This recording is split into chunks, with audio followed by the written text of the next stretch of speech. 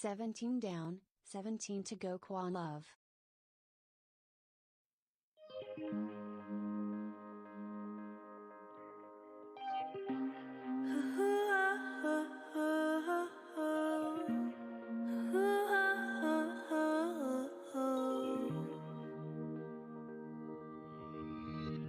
You are my church, you are my place of worship. I heard you the block, can I be the circuit? When I got caught, I hope that you're the verdict. When you're around, my insides turn inverted. My blood starts to rush when I see you dormant. I know you're nearby and I know your purpose. Take one look at you, you're heaven's incarnate. What is the spell, baby? Please show some mercy. Melting like an ice cream when you smile.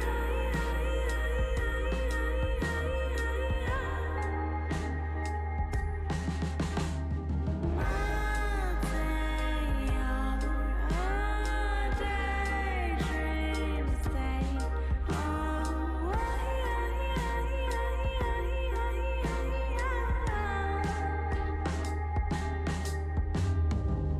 I pray that I can learn to be funny.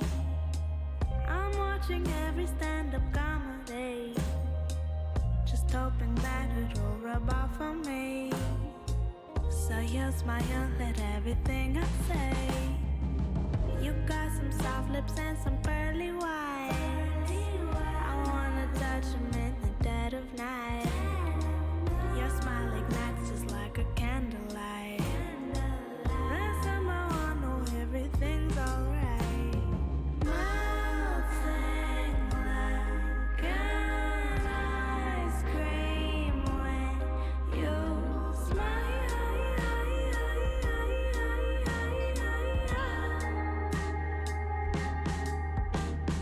Melting your daydream state.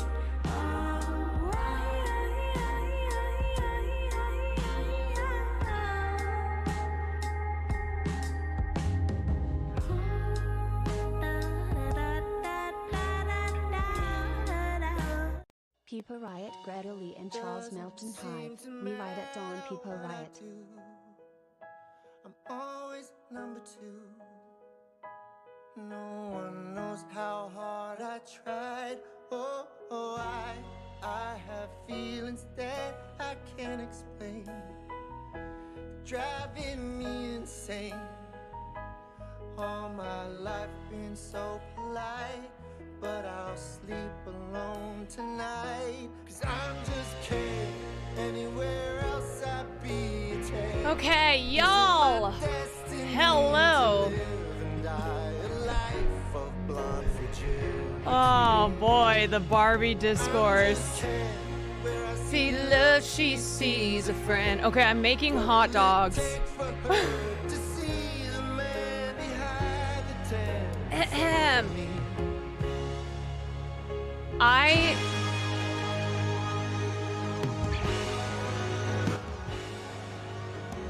didn't think I was gonna get that many wrong. And I also forgot I tweeted that out.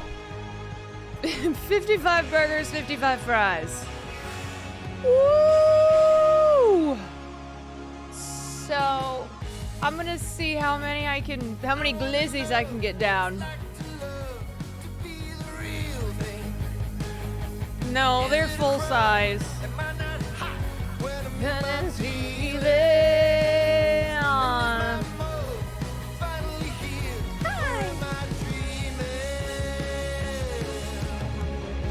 Okay, I also okay. Yes, I have the clown makeup too. I know. Anon, thank you for the tier 2, 17 months. J Reality, thank you for the 5. Beth, thank you for the 17. Bill, thank you for the prime. Ray, thank you for the raid.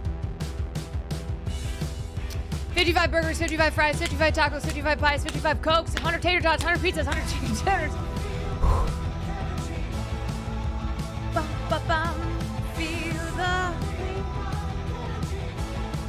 Yeah! You want to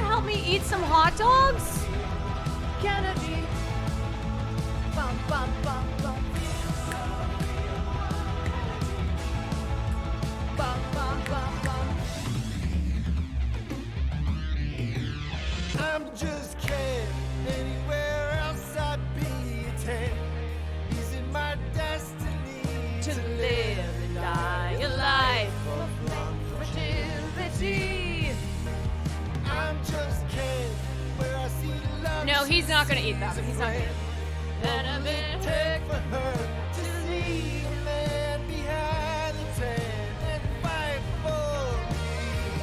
I'm just Ken. And I'm great at You just Ken. Hey, Check me out. I'm just Ken. My name's Ken, and so is mine. Put that manly head in mine. So hey, world, check me out. Yeah, I'm just Ken. Baby. Oh, the hot dogs are probably ready. Okay. Ken. Woo! Okay, let me go. Let me go get these dogs.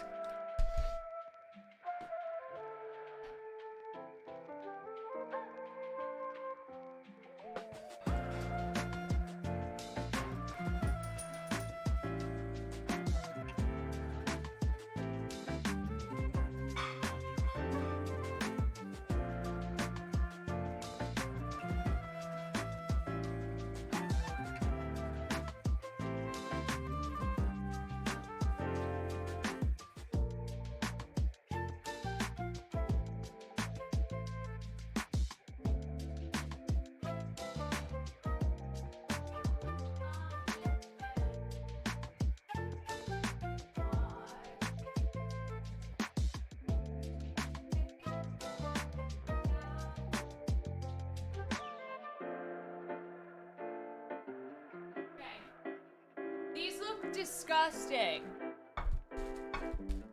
Oh, these look so freaking nasty. Oh, the smell.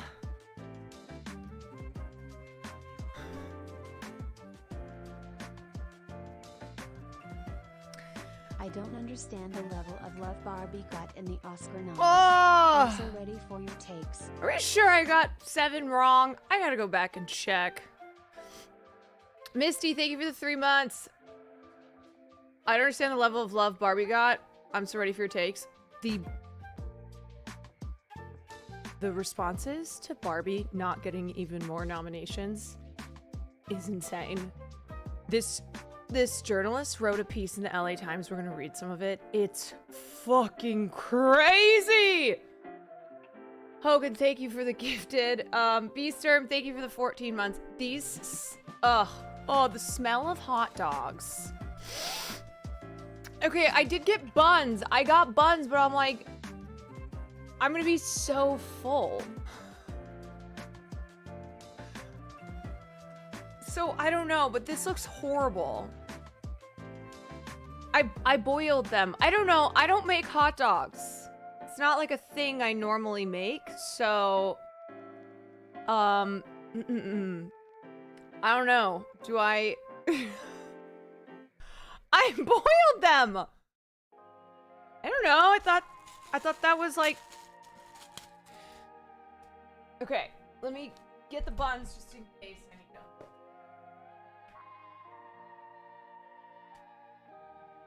Hey, world, check me out.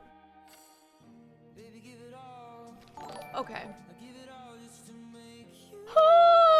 Oh, there's a smell of all these hot dogs. Could I have air fried them? I don't know. I'm not in the hot dog making biz. Kenny, thank you for the raid. Okay, in case you're like, why do you have all these hot dogs? So here's how it went down. I've tweeted and retweeted a lot. Give me 1 second. I'm scrolling through. All right. So last night at like 3 in the morning, I went, oh, I should probably post my predictions. Make sure that I have them somewhere. So I posted them, and then I don't know why, but I was like, oh, I'm feeling pretty good that this is how it's gonna go down. And to be clear, these are not my picks. These are the predicts. So I was just like, oh, I'll eat a hot dog for everyone I get wrong. And I got fucked in screenplay because I made some decisions I made some decisions that were wrong for predictions. So if I'm totaling these up, okay, I nailed Best Picture. That was easy. I would have been shocked. Actually, you know what though? I got Zone of Interest correct. That was the one where people were like, I think the color purple. And I was like, no, I think they're gonna pick Zone of Interest. Okay. Best Director. No Alexander Payne. Yes, Justine Triet, who's my Best Director. So I was happy to see that I was happy to see a woman made it on the list and that she was Justine Triet. So there's one, all right? I'll start off.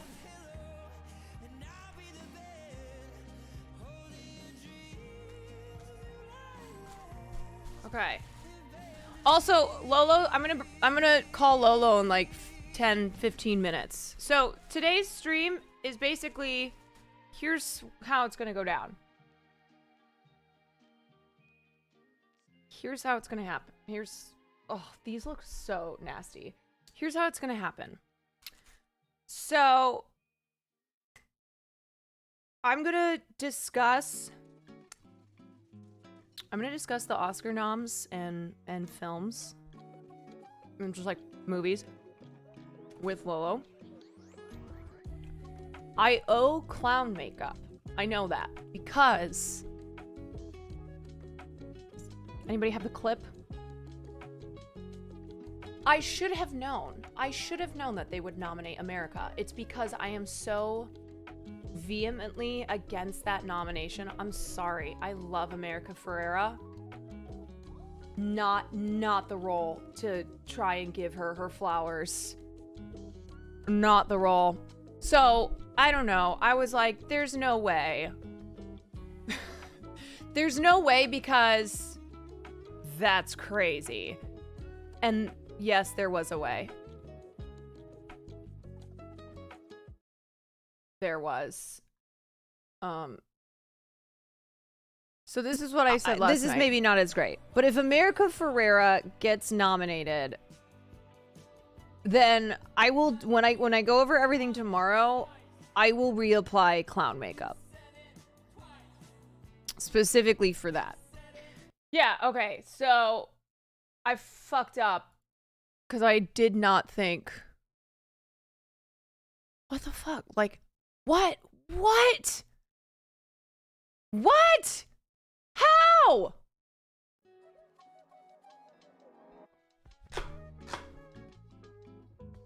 I know. So I'm like,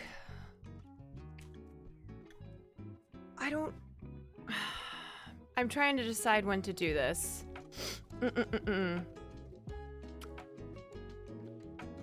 Yeah, all right. Well, I'm going to start off. I'm going to eat my first hot dog. This is the most basic looking dog. I'm only doing mustard. This looks disgusting. First glizzy of the night. Here it is.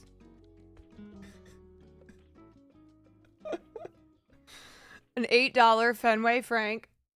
Yep.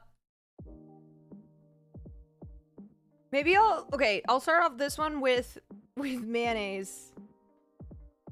Or mayo, and then the bun is too big for the dog. Okay. Look at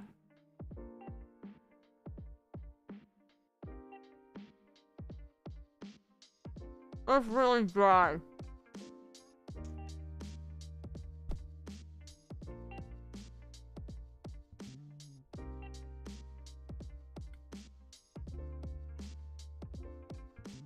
Okay.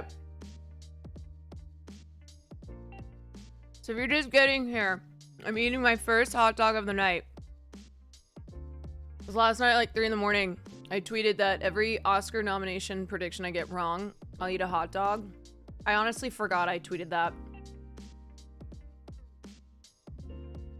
But I did. So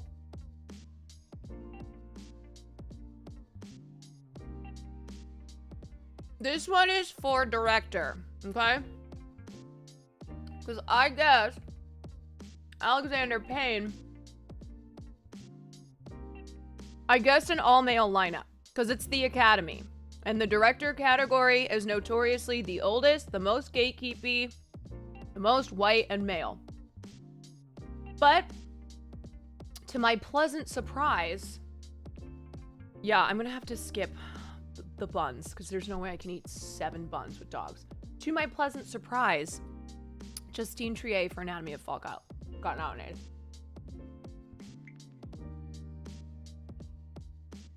Okay. First dog down. The rest of this is just bun. Oh my god. Alright. I gotta start doing- I know, I might have to do double dog. That's actually smart because these buns are pretty big.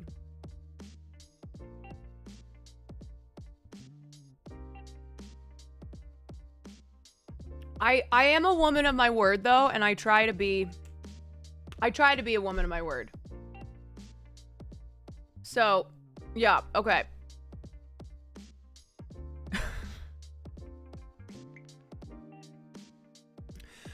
Ah! Okay, 1 down. Now, no nasty juice. I know. I did this though. But I mean a woman of my word as in I said I would do something, so I'm gonna do it. No one made me do it. Is this my alt account? There are so many accounts on Twitter that I'm like, is this me? Reaction images for if Charles Melton gets a nom. Suicide note. Oh my god. No, actually though. Okay, so I went to bed at like 4:15. Because I was like, I'm not staying up. And I thought I set an alarm, but I didn't. But I accidentally set it for PM. But somehow I woke up at 5:40. Like I just knew. Like my body knew. Because the Oscars were released starting at 5:30. So I woke up 10 minutes after that. I rolled over to check on Charles Melton. Saw that he didn't get nominated. Cursed the Academy. And then I couldn't go back to sleep. So I was awake for a few hours after that. But anyway, okay, let's do one more. Best Actress category. I think I can get one more dog done. So I predicted Emma, Lily, Sandra, Carrie, and Margot. Margot Robbie did not get nominated, and the Barbie Hive has exploded with tweets and think pieces and some of the most insane things that I've ever seen in response to a movie. Like, some crazy things, okay? Some real crazy things. And it got 8 fucking nominations. Barbie got 8 nominations, 2 acting nominations. Anyway, the person who got in here is Annette Bening for Naiad, the lesbian swimmer movie that I don't think anyone but me has seen.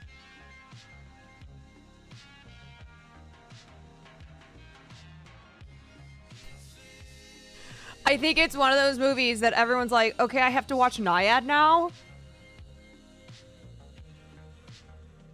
I guess?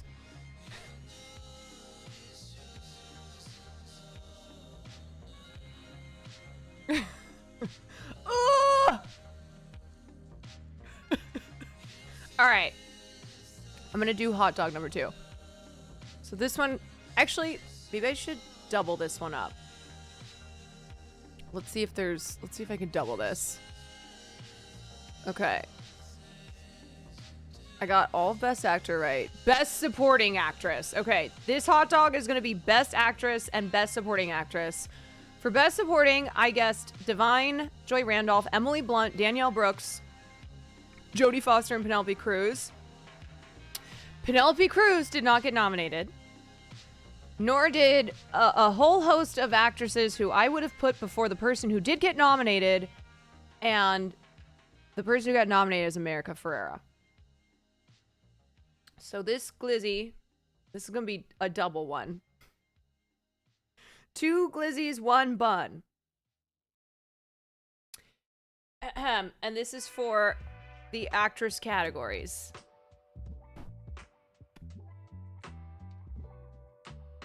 Glizzy Gobbler. Okay. I just messaged Lolo. I'll be ready in 1 second. This is a lot of sodium. It is. I know. I haven't eaten all day, though, in preparation in case I do this. This is silly. I know. It's so dumb. It's so dumb. I don't know why. I don't know why I said I would do this and then decided I need to stick to this. But look, just trying to make the Oscars a little more exciting, okay? For people who are like, these are silly awards. I don't care. Two glizzies, 1 bun. Brooke, thank you for the 4 months. I know. Okay. I don't know. Why the fuck did I say hot dog?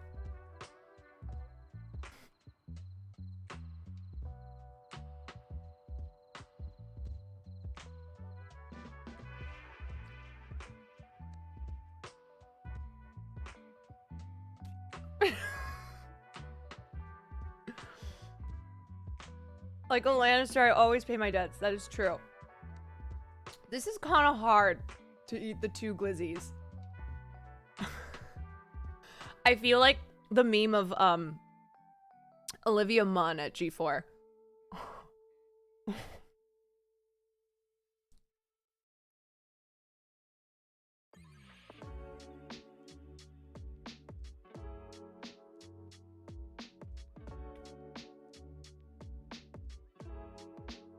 A whole lot of mustard. Are these Oscar Mayers? They are. They're Oscar Mayers.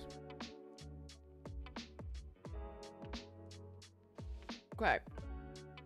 Fuck. These glizzies are not. Joey Chestnut action. I know. If I were Joey Chestnut, I would have done like 30 of these by now. Jay Benwa, thank you for the 2 months. Yeah, Nandre, we've been hanging out too much. At least treat yourself. I'm treating myself.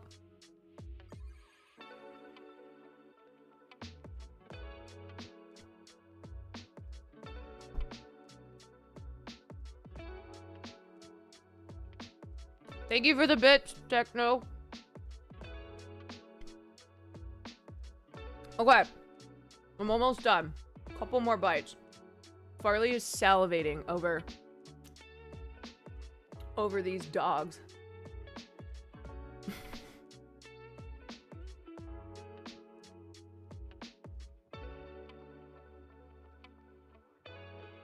Okay.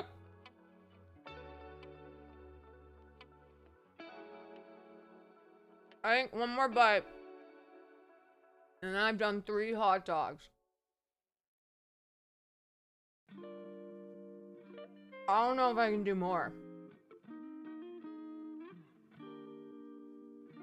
Yeah, I'm hitting the glizzies. Okay.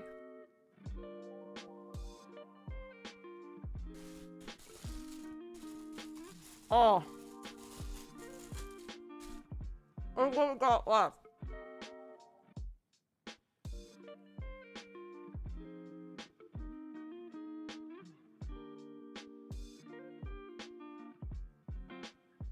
Okay. Wow. This is the dumbest challenge that I gave myself.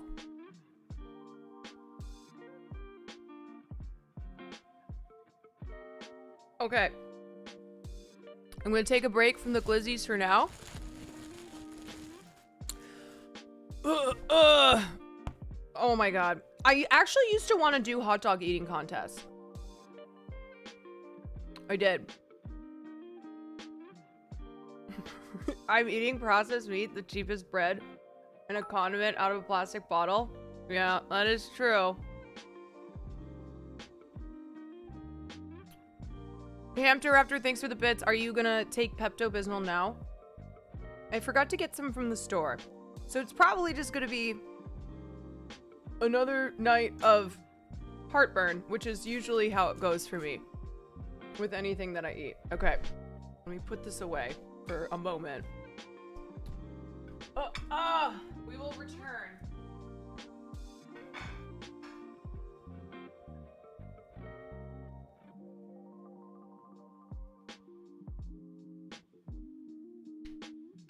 Okay. How many hot dogs? I think a total of 7. I've already eaten 3. That's a lot of dogs. That's a lot of glizzies. Okay. Let's do this. So, if you're just getting here, hello. Hi, everyone. Today, we're going over Oscar nominations.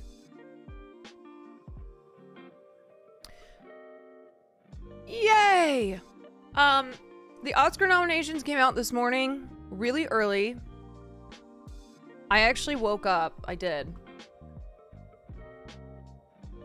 When I was setting my alarm, and I set it for PM, so the alarm didn't even go off. But Will was like, "What are you doing?" I was like, I'm setting alarm for 5:30. He was like, "Why?" I go, "So I can see the Oscar nominations." He's like, "That's the craziest thing I've ever heard you say. Why would you do that?" I was like, "Because, okay, you talk like, you know how you are with the Jets? That's how I am with the Oscar nominations. You have your Jets and I've got this. Leave me alone." All right, I'm gonna call Lolo. See if he's ready to go. And then, Hey, chat, Grimthorpe Wave. Hey, Caroline. we're gonna Grimthorpe go Wave, over all this love. stuff. Oh my God. That was a lot of glizzy. BR, thank you for the 16 months. Holy shit. Okay. Oh no, it's doing the weird thing. Shit. Oh no. Fuck. Why? Why does that happen? Okay. Try something.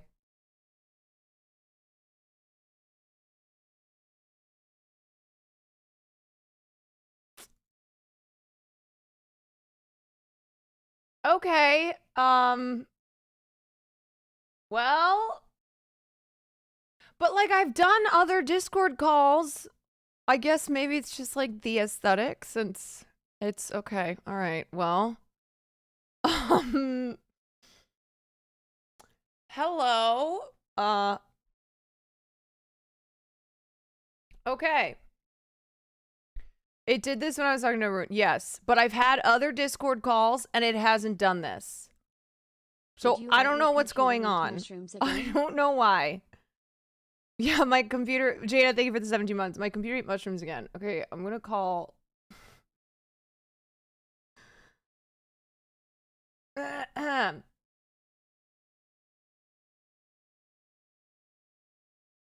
Hello? Hello.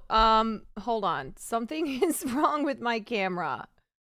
It's being weird and it's not popping up.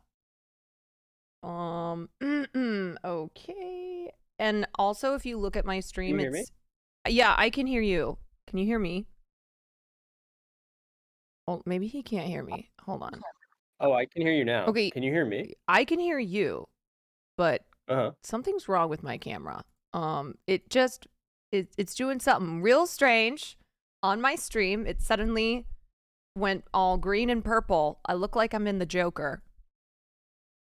If you pull up my Hell stream, yeah. you'll know what I'm talking about. And I don't know why it's not pulling up my camera on Discord. Well, Can you hear me okay? yeah, I can hear you great.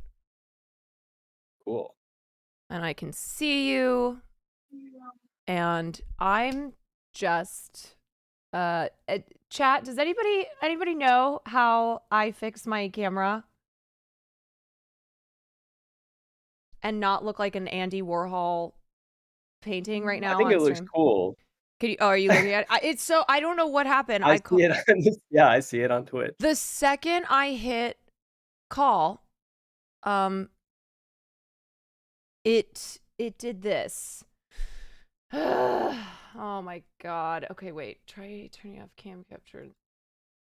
Cam capture and only You wanna try it again? Yeah, let me try. I don't know if it'll fix it, but let me try. Okay, goodbye. Okay, hold on. Go settings on Discord and in voice and video. Hold on. Okay, settings, voice and video, disable open video. Okay, wait. Disable open H. I don't even see. Oh, okay. Now, okay, it's still not popping up. Cam link. What the frick? Okay. Wait, it flickered? Okay, wait. So I disabled. I disabled the open H thing. Now, what happens if I. Okay. No, I'm still not seeing. At least it's not freezing. That's true. It's still not popping my camera up, though. That is really weird. Turn on cam. Nope, it's still not working. Okay. Well. Try turning off cam capture on Streamlabs. Oh, okay, like this. Let me see. No, it's still not working. Why? Why? What the frick? Dude, I'm so sorry. I don't know why. I feel bad. I feel like this is my fault. I cursed your stream. No, it's not you. It's me, for sure, and I can't figure anything out. Okay, let me turn the camera back on. Nope. Okay. This is avant-garde. I know. It's very artsy. Are you, I mean, are you okay if you can't see me in our video call? Yeah, that's okay. Okay. I'm also have Twitch open, so I see like a delayed version of you. Yeah. Who started the call? I started the call, but you guys, I think my camera, because it did that other time. It's done this before, but I've done other Discord calls and it has not done this. Also, everyone say hi to Lolo. Am I on the screen? Oh shit. You are. Hello. Yes. Everyone say hello. Yeah. Okay. Disable hardware acceleration 2 in the Discord settings. Okay, let me try this one last thing. Hold on. Disable hardware. I'm like 100 years old. In the Discord settings. Where is that under? App settings, voice. Yeah, okay, so I did do the I already turned that off. The H thingy. I'm under video settings. I turned off Open H264. From a random Reddit post about a similar issue, I can't vouch for this. Have the person go into app settings, voice and video and just yeah, I've already done that. So I don't know. I don't know what to do. I think this wait, the hot dogs causes, yeah. I know my camera's just fucked in general now. Oh, what if I do this? Wait a sec. I'm gonna go get my webcam. Hold on, y'all. It's not gonna be as great, but let me get my webcam. Lolo, hold on. Okay.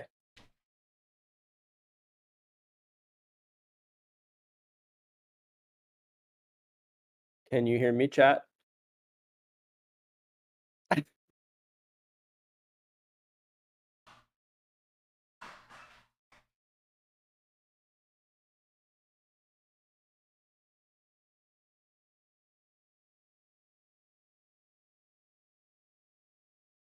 I'm gonna say stuff that's gonna make you guys upset, I think.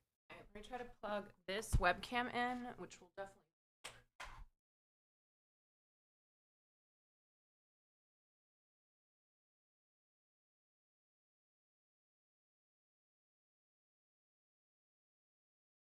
Oh, I think I'm.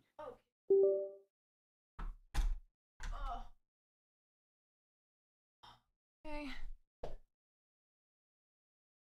Turn that off. Webcam up. I'm just kidding. Okay, let's see if this works.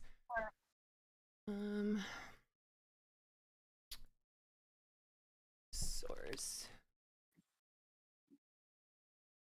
All right, let's get.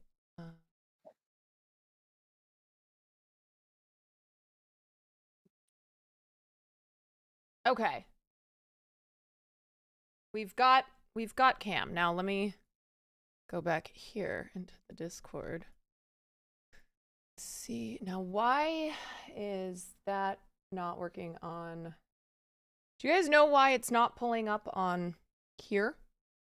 Anybody? Anyone? All right, Lolo, I'm going to hang up one more time and then try it again. Yeah, no Okay. problem. All right. Oh, I think I need to go into my settings. Voice and video. Test. What the heck? Scrolling down to my video output and it still is... Change the video input on Discord? Yeah, I'm trying to. Okay. Let me... Why is this not... It's still not pulling up. Like, see? Okay, test video. Look. Look, you guys. Test your cam for your... I don't know. Okay. Oh, wait, oh, wait, I think I need to do this. Oh, no. No. Okay. Oops. That's not it.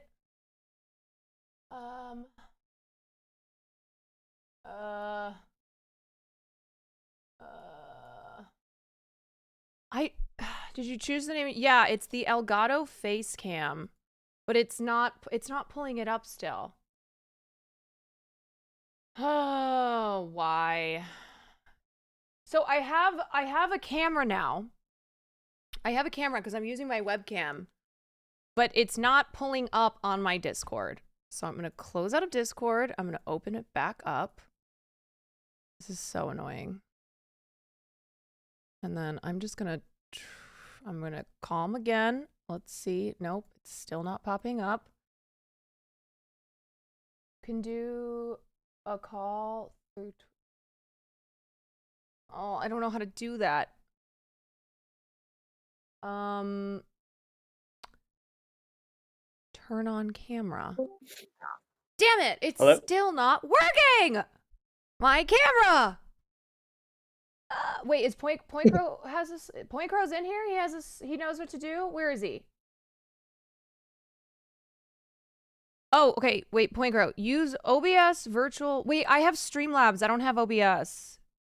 You can't use Discord. Oh, what if I do this? Or wait a sec. Will that work? No. That's I know. I have Streamlabs, you guys. Yes, I have a lot of problems on this stream. Okay. Wait. Point Crow, what can I do with Streamlabs, which everybody hates and I still haven't switched over? Anything? No? Okay. Well, you guys, I know I am a boomer. I know. Turn off the camera. I did that. I turned off the camera. I turned off both, and I'm trying to use just the camera on Discord. All right. Well, we're just got to get started. So I'm gonna, you're just not gonna be able to have my video, Alex. I'm so sorry. Okay. That's fine. Don't worry about it. All right. Don't sweat it. Then I don't have to worry about making eye contact with you, and then that's better for me. Fair. I'm gonna put myself. Let's see.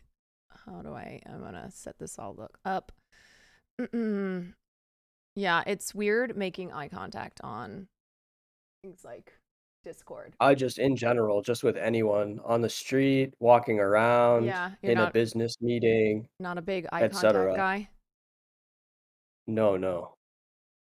You know what? That's honestly that's fair. Okay, I think eye contact is overrated. All right, we should have less of it. Also, I Agreed. don't even know what I'm saying right now because I'm still trying to fix this. Okay, guys, sorry this looks so whack, but this is what it's gonna look like. Okay, is everybody ready? I know this is not ideal. This is how it goes on my streams where tech always breaks, and I don't know how to fix things. So, I mean, I think you're doing a great job. oh well, thank you. No, I'm actually doing a terrible job, but I appreciate that. Yes, classic scuffness. Okay, well, we have you here. Thank you for hopping on. How are you feeling? Are you feeling okay? I'm okay. Yeah. I was like mentally, I mean, how do you answer that, right? Yeah, no, it's a really tough question. I wanted to start off with the hardest question I could ask you. No, I'm fine. I'm fine. Like, I was really stressed about stuff with work, but things kind of like turned around, so I'm feeling pretty good. And Okay. then when you reached out to me and were like, "Hey, you want to talk about movies?" I was like, "Hell yeah, let's do it." Oh, am I like blurry? Sorry. But also I thought it would be fun because I don't know. I have a lot of weird, interesting stories You are about some of these also things. yes, and you are also someone who I feel like we have similar-ish Twitter accounts where we tweet about politics, we tweet about things like Israel and Palestine, and then we also tweet about movies. Like you watch a lot of movies. I do. I'm sorry, my camera That's is okay. like Oh wait, it I'm went. It fixed. You know what? Join the club. Join the club Is with it the good? camera problems. Yeah, I I'm just think not gonna move. it's better. Yeah, we'll just both like perfect. Don't move. Okay, And I'm not then moving. You're great. I'm Okay. literally not moving from this position at all. Okay. Don't even breathe. I want you to talk about the bear without breathing. Perfect. What an amazing take. How much you love the bear. How much Jeremy Allen White, Io Edebiri are great together. Yeah. I'm just kidding. We don't have to talk about the bear because the bear is also not Oscars related. But you do have... I agree with a lot of your takes politically about film. The bear is one where I simply just ignore. Like there's just things on Twitter. I know. You know what? I'm ignoring this. People get really angry at me about the bear takes. But that's okay. You know what? Because here's the thing. I don't actually get mad about stuff because at the end of the day, I'm like, look, this shit is subjective. Okay. I will disagree until I'm blue in the face, but I'm not going to like get crazy unless someone has something bad to say about past lives. Then I'm going to get insane. Okay, well, we're on the same page. We're 100% on the same page with past lives. And actually, I was shocked to learn that there's so much past lives hate. Like, that was so surprising to me to learn that. Can I explain why? It's a phenomenon Sure. called when a film gets a lot of attention, people start saying it's overrated. This is the same thing that happened with Everything Everywhere All at Once. And for some reason, it's just this thing that the internet loves to do where rather than like join the club and love a movie that a lot of people love, they have to hate just to be contrarians and be like, honestly, but like all they have to say is that it's overrated. I'm like, what is overrated? Like, please explain more. If you did not like a film, if a film was not for you, explain that then. Don't just jump on the oh yeah, no, this film I don't understand like why so many people love it because if you ask me, overrated. I'm like, no, we need different vocabulary. I love Past Lives. I loved it when I saw it. I still love it. I rewatched it a few months ago. I think it's a great film. The bear. We're just gonna spend the whole Oscars stream talking about the bear. Let me just hear it. What's your thing?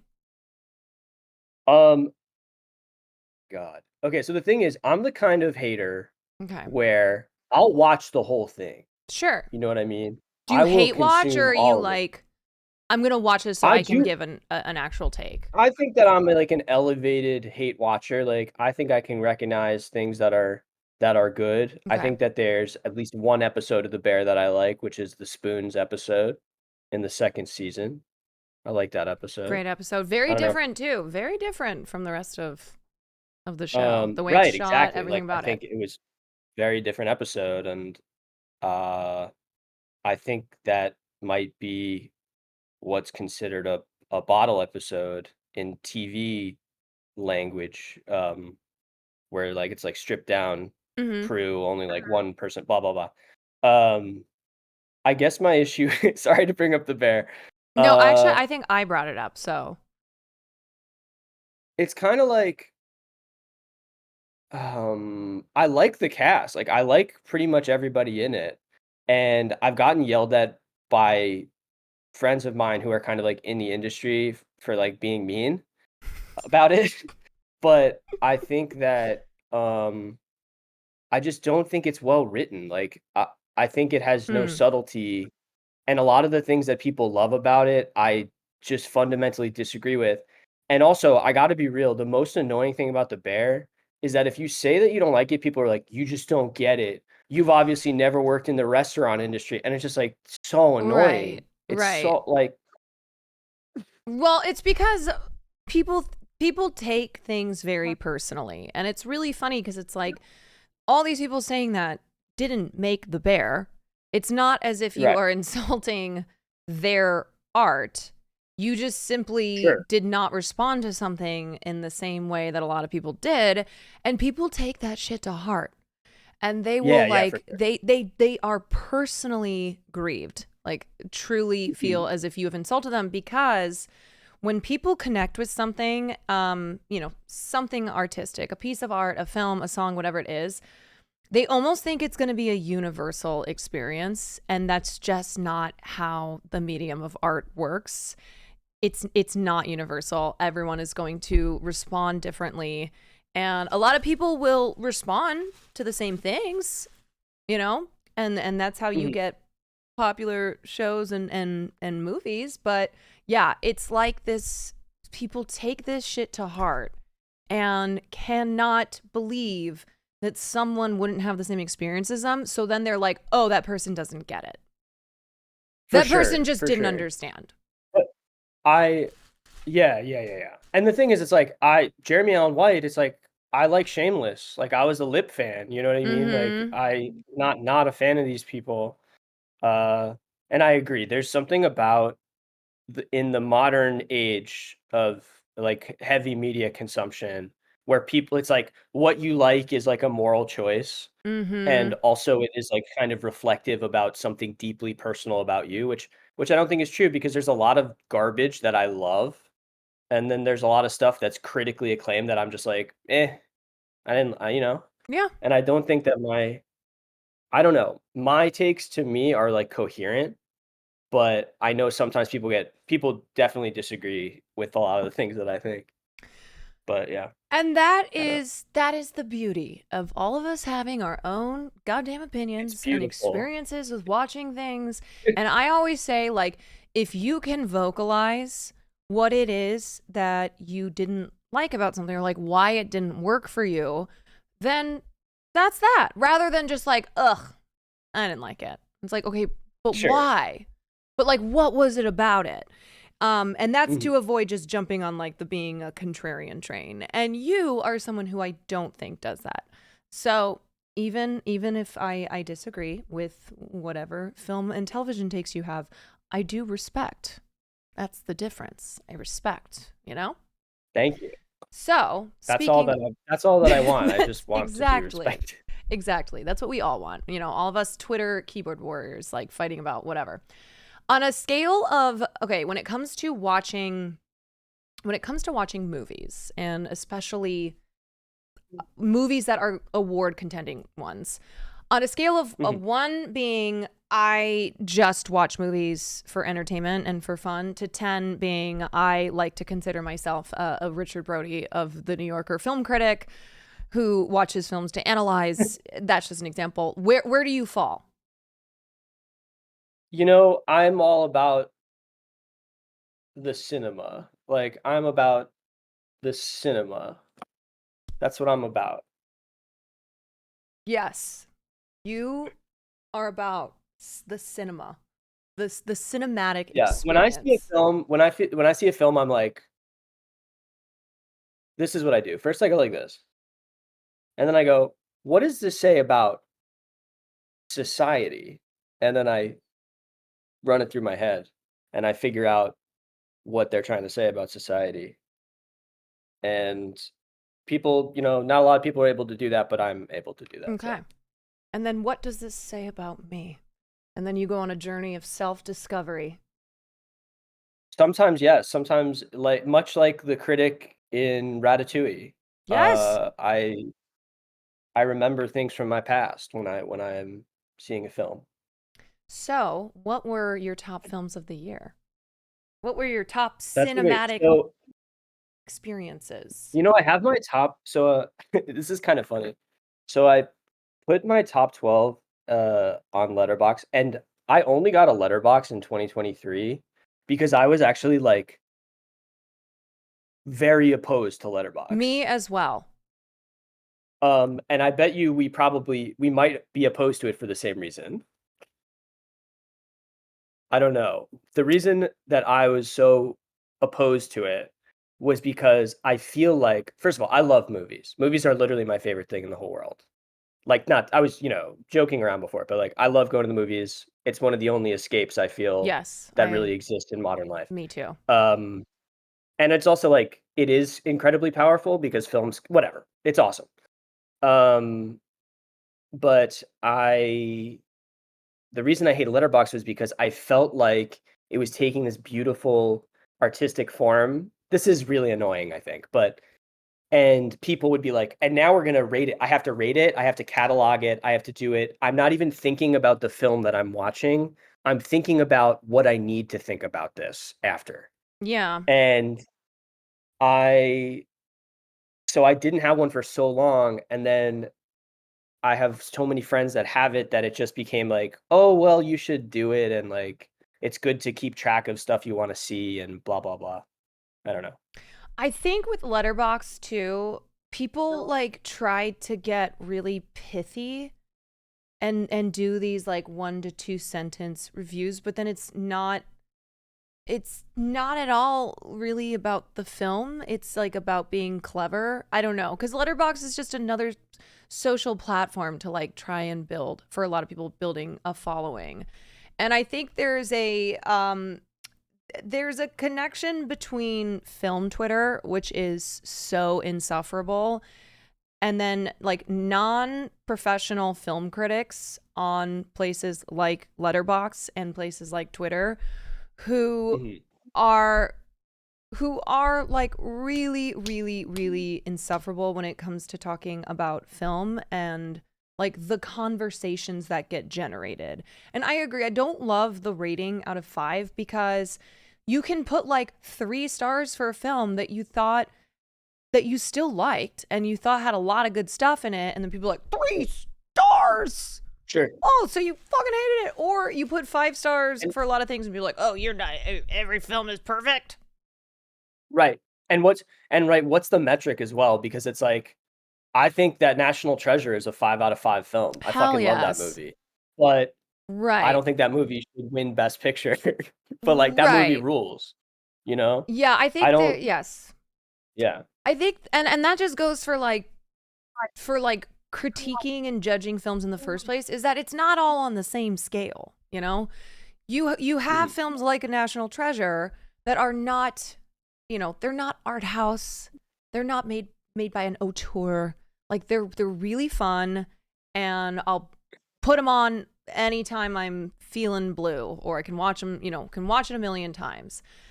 Mhm. And then you have other films that like you are probably being more critical of and more analytical of, because of like what the film is trying to do and how it considers itself.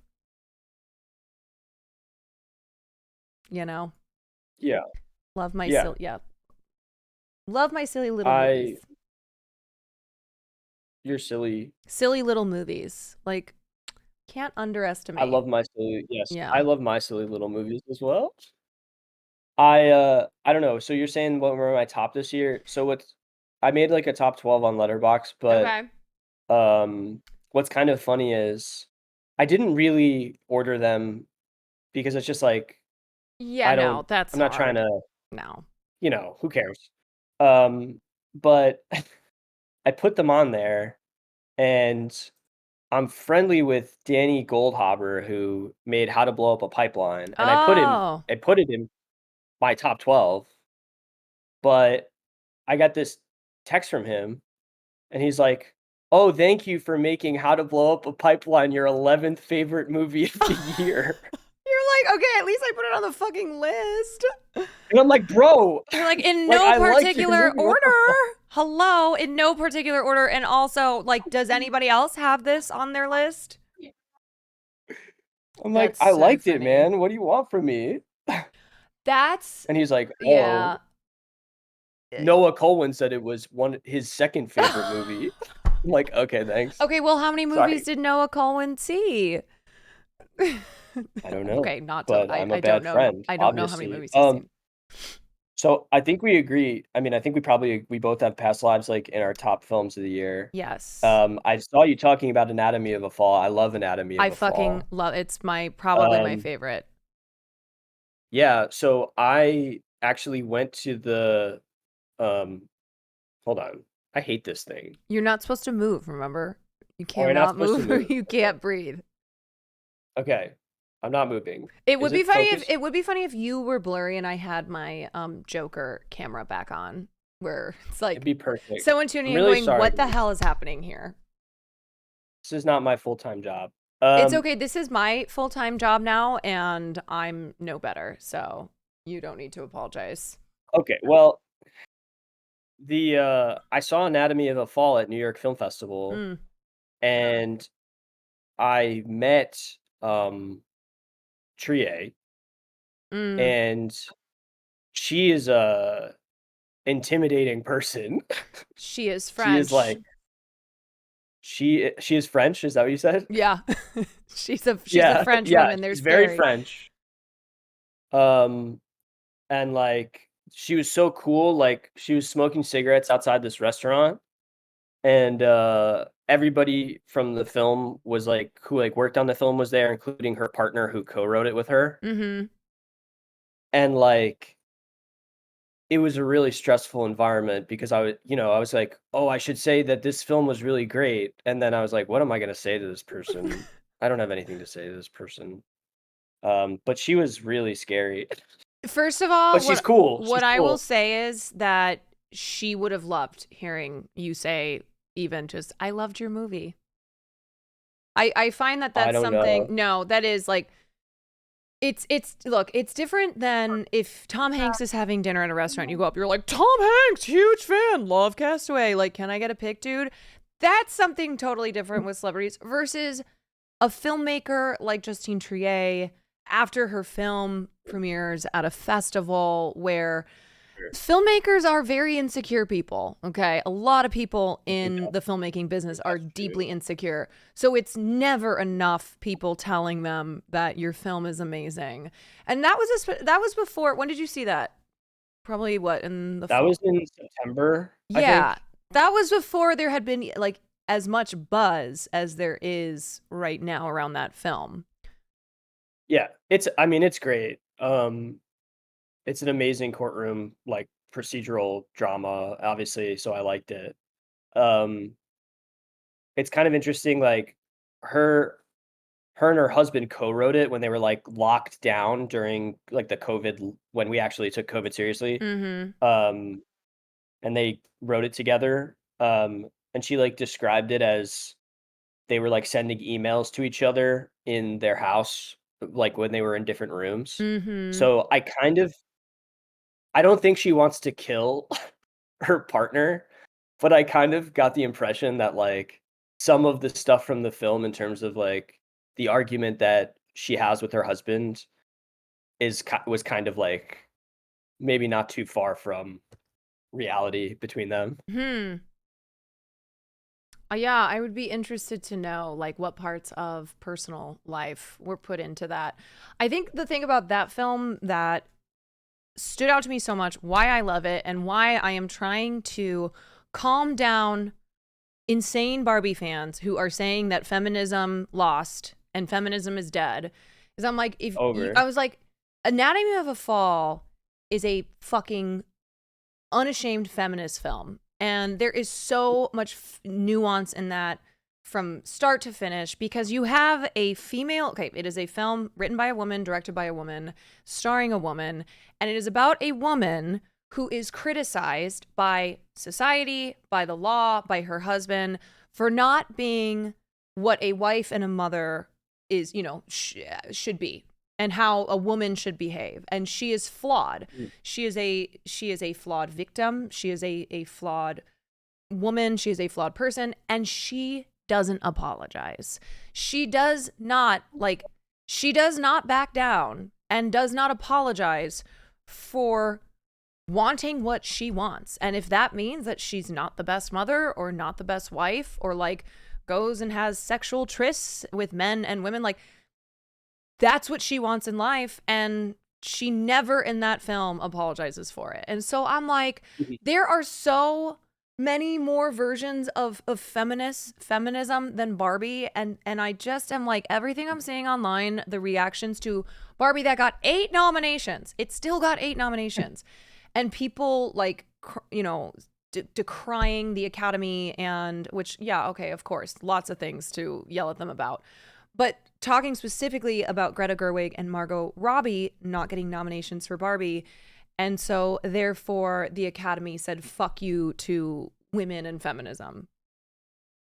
Yeah. I mean, and just going back to your point about Trier and like the film, I feel like it's an exploration for her that she's done in, have you seen Sybil? It's like it was like her first big film. I have not. I didn't like it as much as Anatomy of a Fall, but it's definitely exploring those dynamics as well. And it's clear that she's sort of interested in that in terms of like her creative projects. And she's such she seems like a very intense, cool person, who scared me, who like intimidated me. But yeah, and the Barbie stuff, I mean, the Barbie stuff is like, who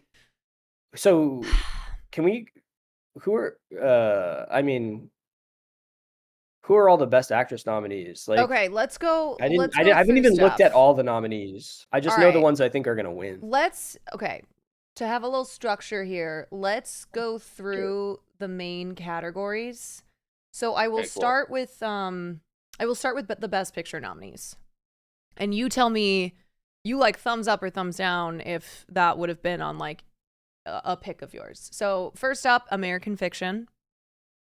I really liked American Fiction, but I'm a sucker for writers writing about writers, and also like shitting on Hollywood and the media and publishing and like all the industries that American Fiction satirizes. So I really liked it. They got a couple acting nominations, which we'll talk about in the acting categories. Next up, Anatomy of a Fall, which we were just discussing. Next up is Barbie. Barbie, okay. I mean, sure. Yeah, that's kind of how I felt, these are kind of my hot takes. I didn't put Killers of the Flower Moon or Oppenheimer on my Best Picture list. I know. And I basically looked at the three of them, very different films, especially Barbie. And I was like, you know what? I really enjoyed watching Barbie. I had a great time. Not like the parameters for Best Picture film, but I went, okay, I'm fine if Barbie gets a Best Picture. I don't care. Like between those three, whatever. Next up is The Holdovers, one of my favorites of the year. I love The Holdovers. I'm Loved The actually surprised Holdovers. though that it got a Best Picture nom, but it's a great movie. I am not surprised because I think a lot of people I think a lot of people needed that film. I think a lot of people who saw that film realized that we've been missing films like that. And For sure. so there's just always so many heavy biopics as well, and a lot of those made on the list. So The Holdovers is really such a just like congenial, standalone, feel good movie with a great cast. And when you say films like that, you mean films with Paul Giamatti, correct? Yes, I love Okay, Paul good. Giamatti. I'm pulling for him for the Oscar. Okay, next up I love him. is Killers of the Flower Moon. Yeah, for sure. Okay, I was definitely in my. I think. Okay, go ahead.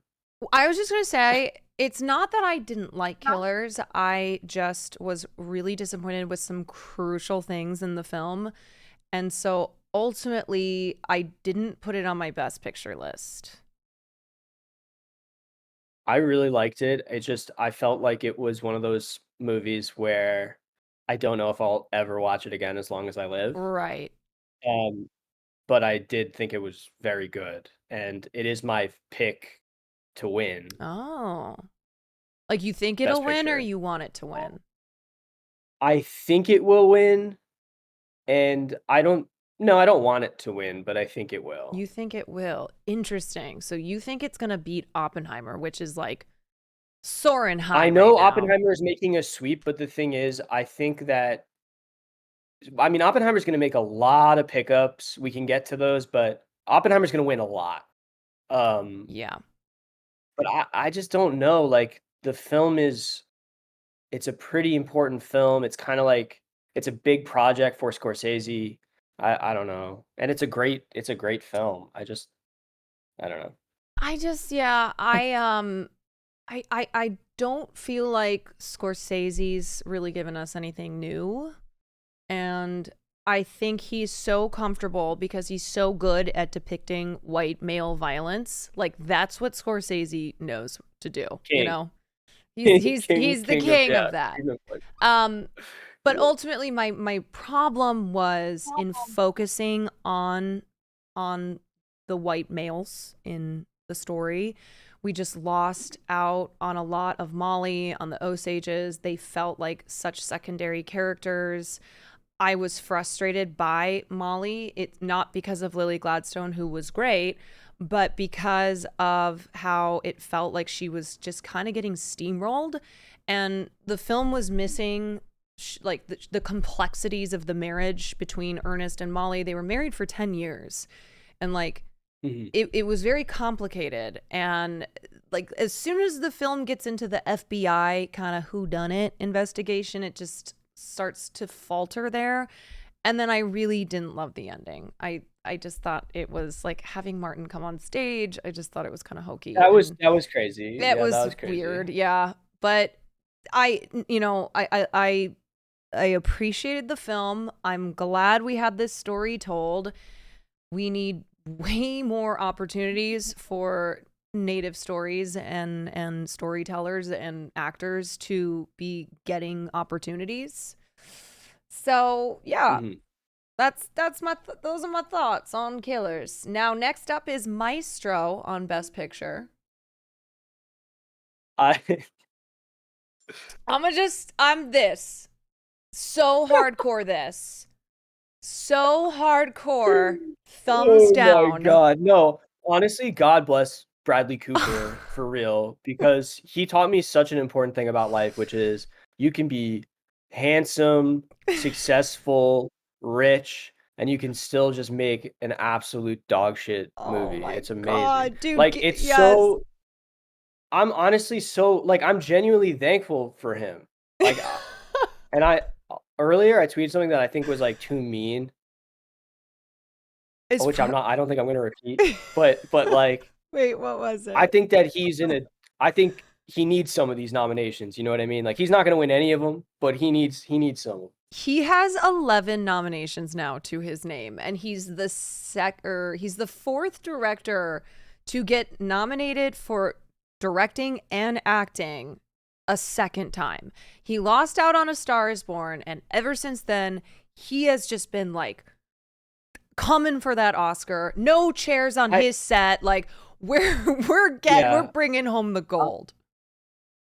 I love A Star Is Born. I love that movie. I don't know. I don't understand. I guess the thing with Cooper and Maestro is like, I don't really get it. Like, why did this become a crazy focus for him? Do you know why? Wasn't this was like a whole ordeal, right? Yes, like this was a whole he had thing. to fight Jake Gyllenhaal Yes. for the rights, and like it took them years to make it. So Jake Gyllenhaal, for a really long time, much longer than Bradley Cooper, had wanted to tell the story of Leonard Bernstein. Jake Gyllenhaal is Jewish. Growing up, he was fascinated by Leonard Bernstein and always wanted to make a film on him. And so he was going the independent route and was working to try to get this together. And then Bradley Cooper, along with Steven Spielberg, and then I think, isn't Martin Scorsese also a producer on that? I think so. Anyway, they get together and they're like, we're going to make this movie. They went to the Bernstein estate, to the children, got the rights for his music, got the sign off, lots of money to make this film. And I think the reason Bradley made this is because he knows how Hollywood works. One, they love a transformation. So like him and his prosthetic, him, transforming huge into transformation. Huge transformation. And Hollywood loves biopics as well.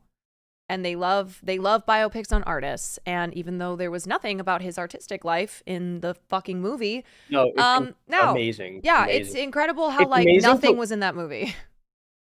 It's honestly, that's the thing. Like, first of all, I was rooting for Bradley Cooper because I knew how much he put into this, and I went to see it at like an independent theater in New York City almost right when it came out, because I'm like, I got to go see this to see what he's cooking. And what he was cooking was absolutely nothing. I mean, it was garbage. Like, I don't understand. That's the thing. Like, that was actually the first thought I had walking out of the theater. I was like, I don't understand how the whole film is built kind of around. Clearly, it focuses more on the relationship that he had with his wife. Right. But so much of the film is like talking about this man's influence and greatness and potential, and you see none of it at all. He starts the film off as like a fully formed genius, when in reality, in Leonard Bernstein's life, he had a lot of professional disappointments, and he wanted, more so than being a conductor, to be a classical composer. But because there was much more money and fame in conducting, he was pushed into that. But because he was also a gay man, he had to like basically create the pretenses of him being a straight, nuclear family dude, so that he could have this job as the, conductor of the New York Philharmonic. So that's where like Felicia came in, and she played a huge role in his success. Oh, would you know any of that? No, you wouldn't. None of that is in the fucking movie. None of his, like, how do you have a film about an artist and not depict their struggles as an artist? Like, what fucking artist just goes through life la-da-dee, la-da-da, like no problems with their professional, career? Like, huh? I don't know. I'm shocked though, because I'm just finding out that he was gay right now. Wait, really? No, I was like, wait a sec. I'm like, that is the one part in the movie that they emphasize. Like, did you know he's gay? Did you know he's gay? Hey, by the way, Leonard Bernstein, gay. In case you didn't know. No, I figured it out. And it's just like so maddening that they focused the film on Felicia, who, by the way, was Chilean. Okay, so picking what's her name? I'm blanking. Carey Mulligan. Carey Mulligan, yes. Having Carey Mulligan play the role was also a little like, oh, okay, what are we doing here? Whatever. Not my biggest fault with the film. But like focusing on their marriage, but then also like not even making the film that. You leave that movie, you don't know anything about Leonard, you don't know anything about Felicia, and you don't know anything about their fucking marriage besides the fact that she was this long-suffering wife and he's gay. That's it. Like Classic. those are the takeaways.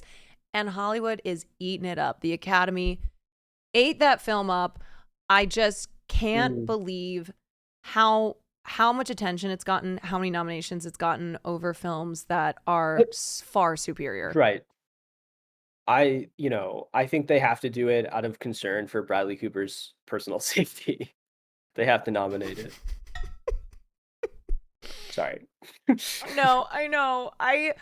It's interesting to see how the internet kind of does become a hive mind.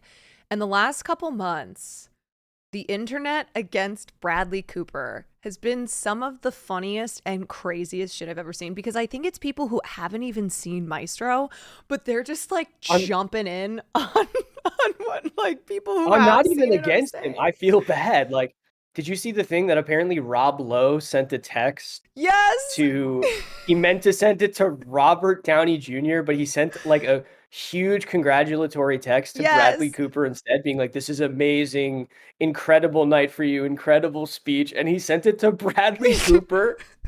Like, how do you even confuse those two? How do you like Robert Downey in like your phone? Okay, R and B. Like, what happened there, Rob Lowe?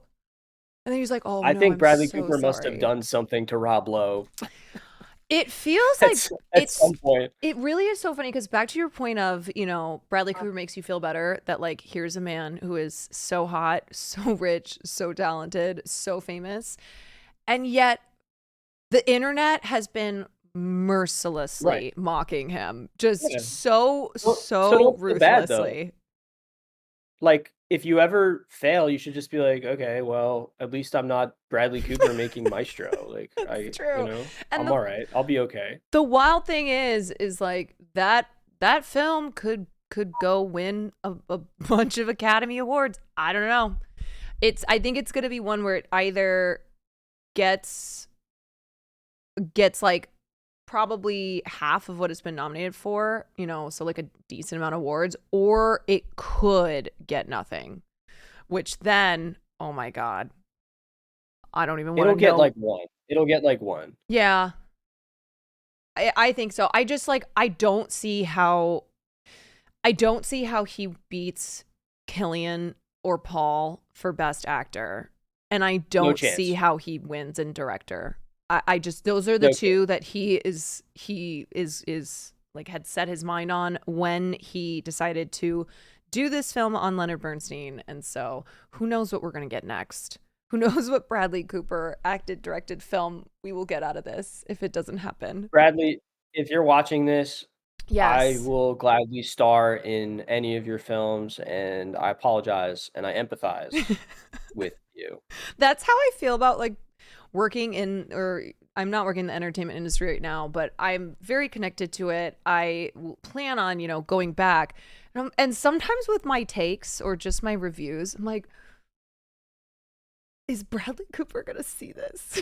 Like, is he going to know that I was saying these things? Well, the crazy thing is, this is why I can't say shit about The Bear, because I got yelled at by people who I know, and someone was like, the producer of that show is really powerful, you should delete that tweet. I'm just like, oh my God, are you serious? The producer of that show is powerful. Like, what's he gonna do? Am I gonna get killed? Am I gonna get like, I'm gonna be in my mom's car, like in her, and they're gonna, jack the system, and I'm gonna go 120 miles an hour, and it's gonna explode on the Long Island Expressway or all something? because you made I said something bad about the bear. Yeah, you made a couple tweets about the bear. This is like the CIA coming to get you. Yeah. Anyways, as I was saying, I love the bear. Yes, you love the bear. And I love Maestro. I love Bradley Cooper, cheering for him to win everything. Okay. Oh, it's terrible what happened to Bradley. It's so terrible. Next up on the Best Picture list is Oppenheimer. Yeah. I mean, that was on my list for sure. You don't like Oppenheimer. It's okay. This is another one. This is another one where it's not that I'm like, I didn't like Oppenheimer. I think You it's did not like it. far from Chris Nolan's best. I love Cillian Murphy so much, but can I be 100% honest when I say, did we get Sure. anything other than like his big haunted wraith like eyeballs acting for He 3 was hours? I will say he was very haunted for sure. Yes, like if you even look haunted. at like every time I see a tweet of people doing, like the 4 photos on Twitter of Bradley Cooper, it's the same haunted eyeballs. And he was great at it, and he was very good at being haunted. I if you know about Oppenheimer, you know that there was so much of his inner life that was missing from the film. He was a ladies' man, and even though they kind of reference that with a couple lines where he's like, "Oh yeah, whatever, slept with his wife." Bradley, Jesus Christ, Cillian doesn't play the charisma. I don't think of that as much as I wanted to see him. He doesn't kind of play up like a little bit more of the sleaziness of Oppenheimer. Also, Oppenheimer was a fucking psychopath. He was going to murder his teacher. It happens in the beginning of the movie and then just kind of moves on. And in real life, his father, who was a really wealthy businessman, had to step in and like save his ass because he almost murdered his teacher. Like that was just brushed over in the film. Yeah, they really brushed over that. Wow, holy shit. He was just like, no, I was just having a bad day. Sorry for poisoning your apple. Right, and I'm My like, bad. what? So yeah, Um, that was a big problem that I had. It's just missing more, you make a film about Oppenheimer and then 2/3 of the movie are these 2 separate hearings that are going on. One of which like Sure. is totally separate from Oppenheimer, like the hearing of Levi Strauss. And so I just felt like a lot of times we'd be in a scene and we'd be, it'd be getting good, and then we would just cut to another black and white, hearing, or we would cut to like them being in the boardroom. And I thought there was a way more interesting scenes we could have gotten than having as many of those. I think I think where I agree with you in terms of the structure of the film and like the way he decided to tell the story is, and it is kind of in that way signature Nolan of being like, what's a weird way that I can tell a story? He loves nonlinear Right. storytelling. He loves, mashing things up and everything, obviously. Um, and he's good at it, but I think that in the public's mind generally, there's this perception that like that makes a good story. Like if it's kind of complicated and it comes all together at the end, then like that's what we like, or that means it's like really good or extra profound or something. And I don't think that's actually always true. So I agree with you in terms of structure. I think the thing that annoyed me the most genuinely in the film was that they actually read from the Bhagavad Gita, and he reads Oh the my "I become God. death to I destroy a know. world." I was like, "Please don't read that. No, don't No. do that." And I felt like the film was grappling more so with the evil of humanity rather than like the evil of Oppenheimer and his obsession with getting this bomb made. And then like after, he never apologized for it. He was not actually publicly remorseful to what we know. Mhm. And I thought the film kind of went a little too easy on him. And Nolan also just cannot write female characters. It's Yeah, a I agree. consistent I agree problem for in sure. his films. And so Kitty and the character of Jean Tatlock, both of whom had very rich lives and were very interesting figures, and were both kind of just reduced to like addicts with mental problems. Like that Mhm. was mostly what I got out of them, and I'm like, oh, Right, Christopher and Nolan. his wife has, kind of one moment, and it's during the Right, hearing where she right, and kind of, like, that's yep. stands on her own, right, and, like, Mm-hmm. fights back or And I'm whatever, like, and you're where like, was this? "Yeah, Emily Blunt was okay." so But underused in the film. yeah, yeah, yeah. I I mean, I enjoyed it probably because I was, like, watching it on a real big ass screen and, Yeah. like, having a nice time with some extra additional supplements that made it That made very it, enjoyable for me. yes, an But experience. yeah, I mean, I think that it's gonna win a lot. I mean, a lot of stuff. I think it's gonna win a lot of Oscars. Oh, Um, yeah. which I have I also have mixed feelings about. But like overall I thought it was good. What do you think Nolan's best film is? I Or do you not want to say? um I honestly think I The honestly Prestige. Let's the go. pers- Prestige heads. Where we at? I think maybe Dunkirk. Or Dunkirk is okay, badass. Dunkirk is badass. I think The Dark Knight is my favorite Nolan film. Joker head. Yeah. I'm not into cape shit. Like I despise superhero stuff. I don't watch any. I always confuse. You can ask my chat. I always confuse Marvel and DC because I don't give a fuck. A lot of it's the same to me. But Dark Knight is so good, and I mean, it's just I think one of those films that can appeal to people even if you're not into cape shit, even if you're like not a superhero person. But I think that's my It's funny that favorite. Yeah. the joke. It's funny though that performance like obviously was such a cultural moment, that film, but it is funny that performance has become like so deep fried memed Mm-hmm. just on the internet. You know what I Yeah. mean? Just like everything about it. Uh, but yeah, I do. I mean, I love it. Nolan Okay. is a filmmaker who very clearly studied other filmmakers to like make his movies. He didn't go to film school. He just watched a bunch of movies. You know, like he's a guy who you can tell loves movies. Hmm.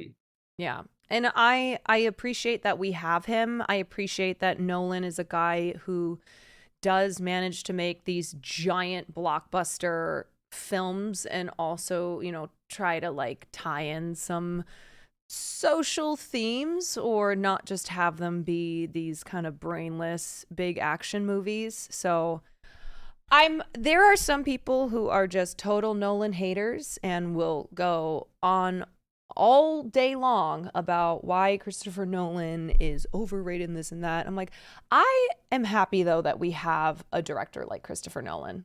You know, I'd rather have a Christopher Nolan than not. He has broken a lot of IMAX cameras, that's true. Yeah.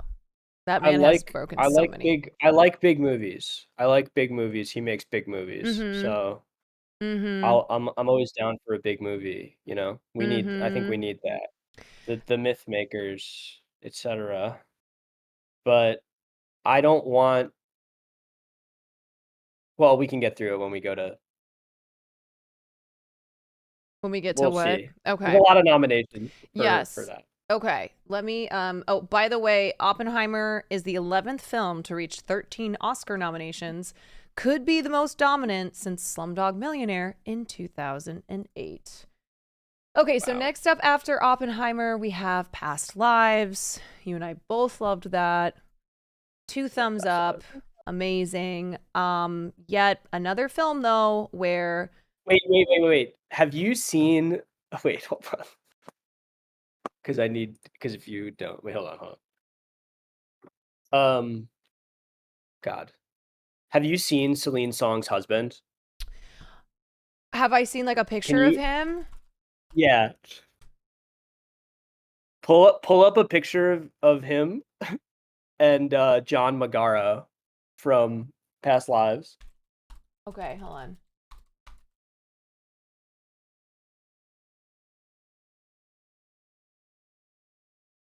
Okay, wait, I'm trying to find. Wait, what's her husband's name? Um Justin. yeah, hold on. Yeah.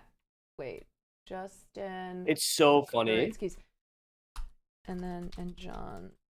Justin Kurtz, yeah, Okay. Kurtz's. Oh. Oh. Yeah, it's so funny. Is this? This is like her life. Yes. Huh. Wait, wait, can you show the chat? Yes, let me show the chat. Hold on. It's so funny. I'm gonna pull up. Okay. All right, here's the picture, and then let me pull up John. Okay, guys. So here is her husband, Justin. Now, I knew that Celine brought a lot of her personal life into past lives. I guess I didn't realize that A, her husband is I didn't know her husband's white, and B, that like he definitely has a resemblance to John Magaro. Oh yeah. No, I mean, it's that. there's I mean, no give me a break. denying it. Like, There's no question. there's no so funny. denying that she cast the person to play to play the husband in the movie who looks very similar to her own husband. Interesting. Huh. Yeah, I think it's so funny. I had never seen a photo of him. Wait, this first article just popped up. Past lives is personal for oh wait, what is this?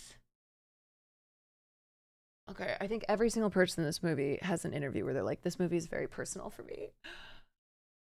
Oh, I thought this was an article about how they are like the same person. Interesting. You know, that wouldn't be the first time though that a filmmaker has done that.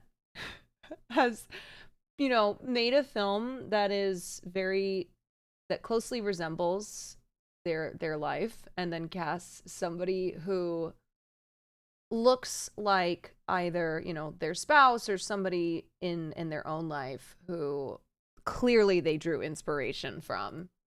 Yeah, I mean, it's very fraught. Like, I just spent the last like year and a half writing a manuscript, and it's, you know, inspired by things in my life, and like it's tough. Wait, fiction? Because then Sorry? Is it fiction? Yeah, it's fiction. Wow, wait, can you talk about it? Sure. If anybody yeah, cares chat's to like, hear oh, about we it. will be buying. Cool, yeah. Yeah, actually, if people want to if you want to sign up for my free Substack, yeah, I love a free Substack. Hold on. Yeah, in the movie version, Michael Fassbender is going to play Lolo. That's correct. Oh, hello. That cat looks really pissed. What's it? Her, his? Maisie. Maisie's like, put me the fuck down. Maisie, what do you think of Oppenheimer? He doesn't like it. Oh wow, you stink. Okay, so you wrote your manuscript. Yes, I wrote a manuscript. It took me like a year and a half. Man, I don't know if I'm allowed to say what the name of it is. I've had the name since before I even wrote it. Okay. But can you just give us a little premise? Sorry? Can you just give a little premise, or Sure, the premise is basically it's a group of friends, and one of them dies, and basically sorry, I wish I had like a better selling of it. One of them dies, and effectively it explores like death. Like all these people are kind of have lost people or in the process of losing people. And it's kind of an exploration of the question of like, what if you could have one more day with this person who had died? And like, what would that actually look like? And would it change anything? And it's sort of an exploration of like grief and loss and death. And it's very sad, unfortunately. But like, I think it's funny sometimes, but it's pretty heavy. Like I started writing a second book once I finished this manuscript. Oh God. And well, I'm trying to do the Sally Rooney, which is like, yeah. back-to-back books. But the second book is not it's not a sequel. It's just like a funnier. It's like lighthearted. This one Okay. is like super heavy. But yeah, it's very heavy. Yeah. So, segueing off that, since you talked So about this yeah, you're gonna film have a bad time if you read it. being about death, having one more day with someone, what did you think of All of Us Strangers? I know. Okay, wait. Yeah. It's actually Okay. perfect that I told you this Right. because Perfect segue, right? okay, no, listen to this. This is crazy. So I spent 1.5 years writing this manuscript, and it's done. And I have a literary agent, and I have Amazing. an editor, and like we're trying, we're gonna in the next couple months we're trying to sell it to a publisher. So I go and I walk in like first night that All of Us Strangers is out because obviously like I'm in the seat for that shit. Oh, hell yeah. So because I'm just like these are my You're like, I want to boys. cry. I love Sad We got Irishman. we Yeah. Yeah, let's do it. I made my friend go with me. Like it was great. But so protagonist name is the same as my protagonist. It's an exploration of grief and death. There's like, drug stuff in it and like Mm-hmm. drug abuse and addiction and stuff Mm-hmm. like that. And there's explorations with people who have died in the past by going to magical places where you are able to interact with people who have died. Wow.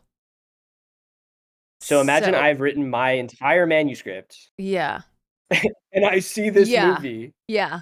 and then I'm just like, oh my God. So were you It's fine.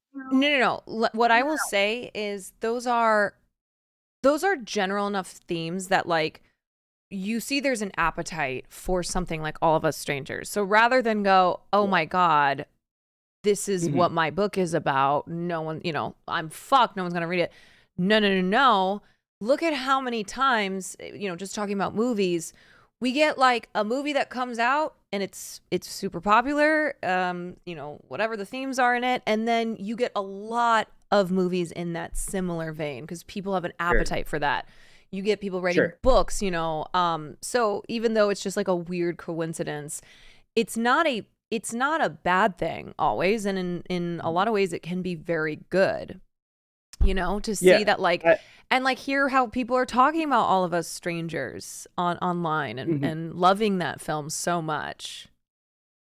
No, I think that like, I like the book that I've written, obviously. I mean, like I have problems with it because I don't ever like anything that I make, but like I think that people will like it. Like I think it will resonate with people.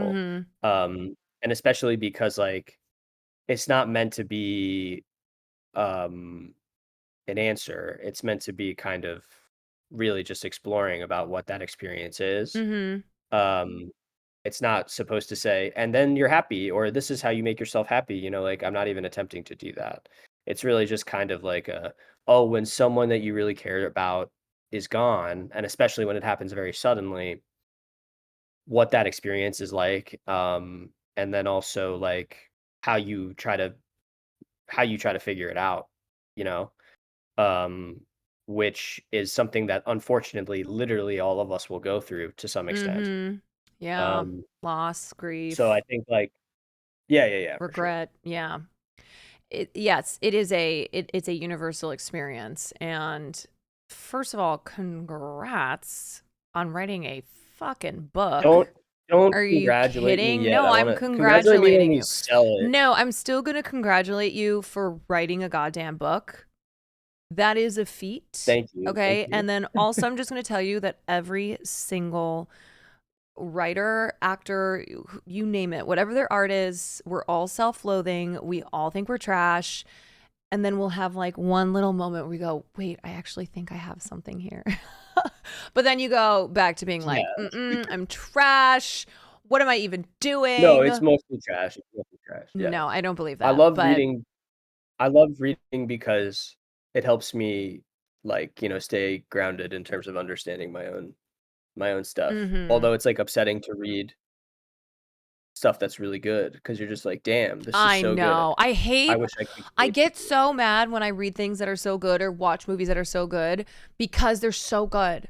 It makes me Yeah. makes me mad that someone was able to do that, but I'm like mad in a good way. But also Yeah. like, well, I I want think to do like that.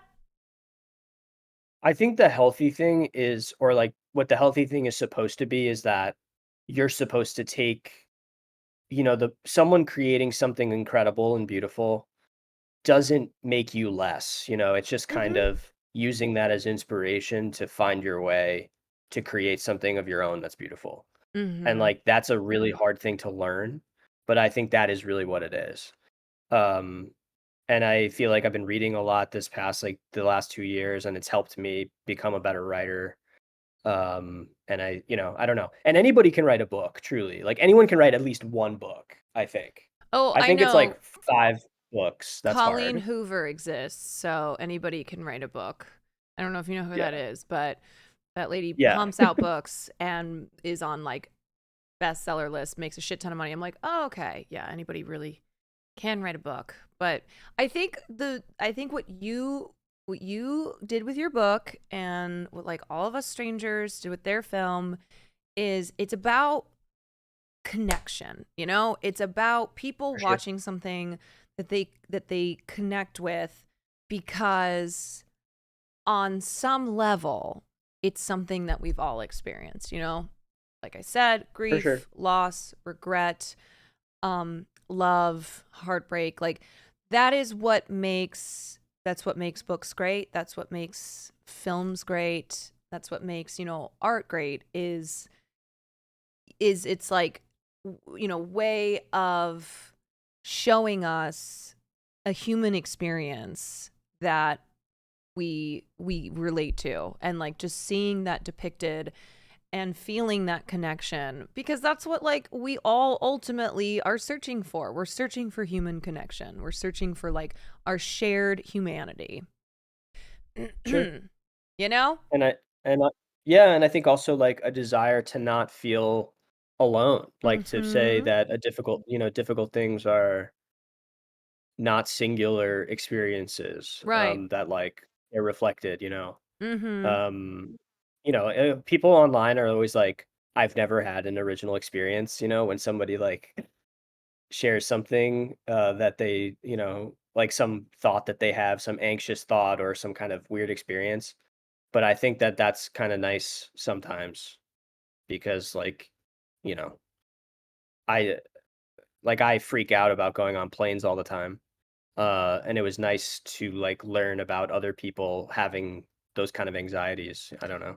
It made yes, me if feel you know less like Cutie a bunch of person. Cinderella, you want to talk Cutie Cinderella, I don't know if you know her, but you want to talk about Yes. freaking out on planes. My God. She Yeah. like cannot fly at all. Yeah, Yeah. I've gotten a lot better. I've gotten a lot better. I used to be so anxious that I would have to take like medication to go on a plane, but I've gotten much better. Um, but yeah, it's more common than people think. Yeah. Absolutely. Okay. Well, I'm excited for your book. Can't wait. And I'm really sad that all of We're us gonna read it on strangers. stream. Yeah, we're We're gonna gonna read the do whole thing, start to front finish. to front to back. That's the perfect kind of content for Twitch. That's why we come to this place, because we make movies better. People come to Twitch so that you can People read a come book. to this place. Yeah, I really want to redo the Nicole Kidman AMC ad and have it as my Oh, starting do it. stream. I'm like, That's so good. You how do should I do it. do this? I'm like, Sound you you can come to feel. Caroline Kwan's stream. Yes. Yes, exactly. Heartbreak feels good in a place like this. You'll laugh, you'll cry. Um, I just want to say one last thing on all of us strangers not getting a Best Picture nomination and getting totally shut out. That's a thumbs down from me as far as getting no love for that film. What the fuck were we doing? Yeah, Andrew Scott. Andrew Andrew Scott. I Scott, mean, it's crazy. hello. I mean, he didn't even get a BAFTA nomination. They usually Yeah, eat it is. that kind of shit up, but not I this don't know. time. Okay, and then the last two films on the Best Picture list, we've got Poor Things, which I know you're a big fan of. You're like Poor Things I'm Hive, right? a Yorgos head. Yeah, I'm a Yorgos Okay. Nation. Yorgos Nation, rise up.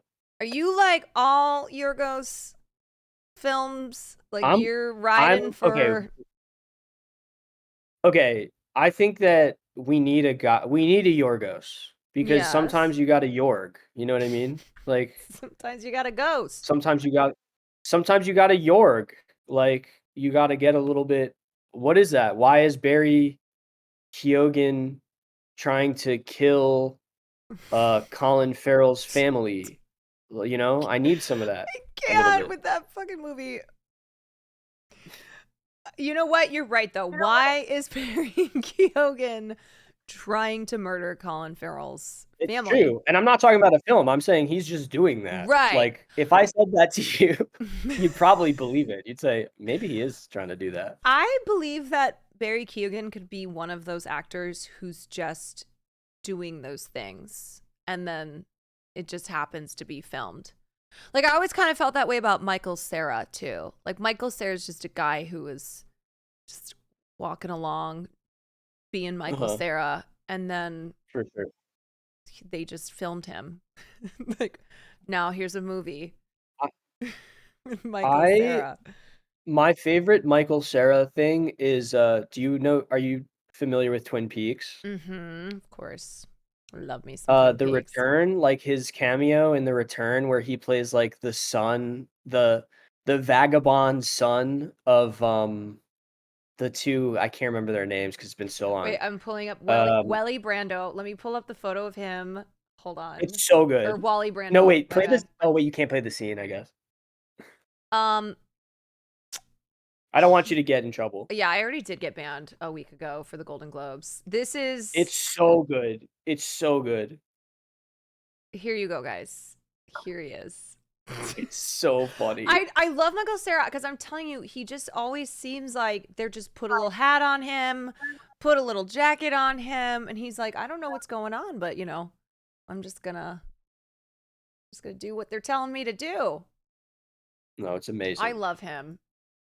I'm a big Michael Cera fan. Because I also think that the first season of Arrested Development is like a perfect season of television. It's so good. It's so good. Okay, so your Poor Things Hive, are you but you said Killers of the Flower Moon for Best Picture. I just feel that that's what's gonna. There's no. Okay. I could tell you if you ask me, what would I bet my life is not gonna win Best Picture? I could make some of those bets. One of them is Poor Things. Poor Things is not Okay. gonna win Best Picture. Okay. I just want to warn you about making bets though, because I made a couple and I said America Ferrera is not going to get nominated.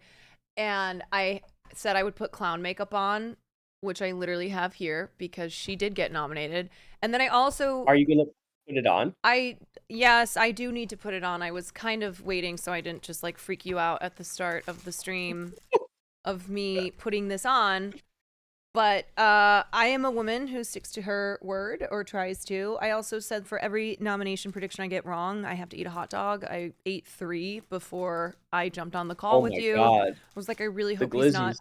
I hope he's not looking at stream right now as I shove these glizzies down my gullet.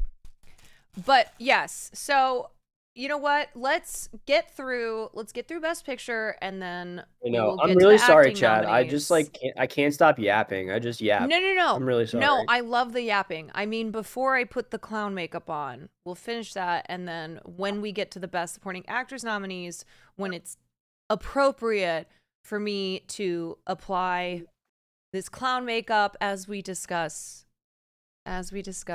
the America Ferrera Best Supporting Actress division. Nobody's complaining. Yes, no, Chad is saying we are not complaining about the yapping. And they are correct. Okay, wait. But can I tell it? All right. Actually, no. Wait. I'll tell the story later. I'll tell the story later. Okay. So you're about Poor Things. I liked Poor Things. There were some things that I absolutely fucking loved in that movie. There are other things that didn't quite work for me. But I had it on my my best 10. That could be so many things. I know, and I say that and it's always kind of generic because then I can go into it for like 10 minutes. And it's Okay. also me not wanting to like insult people who, you know, really loved certain films. I'm like, yes, there are things that I thought didn't work. There were things that I thought were, you know, weakened the overall story. And, yeah. Okay. Let me Okay. ask you a question then. Sure. Let me ask you. Okay. So my feeling I'm a Yorgos head at the end of the day, which Yes. I just need to be very clear about so everybody knows. Yes. Like if Yorgos is calling, like I'm answering the call. You're But answering. it kind of like to me, Poor Things is Barbie for boys. Like it was it was like That's so funny. do you I've know, never are heard you that. familiar with, and let me ask you a different question. Are you familiar with the idea of Born Sexy Yesterday? I'm sure you are. Yes. It's a Okay. trope. It's a trope for women. Like what's a perfect example? Fifth Element. Like that's a Yes, movie that's the of best. the Born That's like Sexy the best Yesterday. example. Yes. Yeah. So I don't think it's that. I don't think it's that. No, I I don't think think the it's character. that. You do think it's No, that. I don't. I want to be clear about Okay, that. okay, I okay. don't think it's Born Okay, Sexy yeah, yeah. Yesterday. I don't yeah, yeah. So, like, I don't believe that it's that, and I think that the characters are pretty full, and, like, there's an actualization of the characters. Um, I'm just curious, like, what turned you off most about it is what Okay. I'm sort of curious about. I think that I really want. Yes, honey. Come here. Come here. I think what I wish we had seen was Emma Stone's character, Bella, as she's exploring the world and as she is discovering what it means to be a woman, right? She's got a child's brain that's developing, but she's in a woman's body, and a lot of that liberation comes in the form of sexual liberation. Like, I just wanted some quieter, more intimate moments in that film where you really see her processing things. Like, we get that one part where she sees the slaves, but it's very, Right. you know, it's very over the top, and she has like a really dramatic response to that, but it still feels kind of farcical almost, and Mhm. it doesn't feel grounded. And like I wanted to see her really experience a lot more things. Like obviously she can't experience everything because it's also only a 2-hour film, but like I just felt there was so much more that she could have experienced and learned and grappled with as she's moving through the world, and as she's like taking no prisoners and doing what she wants to do, and then seeing like how the world responds to that, and also seeing like how the world responds to women, and Mhm. understanding like not understanding and then understanding that women in the world have a different position. Just like I don't know, maybe it's a different movie, maybe that's something else, but I just felt like the total emphasis on sexual liberation through the means of just a lot of fucking. I was like, okay, Yeah. great, you know, like absolutely there's something to be said there, but that was so much of the movie. And then Yeah. her going to work as a sex worker, and I felt like there was more commentary that could have been made there. Ultimately, I love Yorgos too. I think some of his films are absolutely brilliant. Some of his can be explained by like, why is Barry Keoghan murdering Colin Farrell's family? We don't know, but okay. But I But we love it. think, but we love it. But I think with him, he's one of those directors who this is the problem he'll run into, is that like the aesthetic and the Mhm. weirdness and just like the Yorgos vibes will Yeah. sometimes take place The over substance. the Yorging, if you The will. Yorging, if you will. Exactly. Yes, he Yorgs out. And you go, okay, lot of stuff to love here. But also things that I think in a different filmmaker's hands would have worked better. Just story-wise. Story and character-wise. but that's my take. I mean, I could probably spend more time talking about Poor Things, but that's ultimately, I think, what my main it's not even beef. Like, I don't have beef with Poor Things. There are some people who have serious beef with Poor Things. I've seen those people. Yeah. I've read what they've written. It's not one of the movies that I've like stayed awake at night and just like going on Twitter and going, I need everyone to know that I have beef with Poor Things, and here's why. Yeah. Nope. I think that's fair. But I, as a representative of of the of York York Hive, Nation, of York Nation. I just, I'm out here. I have to speak for York Nation. Yes, I understand. I think you've spoken well. I think York Nation has been represented. Thank And you. any of York Nation in chat, yeah, I'm seeing people say based. There's They're definitely part of York York Nation is definitely Nation. in chat. York Nation rising up. Yeah, they're there. They are absolutely there. Okay, the last thing on Best Picture list, Zone of Interest. hmm Whoo! Holy I shit. didn't see it. I know I have to see it. It's I okay. still haven't. I'm not judging you because it's also one of those films that it has not had a wide release. I only managed to see it like a week and a half ago, and I actively sought out this film. Like, I was like, okay, I need to go see this movie. It is also one where it will ruin your day. So it's one of those, like, if you're having a bad day and you go see it, you're gonna have, it's gonna be worse of a day. But if you're having a good day and then you go see it, your good day is ruined. So it's kind of up to you. You know what I mean? Like, do you want to Yeah, have a for whole sure. day that's just a pit in your stomach and you feel sick, and then you think about like That's the fine. state of That the sounds world? like Yeah, I mean that's like that sounds most like days, most days for for me. sure. Yeah, That's fine. for sure. So that's how it was with me when I went to go see the film, and my friend Nandre and I saw it, and Nandre is Jewish, and as the film ended, he was like, I have to get the fuck out of here. And so I was like, okay, let's go. So we leave the theater, and he's like, I've never cried such angry tears watching a movie. He's like, I was so angry. And then basically at the same time, we both were like, because of what's happening in Gaza. And he's like, yeah.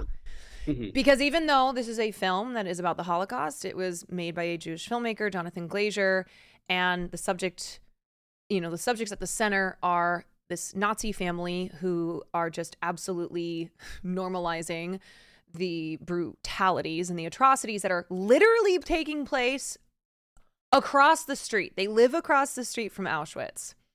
When you watch this film and putting it in the context of what's happening with Israel and Gaza, like, the parallels are impossible to ignore.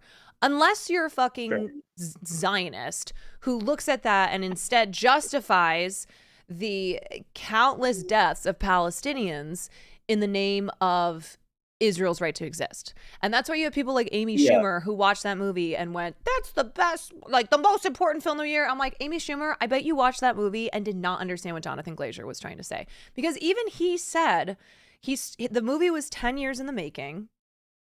But in interviews, when he's asked about the connection with, global atrocities and what's happening in Gaza, he is like, yeah, this film is as important and pertinent as ever, because you see what happens when you normalize and sanitize evil, so that, like, not every person who's engaging in evil acts or standing by the side as evil is happening, like, I don't think those people think they're evil or don't think that they're doing evil, but they have been so normalized to the dehumanization and oppression of a large group of people that, like, when it's happening next door, they don't blink twice. That, like, that's just normal. You carry about with your day. And, and nowadays it's like you make TikToks showing, like, get ready with me, as there's bombs being dropped, right next door to you. And so it's one of those films that is really intense. It's super icy. It's just incredibly Yeah. it's incredibly chilling. Really can be quite distressing. Um but I hope people who watch that, and I hope especially people in Hollywood who have been very silent on what's happening in Palestine, make that connection or realize, like, how can I praise this film for what it does and what its intention is, and then not say a fucking thing on what's happening in Palestine. Like, that disconnect there. I What are we think it's doing? likely just a fundamental misreading of the film for those people, you know what I mean? Like, Mm-hmm. it doesn't surprise me at all that some people would see it and be like, "You see, it's terrible." Like, that doesn't unfortunately, it doesn't surprise me at all. Yeah.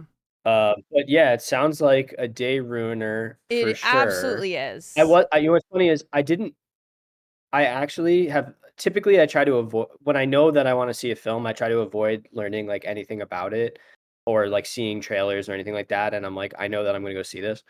Um, and I had seen the trailer, which didn't really reveal much, but gave the vibe of, like, "Oh, I think this is, during, like, the Holocaust." Um, and my feeling was kind of like, "Yeah, I feel like I need to see it, but it's just gonna mess up my day." Yeah, absolutely. It absolutely Yeah. will.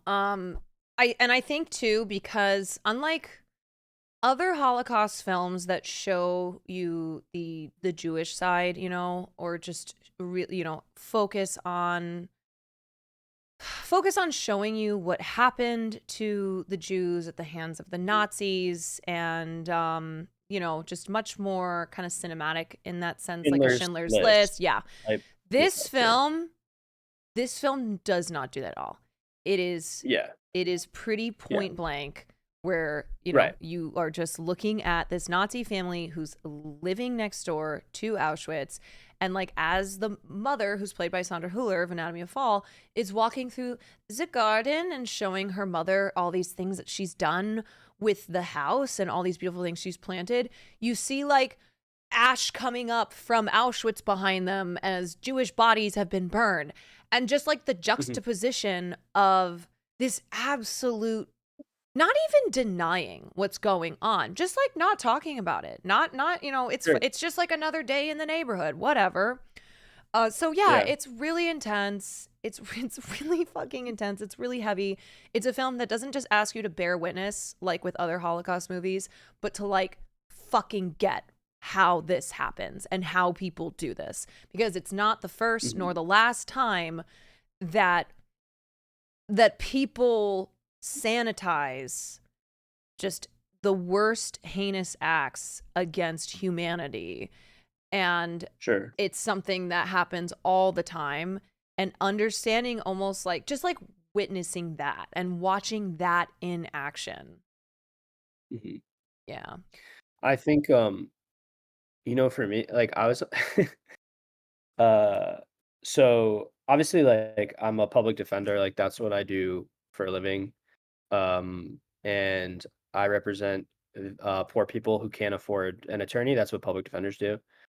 Um, so, a lot of my clients, live on the street when they're not incarcerated, and, they have hard lives.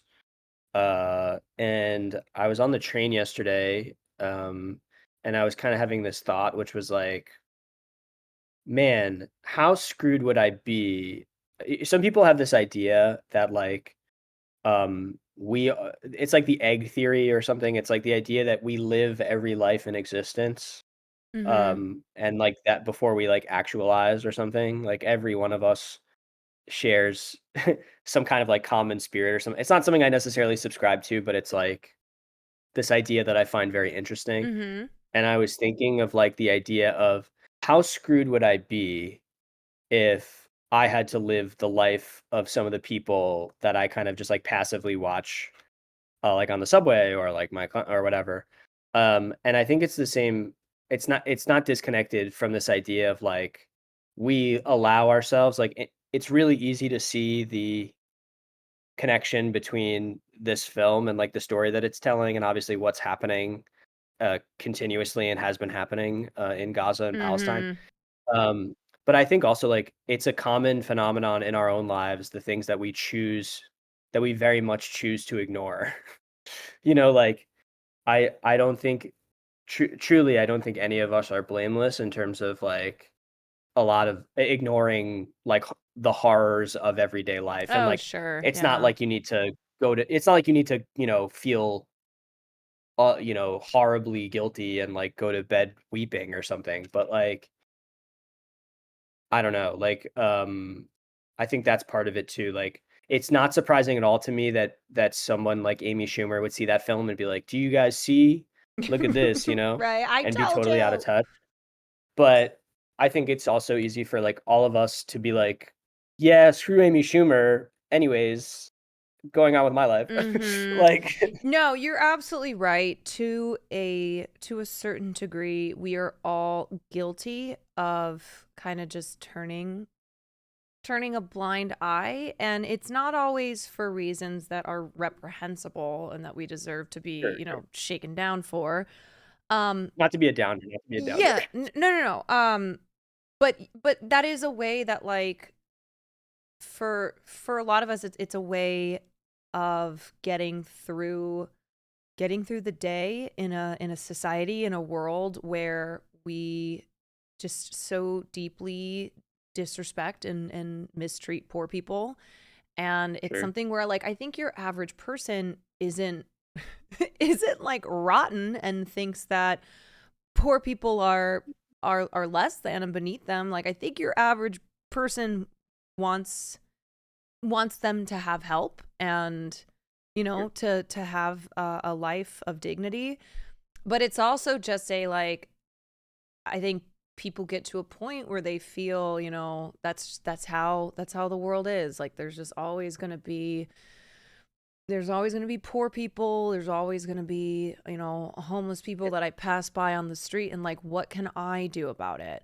And I think that what can I do about it attitude is something we do a lot. I know I've been guilty of it, being like I'm one person, you know, how am I supposed to change these things? But I think like if you don't recognize that in yourself, then you will Mhm. just get worse and worse with that type of attitude. So then you do get to a point where Sure. like you're ignoring a genocide. You know, it's Right, it's right, it's right, little right. things that then go into big things like that. Yeah, Uh that's what I agree. yeah. Anyway, chat, And I know. stop doing horrible things. Chat, stop it.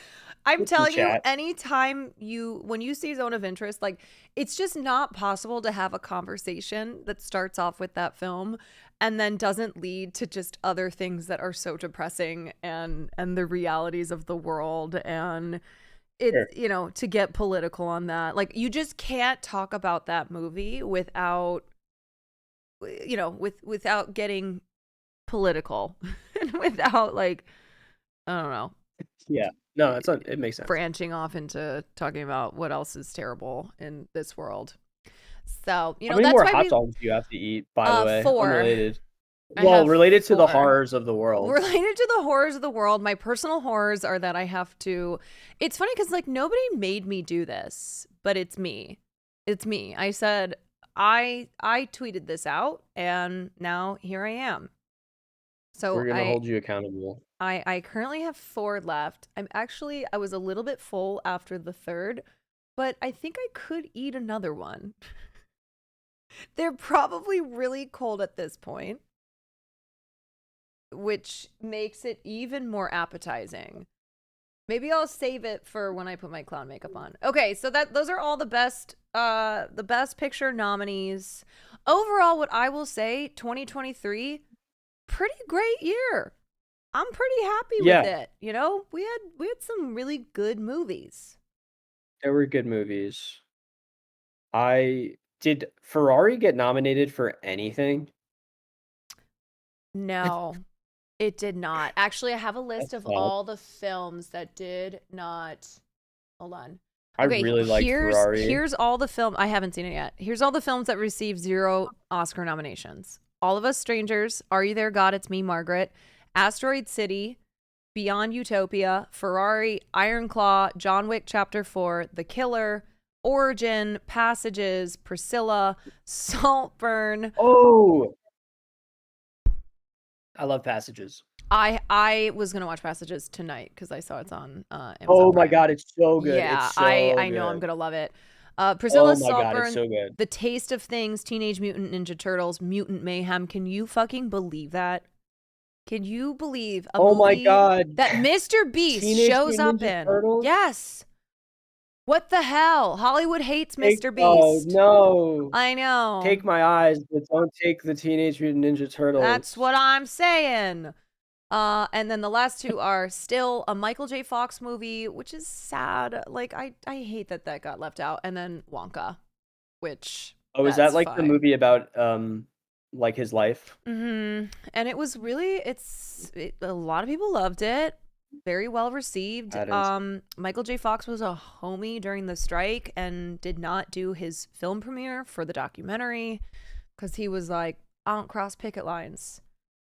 And I'm just a Cool. big Michael J. Fox fan. He's awesome. So yes, those are all the films that didn't get shit. So everybody who's like, Barbie, I'm like, Barbie got 8 nominations. 8 nominations. Passages is so good. We're gonna be okay. Yeah, Ferrari is crazy. I love Ferrari. I But have Ferrari not is seen a it. movie for. Sorry, go ahead. I was just saying I have not seen it. Ferrari is a movie for problematic men. Problematic men. Okay. I feel like I would like it then. It's so good. I identify with problematic men. Adam Driver with kind of like a weird Italian accent. Oh, is it so House good. of Gucci all over again? Can this man just not do No, an Italian accent? I love it. I think it's awesome. I'm into it. I was on board. Okay. Also, Penelope Cruz. Penelope She's- Cruz is amazing. She's so fucking beautiful. It makes me want to claw my eyes out. Yeah, she's gorgeous. Yeah. She is a gorgeous woman. And also just a fire talent. But she didn't get nominated. I thought she was going to. So Right. that's one I of the think hot she dogs that I have should've- to eat. Yeah. Yeah, the America one is crazy. It is crazy. All right, Respectfully. let's jump into the acting categories. We'll just go through them quickly. Actor in a leading role, we have Bradley Cooper, Maestro, Coleman Domingo from Rustin, Paul Giamatti, The Holdovers, Cillian Murphy, Oppenheimer, Jeffrey Wright, American Fiction. Have you seen Rustin? It's one of the Obama movies. No. Like his studio thing that he did with Netflix. His productions. Yeah. Okay, his weird Ponzi scheme that he's doing. I saw that other one though that they made that I really hated. I did not watch that one because I won't watch any more Obama movies. I watched Rustin. I was like, no more.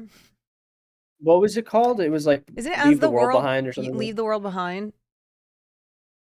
Yeah. Yes. No, I didn't see Rustin. What is Rustin?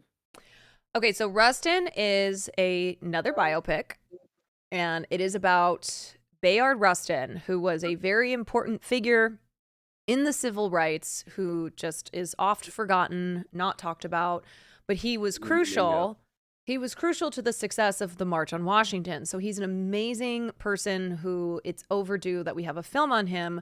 Coleman Domingo was fucking fantastic. He is the only saving grace of that film.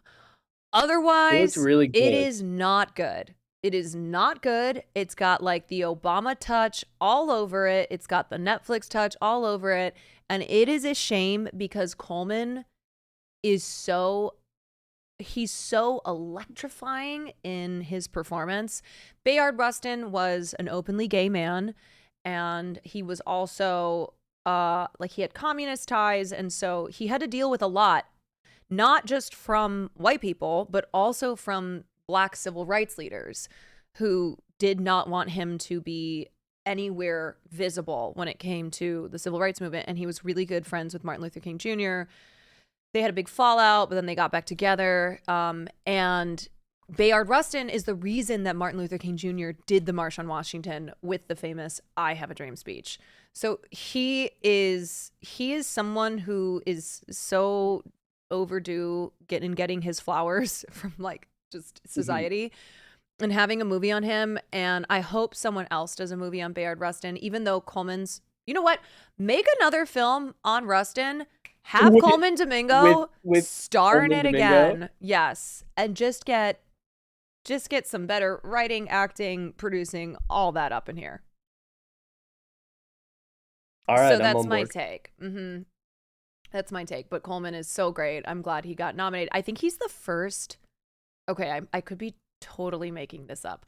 I think he might be the first gay man to be nominated for a gay role in Best Actor.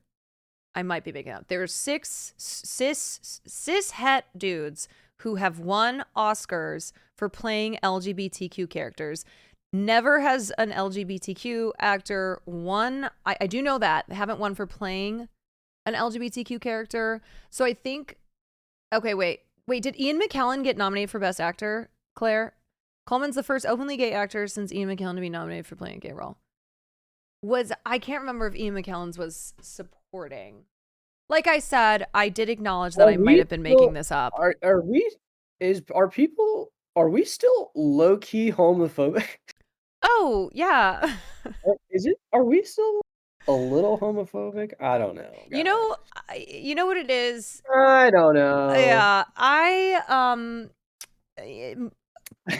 they just had to have Rami Malek and put those teeth in him and have him play Freddie Mercury. It had to be him. I mean, he just loves to look really weird is what he loves to do. I cannot look at him without seeing those teeth now. Like when he showed up for that weird small role in Oppenheimer, all I see are the horse teeth. He's so unsettling, like yes. Speak it. Oh my. Speak it's it. Just like when he came on the screen in Oppenheimer, I was just like, whoa, okay. It's Rami Malek. Okay. That's how I kind of feel too. But I wish him the best. I kind of feel the same way when Rami pops up. I get a little like, it is a little jump scare. It's a little Rami scare. I think if I saw him in person, I would be afraid. Like I think that my fight or flight would like trigger. He's probably the nicest guy too, and he's probably really tiny. Like he just does not seem like a really big guy. And I just imagine you see each other across the street, you just take off sprinting through the streets of Manhattan. Or just run in the other direction. Yeah. And then Justine Triet, you're running, and then she walks out in front of you, and you're like, oh my God, fuck. So now you're just slingshotting back and forth. You're like, I have nowhere to go. I'm gotta get away. I'm telling you, like, I cannot. We were closing down this bar, and it was like the after for Anatomy of the Fall, and it was all these French people smoking cigarettes, looking so cool, and then me like standing in the corner, being like, I gotta leave. I have to get out of here. I can't be here. Oh, see, that's when you just huff your way through a cigarette and I don't know, strike up a conversation with someone about French New Wave cinema. Bresson? No, absolutely not. Godard? I spit on him. There you go, though, you know? Inhale the cigarette, spit on the ground, hot take. You're in. That's and it. Then walk away. Yeah. Yeah. That's how you do it. That's how you play the part. Okay, do you have any other thoughts on the actors in a leading role? I think that Cillian is going to win. Okay. That's my only thought. I think it could be Paul.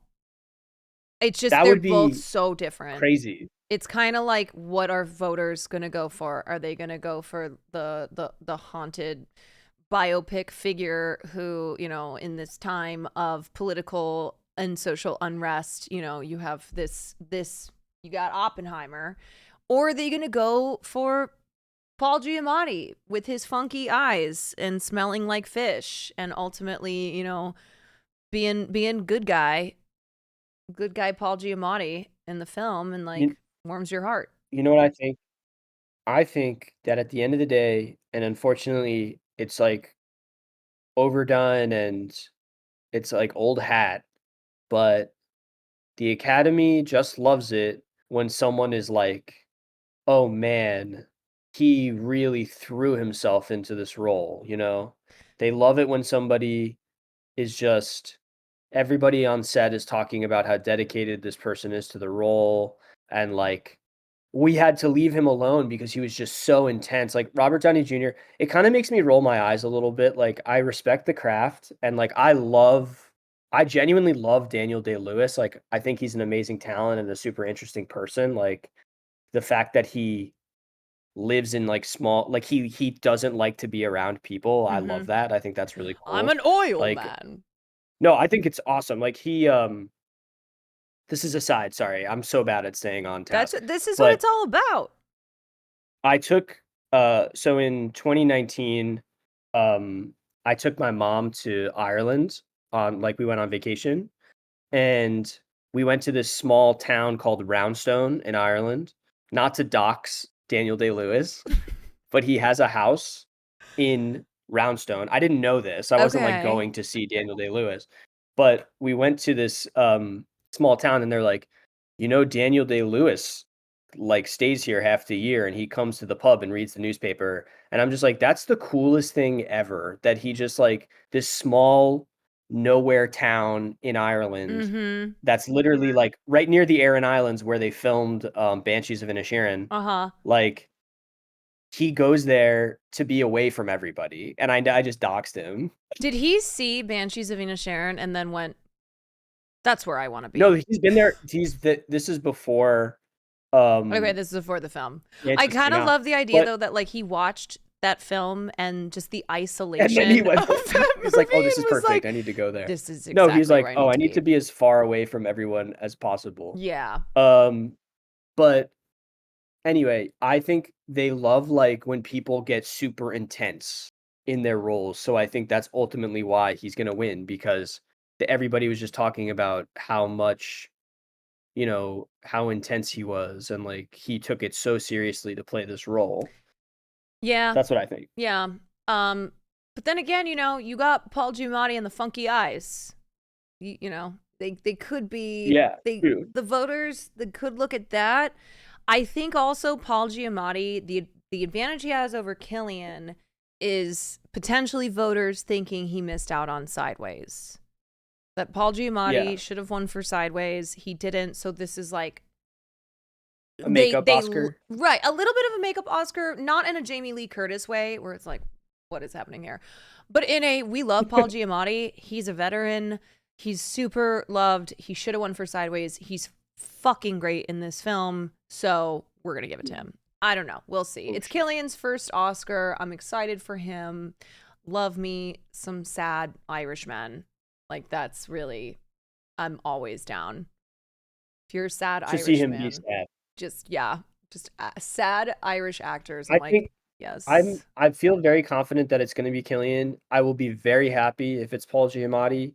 I think that if Paul Giamatti does win, I think that fundamentally we will have shifted into a different timeline where we might actually be able to change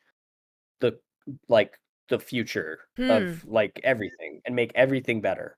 So if Paul Giamatti wins, everyone, Paul Giamatti, if you're listening, okay, Academy voters, if Paul Giamatti wins, we will be able to change the future.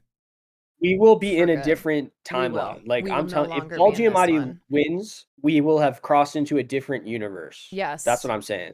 Yes. Biden will be dead. Whoa.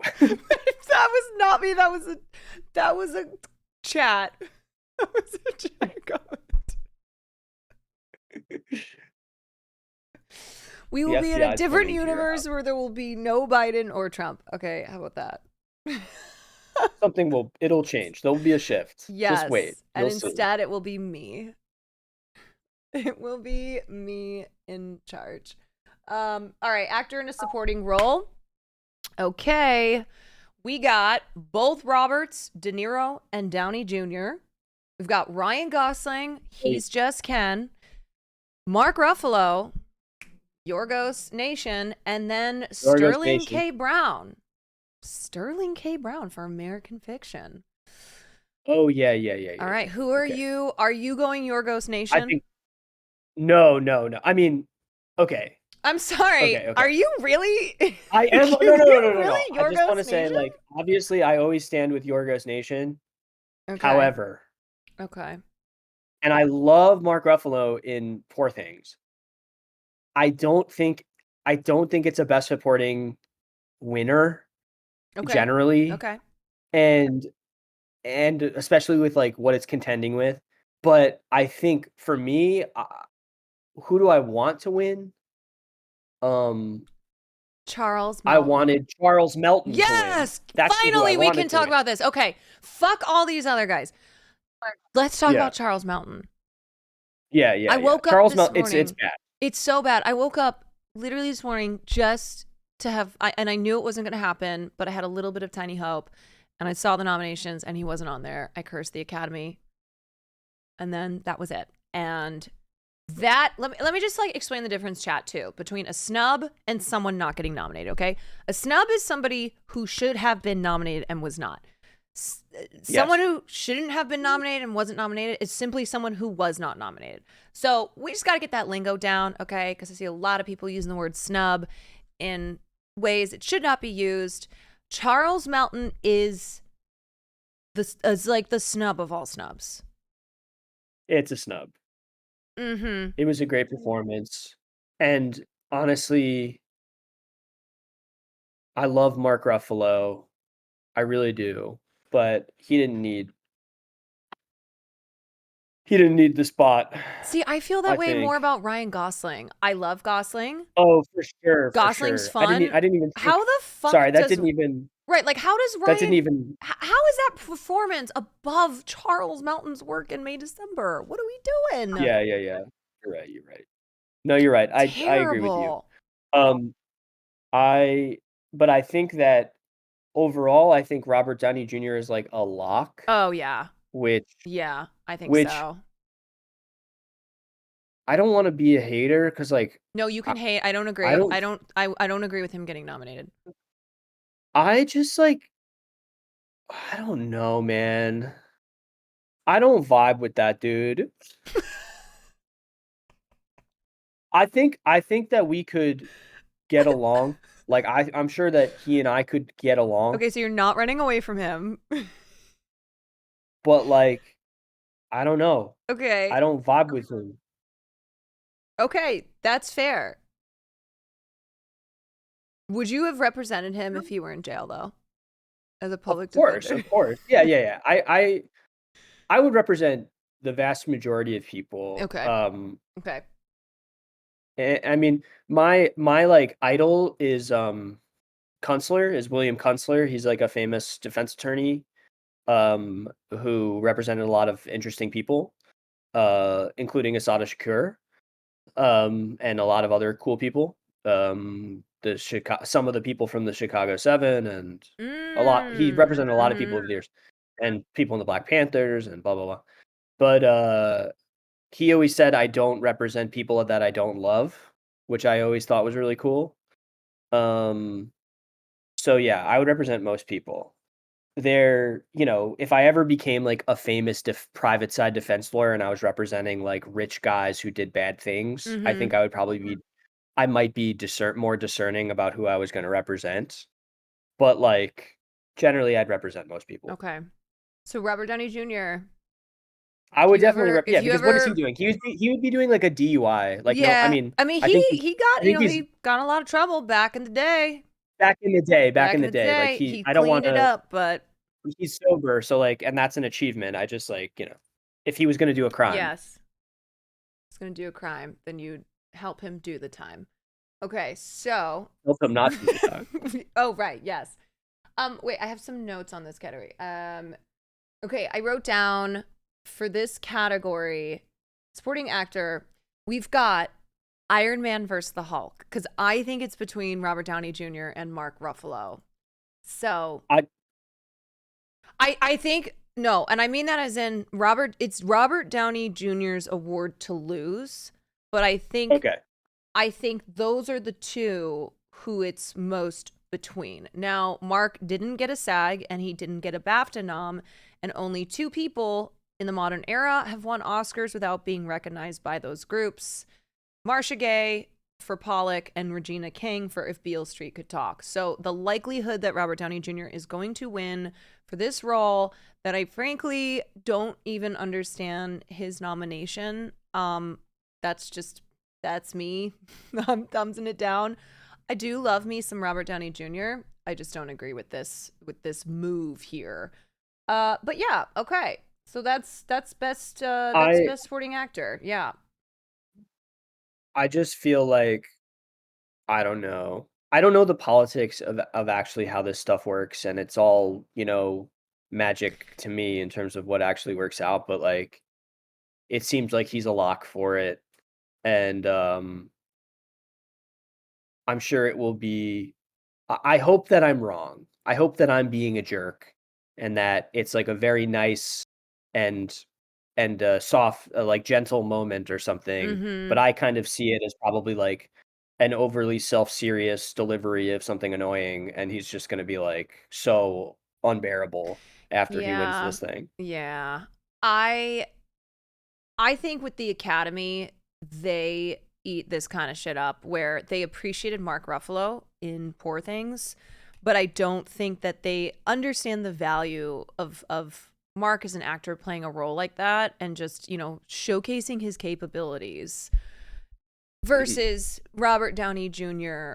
playing something that honestly I feel like a lot of actors could have played that role. And frankly, I thought that the focus on Levi Strauss in Oppenheimer weakened the film. So that's just like my beef with it, where I don't even like how much time is spent on that hearing and then having Robert Downey Jr. getting nominated for playing Levi Strauss in that film. I'm not about it. You're just like even more annoyed. I'm just even more annoyed. You're like, yeah. I already didn't And like it's this. and it's one of those things though, it's like Charles Melton not getting nominated is cruelly painful, but at least I don't have to be sad about him losing to Robert for this role. You know what I mean? Like I don't have to have gotten excited like the Charles Melton hive. We don't have to deal with the pain of watching Charles Melton lose in a role that he should win 8,000 Oscars for. I definitely was disappointed that he didn't get nominated. Yeah, sadness. I mean, May December overall got fucking snubbed by the Academy, which is incredible because I think it's not that voters didn't understand that film was a scathing rebuke of media and of Hollywood and how they take themselves so seriously as they sensationalize, real people's lives and turn them into like gossipy biopic fare, which is hilarious considering how many biopics we get every year and how many are nominated for Best Picture. I think voters did get what Todd Haynes was doing there, and they went fuck you and only gave May December a Best Screenplay nomination, which really to me felt pretty intentional. On we're gonna screw this movie over. Yeah. No, I think it deserved more. And it wasn't even my favorite, but like I think the performances were really solid. And it had some moments that were pretty funny and then also pretty devastating. So it was an interesting film. The roof scene in like May the December. hot dogs, that's my favorite. Oh, I know. We need more hot dogs. And I just like the swelling of the score as she goes to open the fridge and you're like, is a severed head in there? There could have been a dead body in there. And I would have been like, yeah, that feels like that's where that's going. And she opens the fridge and goes, we're gonna need more hot dogs. I mean, that's how I feel when I don't have hot dogs. I don't feel that way because I have so many. I never have hot dogs, and now I have hot dogs. You gotta eat another hot Because dog. I do gotta eat another hot dog. All right, let's get to actress. So, actress in a leading role. We got Emma Stone for Poor Things, Carey Mulligan, Maestro, Sandra Hüller, Anatomy of a Fall, Lily Gladstone, Killers of the Flower Moon, and then Annette Bening, Naiad. I didn't see Naiad, It's but I do like Annette not. Bening. I love Annette Bening. She's an actress who I think is overdue for her Oscar. Not for this though. Not this for category this. you don't really even have to review because I'm telling you it's a lock, and it's a lock for Lily Gladstone. You think it's a lock for Lily? Lock Like you're for that Lily. confident? I don't know. I'm confident. I mean, all right. So do you want to hear my Lily Gladstone story? Oh yes, I do. Okay. So in June, okay. I'm bragging. This is me bragging. Okay. I just want to say that outright. Is that okay? That's okay. I do this all the time on stream. I'd be like, "Oh my god, Okay, you good. guys." Because this is literally the cool. I just want to be very clear. This is like the coolest thing that's ever happened to me. Okay.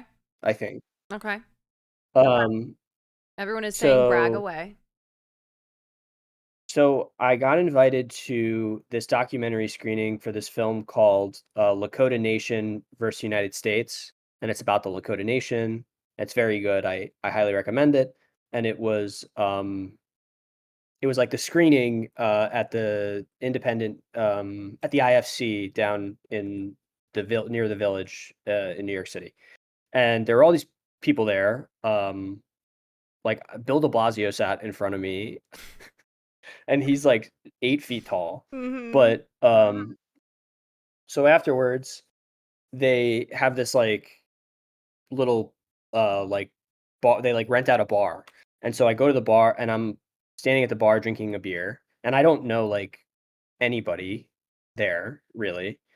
Um, and this like radiatingly beautiful woman like walks through the crowd straight up to me.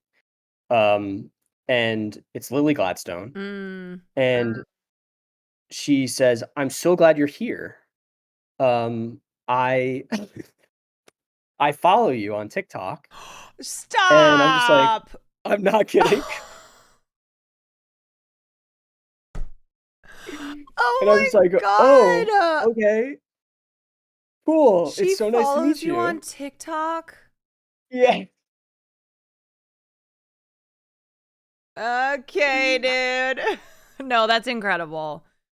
No, that That's it was amazing. like She literally literally the said, "I'm best. so glad you're here." Not even a, "Hey, this is I'm weird, so but I glad you're follow you." here. And wow, coming I'm out so the glad you're gate here. with "I'm so glad you're here." Wait, did she see the Shrek TikTok? I hope not. I don't know. What if that's the one Yeah, that that she's was thinking about when no, she's no, like, like "This is what made me a fan. this is what I love This this. is what I go back This to." was your best performance. Mm-hmm. So anyway, that's the best thing that's the coolest thing that's ever happened to me, like straight up. Like I know so that that's fucking like, cool. that's crazy. That's so cool. Like truly insane. Truly insane. I saw Dev Patel the other day. This is not what happened, but this is what I imagine happened. So I was leaving brunch with my girlfriends. I saw someone looking at me. I turn. I see this guy in the corner. I turn back. I go, "Oh my god, that's Dev fucking Patel, who I'm a huge fan of." I look back. He turns, looks back at me. We're both looking, and in my mind, I'm like, "That's Dev Patel, duh." And in his mind, he's like, "That's Twitch streamer Caroline Kwan." Yeah, I'm sure he recognized you. Obviously, I'm sure it was like a mutual recognition of each other's work. Yeah. And then, you know, Sure we'll nod and we moved on our way. Mm-hmm. Yeah, that's cool. Yeah, It's that weird absolutely is what happened. It's weird when you see somebody else like that happened to me with Victoria Paris. Do you know Victoria Paris? I know the name. Let me look up. Hold on. She's like a TikToker. We saw each other once, I forget and I you was just are like, a TikTok. "That's Victoria Oh, Paris." she's. Wait, is she? There must be a couple of Victoria Parises because I'm like this first one who popped up. It says pornographic film actor. I'm like, Well, not that one. No, I don't think Not her. that there's anything wrong with it. Okay, Victoria Paris. Yes, I recognize her. Yeah, you're a TikToker. You're like more of an internet person than I No, am. don't say that. Don't say I'm a TikToker. I hate No, that. no. Okay, that's not all you are, but you are. You like I am a Twitch streamer, but you are more of a person of the internet, I think, than I am. And I do this as my job Really? now. I don't like being that. That's on- very upsetting. No. Look, hello, no. Lily Gladstone literally came up to you. Would she have done that if you were not a person of TikTok? Of the internet. Of the Of TikTok, internet? yeah. I mean, come on, dude. Of the internet. All right. I mean, that's Okay. just, I want to be very clear though, that that's the coolest thing that's ever happened to me, period. That's not like every day people are just walking up to me Okay, and true. being like, oh, hey. But I bet some people follow you on Twitter who you're like, okay, that person's I hate cool. thinking about that though. It makes me want to throw up, honestly. Because when you're tweeting, you're like, fuck, so-and-so follows me. It makes me, no, genuinely, it makes me want to vomit. It makes me so embarrassed to think. I'm not kidding. I don't think you are, but I also think it's something that you're not the only person who thinks this way. Like I guarantee that there are a lot of people who are in that same position where they go, so and so follows me on Twitter. Does Krasenstein still follow? Yes, Brian Krasenstein still follows me on Twitter. Hell yeah, the Krasenstein Oh, the reason this bros. happened is because I invaded one of their Twitter spaces one day when I was live. I was like, let's go see this Brian Krasenstein Twitter space. So I went in there and I didn't know that like I could just speak and they would talk to me.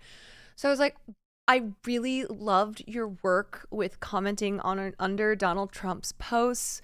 I mean, it got me through a really difficult time, and your replies just always put a smile on my face. And you know, I was so sad when you were kicked off Twitter. And then he was responding to me. Both he and his brother follow me on Twitter. Then I mean, they follow like 1 million people each. But that's not an example of someone that I care about when I tweet. I'm not like tweeting going.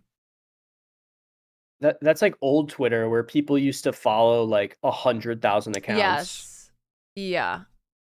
Do you know who is like that? I swear to God, I will click on a random account. It might have 10 followers, and Barack Obama is following that account. He follows a lot of people. He doesn't follow me though. He doesn't follow me, probably because I was shitting on his film. And so it will never happen. He'll never follow me. I don't think that do you think, I mean, people like him, my assumption is that they don't read anything on the internet, like about them. No, the only thing Obama reads are reviews so he can put his list together of his favorite books and songs. He's not doing that. Okay, that was me throwing shade, but I do not think Obama reads all those books, picks all those songs out by himself, watches those movies. No fucking way. No. He probably has someone who's doing it for him. Yeah, his playlist of the summer. No, I'm calling bullshit on it. I'll tell you something that I heard. Okay. Is it about? I don't know if I should say this. I feel like I'm just like dropping all this information. That's literally what Twitch is, by the way. I drop things and say things that I cannot believe I said, but. So I've heard that Jessica Chastain manages her own Twitter fan accounts. Oh, that's sad. And also I would believe it too, though. Oh, Jessica Chastain. She is, I think, a very well-meaning person. I do believe that. I think she's a very sweet person, very well-meaning, but that's sad.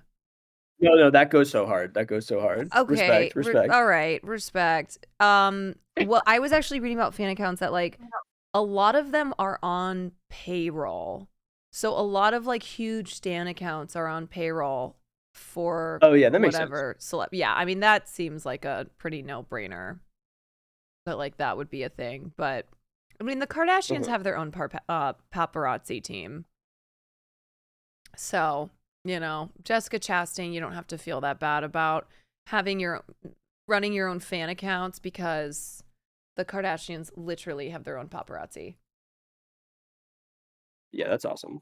Are we going to talk about Club Chalamet? I mean, do you know Club Chalamet? Speaking of stan No. accounts, I don't think this is a rabbit hole I should send Lolo down. I think he's probably got enough. I think he's probably burnt his brain out on enough of the dumbest, most insane things on the internet. But anyway, That's definitely true. Club Chalamet is this, I'll just briefly summarize, is a stan account of a 60-year-old woman who we discovered, and by we, the internet, discovered who she is because she has her personal account. I'm sorry, it's a stan account for Timothée Chalamet. She has her personal account Okay. too, and during the writer's strike, she was tweeting from her personal account to say things like fuck the writers and the actors because the news that Dune 2 was getting pushed back broke, and she is a huge, insane Timothée Chalamet stan. So she was like saying all these things, and then writers and actors, we found her tweets and we're like, you know, whatever. So somebody linked it together that this woman, who is a quote unquote film critic, no, she's not. She just reviews like Wonka over and over again.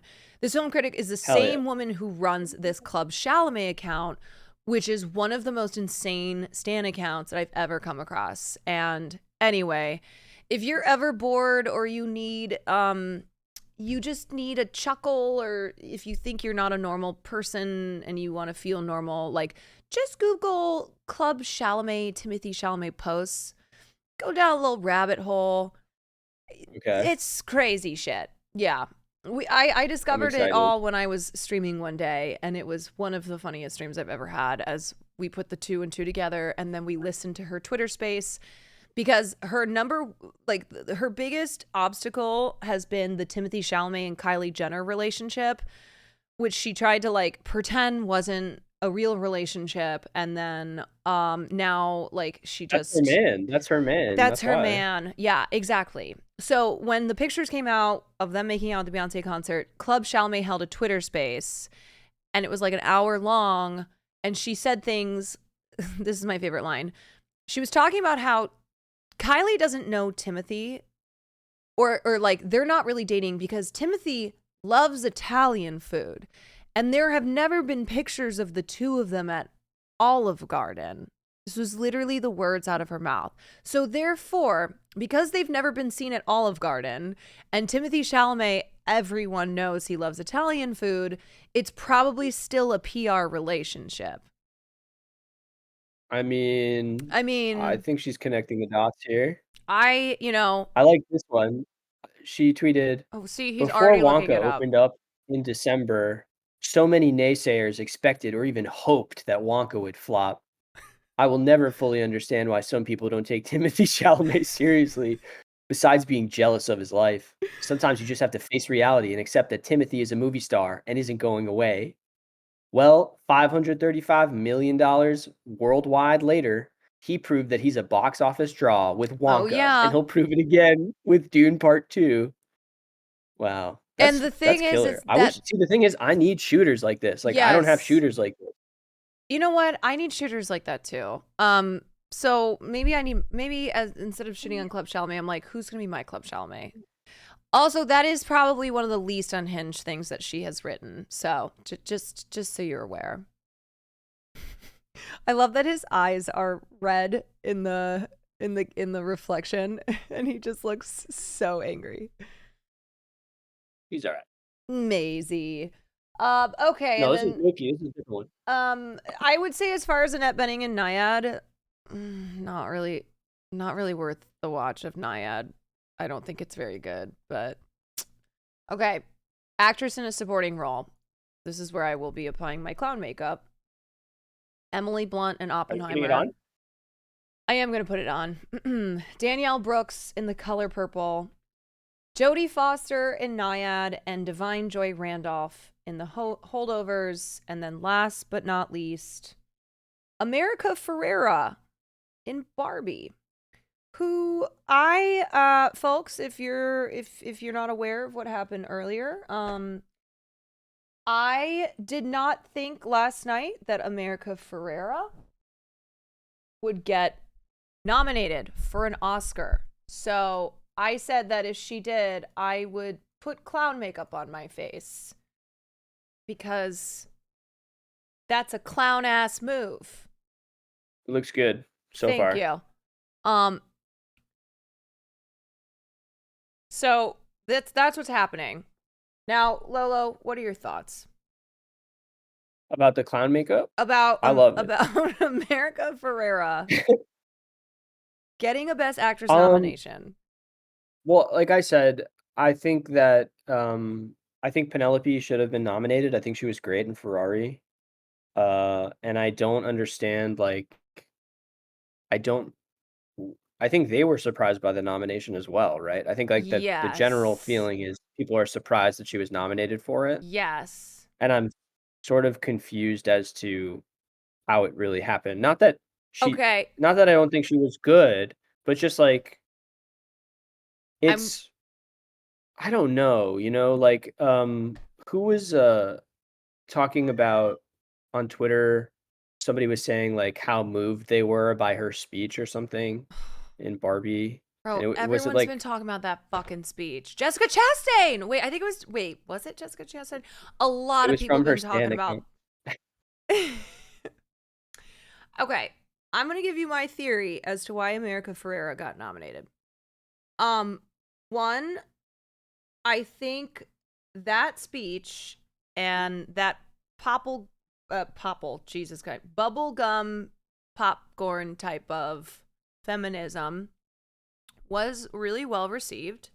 I think people thought the speech was really powerful, and America was, that was like her shining moment. And then, more importantly, I think the voters knew that they were going to be picking Ryan Gosling. They were not choosing Margot Robbie. And they did not want to piss off the Barbie stans by only having Ryan Gosling as the nominee. So like how many people make up the Academy? Like how many voters are there? It's a couple thousand? There's a lot more. There's like, what's the current body? I think it's like 10,000, but there's 17 different branches. Hold on. How many? And it's all film people. No. Well, it's all people in the film. Okay, 10,000. Yeah, 10,000 plus members. So it's divided up into 17 branches. The branch that nominates and votes on the actors is the biggest one. So it is, people in people that are international, a lot of people in SAG-AFTRA, in the union. But yeah, it's the biggest branch in the Oscars. And that's why, like, there's a lot of crossover between SAG nominations, usually, which are the Screen Actors Guild, and then the Oscar acting nominations. So that's why I thought Penelope Cruz was going to get nominated. And then fucking America Ferrera comes in. And I say this, like, as someone who loves America Ferrera, but I also don't think she's an actress yet where it's like she's overdue. America Ferrera is due her flowers. No. Like, I'm seeing a lot of that too, of people online saying that about actresses, and even actresses who have like one nomination to their name. I'm like, overdue is someone with a very long storied career who either has multiple nominations and has lost out every time, and so you're like, she's due for her Oscar, or just hasn't gotten nominated and is due for nominations because of the incredible work that they've done throughout their career. Do you have like a nose to wear for your so clown outfit? I bought this clown makeup for a 24-hour stream that I did, and I had a nose. I don't know where it is. So I think I'm just gonna paint. What color should the nose be? I mean, I think it's got to be red. You're right. That was a dumb question. Okay, do I go over? Should I go over my eyebrows? I don't know. I kind of look like a mime. I don't know. This is really silly, but so is eating hot dogs. Okay, chat. What do we? I'm doing white face right now. Should I? This is anti-white racism. You're right. I am gonna do the blue. That's This is true. anti-white I know. racism. But in It's my happening defense, right here in in our own backyards. I am half white, so I'm allowed to do this. It's not actually whiteface because I'm Irish and German. Okay. All right, what other takes can we have? Okay, best supporting. Oh wait, best supporting actress. Well, You know who I would have put there? don't. You know, I don't know. Wait, what are you trying to say? I'm thinking for a second because I want to think about how I want to couch this. I'm assuming you saw Gerwig's Little Women, right? Yeah. I feel like sometimes she is trying too hard to like put a point on these things. Like I think that the reason I think Lady Bird is her best film, I and agree. I think part of the reason for that is like it doesn't bash you over the head with everything. Mm-hmm. And when I saw Little Women, which I liked very much, but I still, didn't love it. I think it was kind of there were these parts of it that felt so out of place because it felt like she was really trying to kind of shoehorn in what she wanted to say that was kind of modern Yeah. and didn't really mesh with like what the film and the story is. And with Barbie and like with America's speech and all this other stuff, it just felt like this thing where it's like, guess what, guys? We're about to tell you what it is right here. Here it is. It's very on the nose. And yeah, and I hate it when that happens. There's no nuance to it. In all honesty, look, I'm not fighting for Greta one way or another with director. The point I would make about people saying that like it's one of the biggest snubs. I think the difference with Barbie versus Greta's other films, which let's be clear, Greta is incredible and is the first female director to have her first 3 films be Best Picture nominated. Like that's a huge feat, you know? But I think with this, it's more so like she was very competent in finding a smart way to make a movie that is, I don't want to reduce it to being an ad for Mattel, like being a toy ad, but I think it was like, it wasn't profound. It didn't like break barriers. It didn't do anything that I felt justified this anger over Greta Gerwig not getting nominated. But it was very competent and it was creative, and I think she did a great job with having no source material, and like she should have been nominated for Best Original Screenplay, and I'd be fine with I don't her. understand that either. That's like It's really dumb. I don't get that. It's very dumb. The argument from the Academy is because there is existing IP, because Barbie already existed, even though Maestro is in the Best Original Screenplay category, and like that's a biopic based on a real person. Anyway, but because there was existing IP, they said that Barbie can't compete under original. So now instead, Barbie is up against, but this is kind of a shocker. Killers of the Flower Moon didn't get nominated, but it is going up against Oppenheimer. And it's also, let me check the other ones. Hold on. Oppenheimer, American Fiction, Poor Things, and The Zone of Interest. So like, the likelihood of Barbie winning an Oscar for the screenplay is less likely than if it had gone into original screenplay. So like that was definitely bullshit. Like if you're gonna let Maestro be original, you have to let Barbie be original. That's my take. Mhm. Yeah. I don't know. I just like the insanity over Barbie. My take was always it's really fun, great songs, you know, fun performances, creativity at you know, at an all-time high. Great job, Greta Gerwig, but it was you know, ultimately like no pun intended, plastic feminism, and that's okay. Like it's a film that's also meant for little girls and like introducing them to feminism 101. But not groundbreaking, not particularly deep. And I think the Yeah. America Ferrera monologue is a perfect example of that film. You know? I also think it's kind of depressing in a way because, or at least like the thing that I found sort of depressing about the film, and obviously, so, you know, I'm a man and I'm watching this as a man, but it felt like the most actualized story arc in that film is like Ken's Yes. story arc, I think. Yes, it is. And it's just like, and so it's just kind of weird to watch this film and you know what it's really kind of supposed to be about and focused on. And really kind of the best and most interesting journey, I think, is the one that Ken And he has takes. the biggest, most fun musical number. So if like people Yeah. are getting mad, it was Greta Gerwig's decision. It's her fucking movie. She was the one who decided on that. What are we doing Right. here?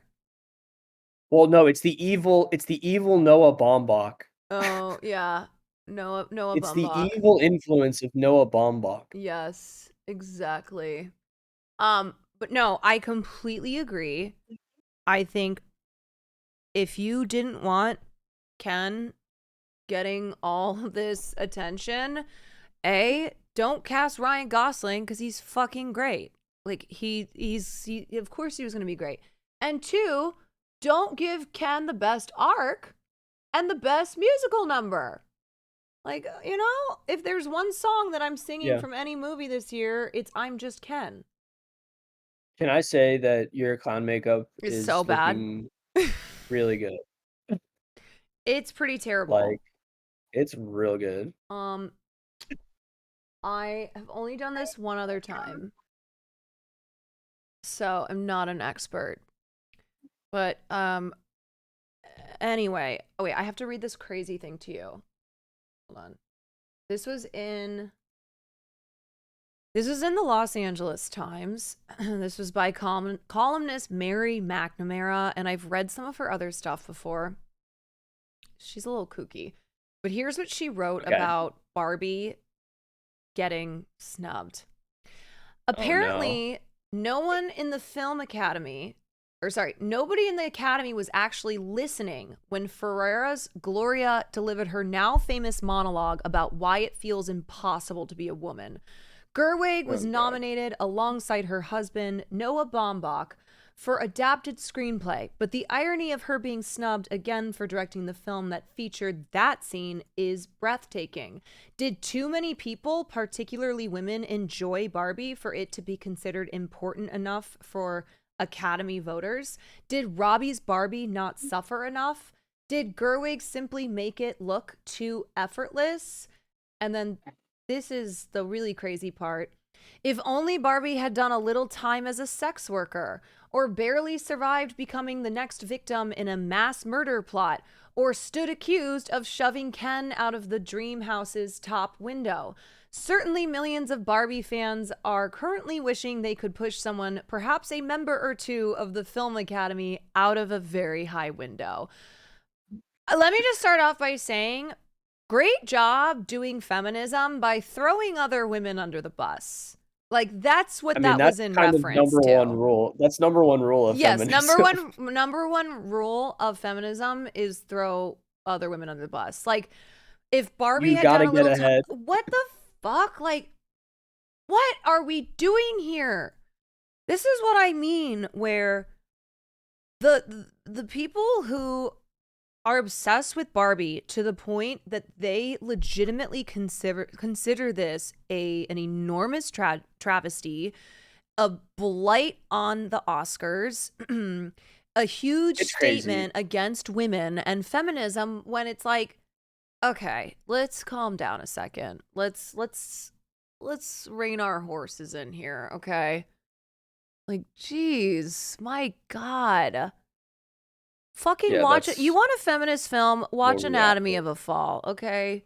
This is also the thing is, like, there's this is what I'm talking about, though, too, where it's like, now the stuff you like is a moral representation, you know? And Yeah. it's not enough that the thing that you like has complete, like, control over the popular culture, that, like, it could dominate in terms of how much money it's making, how many people go to see it, how many people Yeah. like it and are talking about it, and even actually get actual recognition, in this case, from actual, like, the Academy, you know, the most prestigious sort of body in film. That's not good enough. Everybody has to like it, and it has to win every award. Yeah. I know. It's I'm so like, crazy. as a reminder, this movie has 8 nominations and has 2 acting nominations. That's a lot. That is incredibly impressive. And people who are using the amount of money that Barbie made at the box office to be like, wow, so is it ever, what's going to be enough?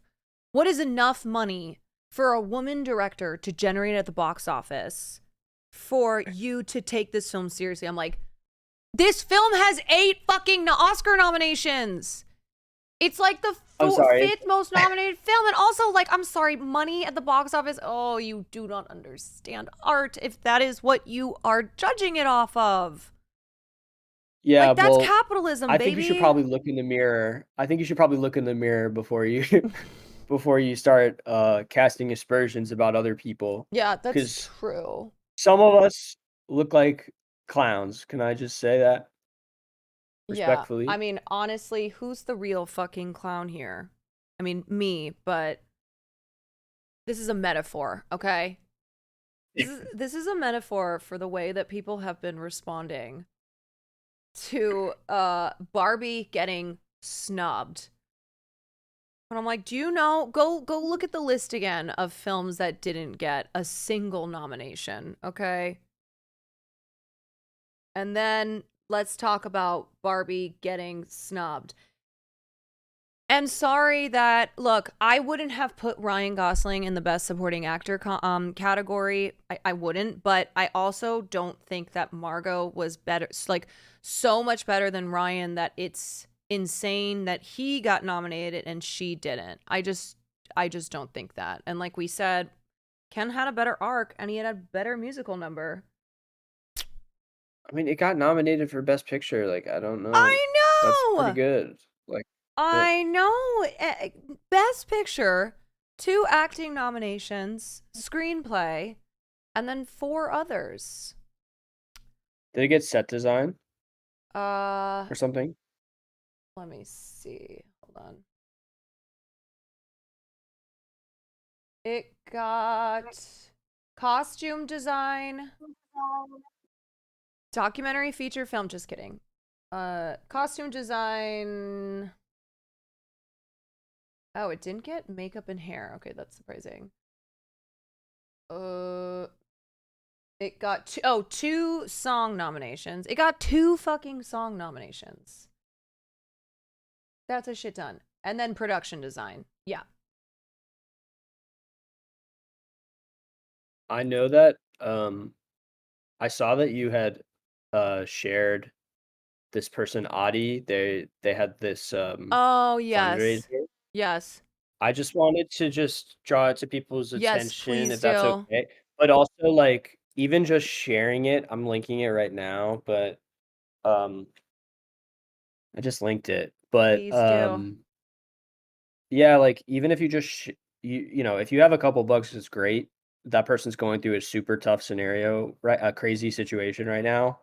And they're not too far away from their goal, but even if you just share it, it's helpful. And they have they're also shared it on Twitter, and I retweeted it, and I think you shared it as well. But I just want to so people see it.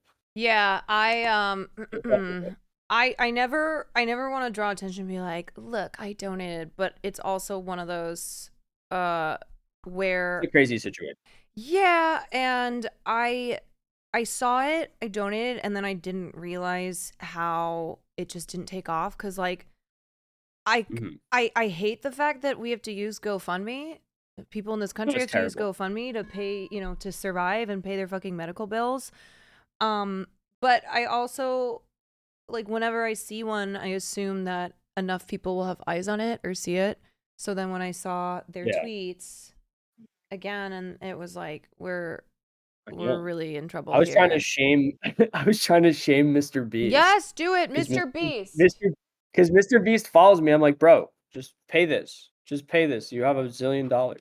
And then what's funny is that Yes. somebody so someone like yelled at me. They're like, "Do you know he has all these I'm like, I'm just asking him to give this person money. I don't come on, relax. Yeah, also Mr. Beast literally was tweeting was like, whoever follows and likes this Hey, tweet, yeah, I'll give you $25,000. And that's something where I want to be like, can you give this person $25,000? right. Like people do that because it helps out with I don't know. It's just like a Engagement yeah, it's like an on engagement Twitter. thing. Even though Mr. Beast doesn't need that shit, but Does he need engagement at this point? no. He's like a like an institution, Look, basically. I'll never understand. I don't get it. I'm always like, if I had Mr. Beast money, if I were a billionaire, I would just like, who needs money? I will fucking give it to you. You know what I mean? Or like anytime I would see something and be like, here's 30 grand. That's like $1. You know what I mean? Right. That's like absolutely nothing. And so when I see those tweets where it's like 10 people who like and share follow me and share this, like I'll give you 25,000. I'm like, can you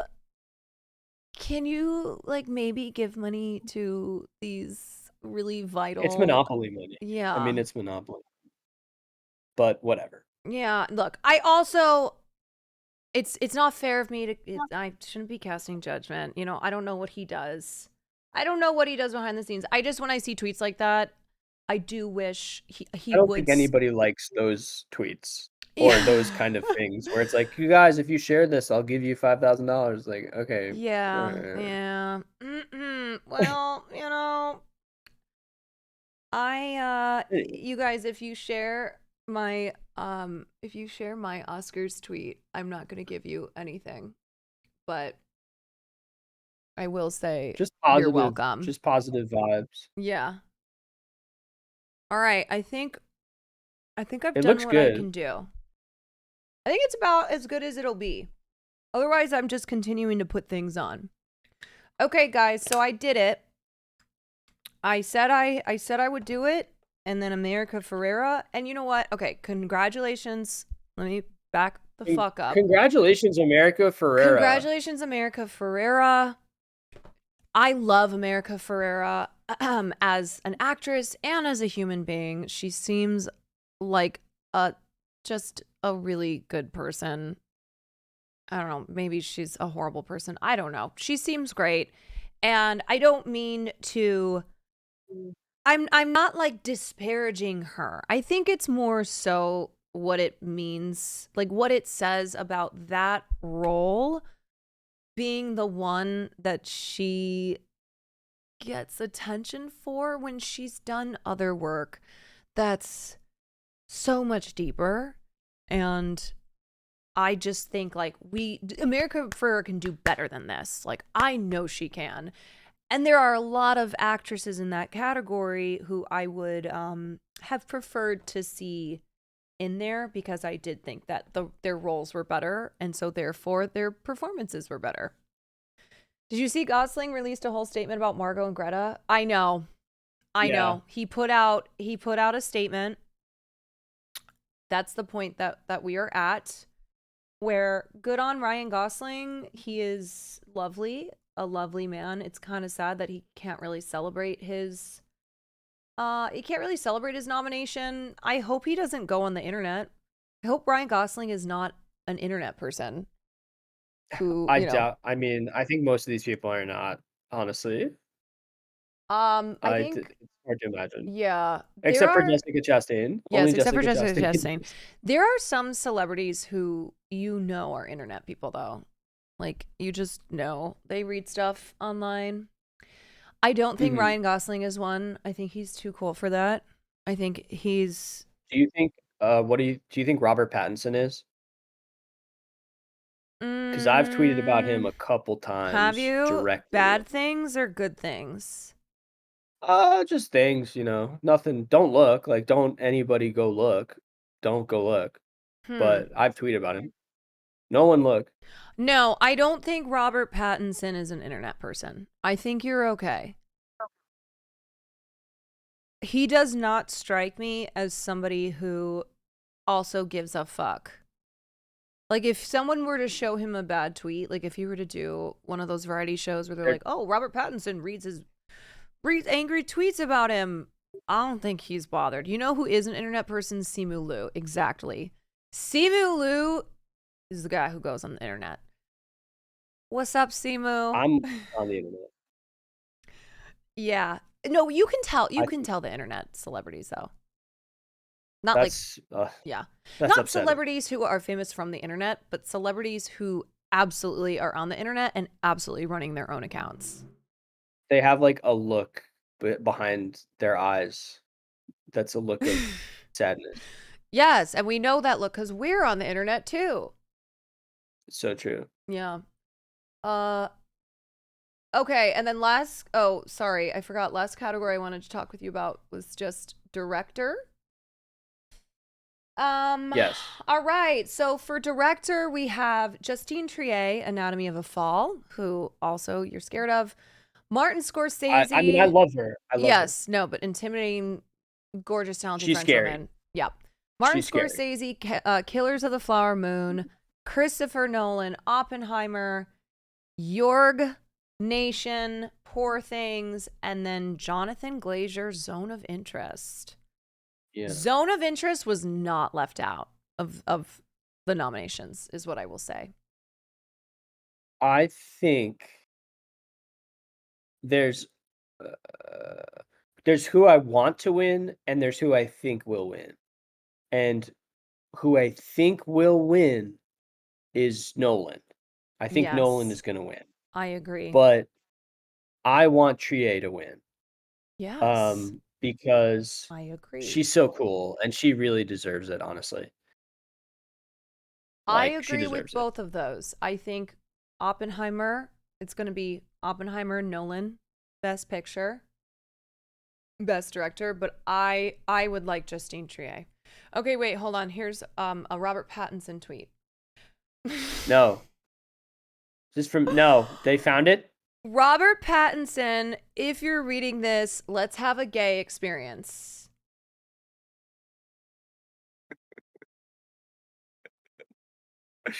I didn't tweet that. That's fake. You didn't at him though, because I don't think he has Twitter.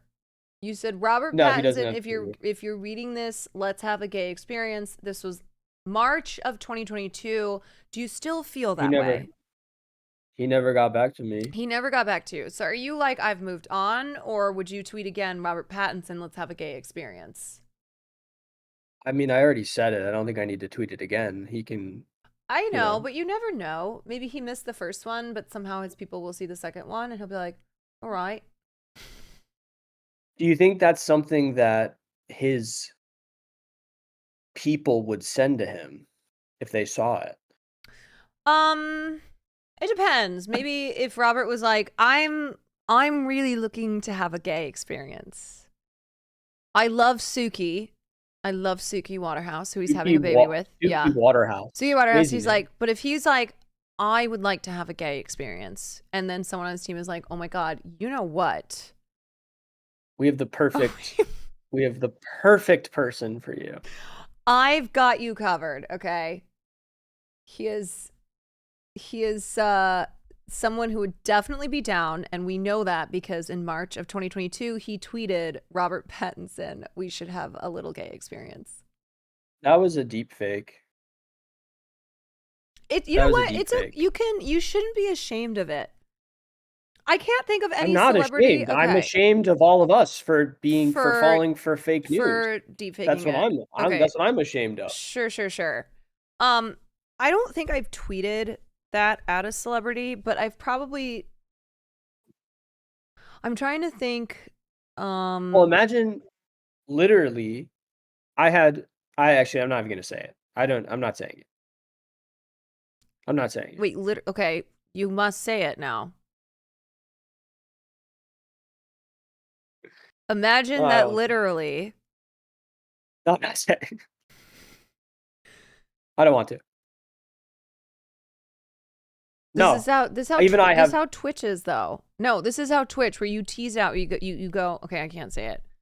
And then people are like, come on, you have to say it. You have to say it. You're like, no. And then you just drop the most unhinged shit that you could possibly say. No, I'm not doing that right now. Who I've is it already said about? too much. Is it about Robert Pattinson?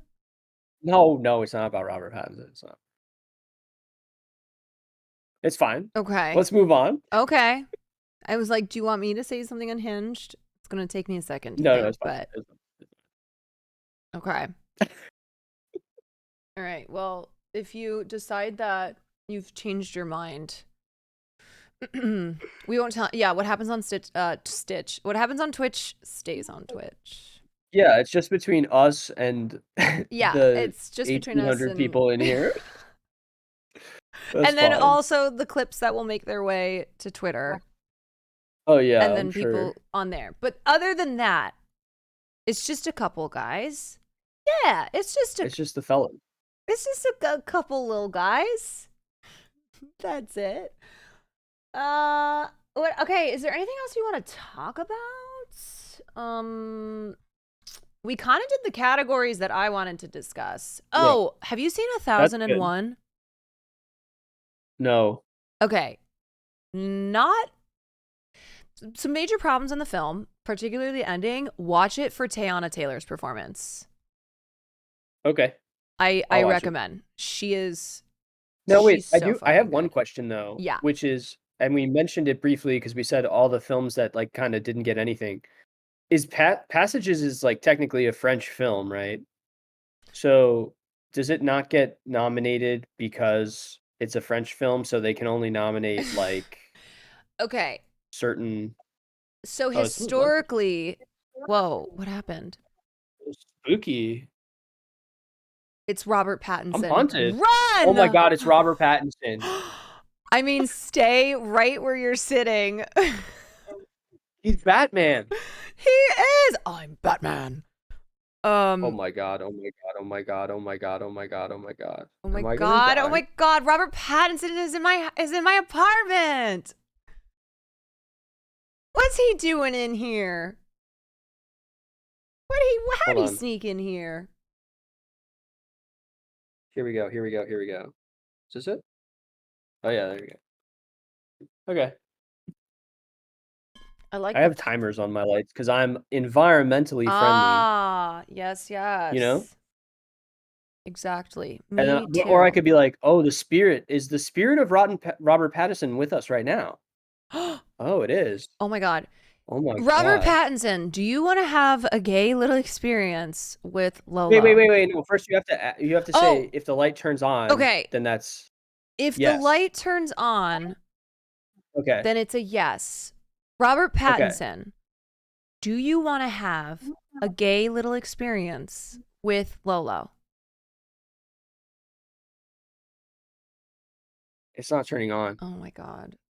Oh wait. You said gay little experience. Oh, okay. A little gay experience? No. Maybe a big gay experience. Okay. Ask. All right, let's do this again. You have to ask. Let's do it again. Okay. If the light turns on, the answer is yes. Robert Pattinson, do you want to have an enormous gay experience with Lolo? Oh my god. It already turned on. Oh my god. I didn't even finish. He literally heard enormous, was like, I'm in. Oh. No. Oh my fucking god. Was so back. We're so back. Let's go. Never give up on your dreams. Tweet it out. Make it a reality. They're gonna clip that. Never give up. Oh, are you kidding me? 1,000%. Will Neff just gifted 25 subs. Oh, who's this guy? Thank you, Will Neff. Wow. Who's this? I really like Will Neff. He's I met Will at Creator Clash, and the first time that we had a conversation was at Moist Critical's like after party for Creator Clash. Oh, yes. Was that the one where the big dick was? Like, yeah, yes. yes. Okay. And he was so nice to me, and I was so nervous because I was meeting all these people I'd never met before. Yeah. And he was so nice, and he was great. He was a great guy. He is. Like him a lot. He's a good egg, and he also loves talking about movies. So Cool. Good to know. yeah, you need a guy who knows even. Okay, my shit is like I know awards. Oh my God, Speed Razor! Thank you for the 20. Also, guys who were subbing while I was having this conversation, sorry, I will shout you out afterwards. I didn't want to get distracted, but thank you, Speed Razor. What was I saying? Will, yes, Will is like a film dude. He has a film degree. He Oh shit. He's so. What is it that you say, Will? You're an autistic savant. Am I allowed to say that?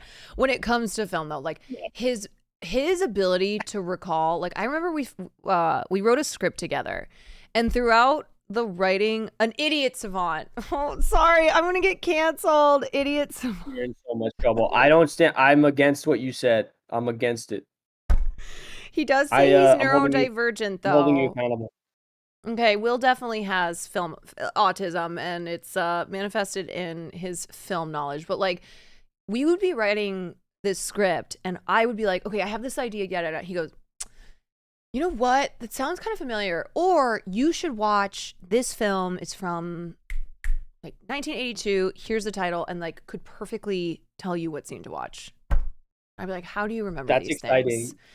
I need to talk to him because I need to talk to him because I'm writing a screenplay, and it's so good, or the idea is so good for the screenplay. But I'm not going to say what it is. Okay, here's what I'll say. Writing wise, like I'm a better writer. Will just like the actual writing is not his thing. Ideas though, he's your guy. He's an ideas man. He's an ideas man. He is like a fountain of ideas. I mean, literally like the formatting and the structure of a screenplay. If you're like, fuck, I'm running into this problem. Like, I'm the person for that. But if you just need like a flow of ideas, just boom, boom, boom, boom, boom, boom, boom, boom, boom, Will Neff.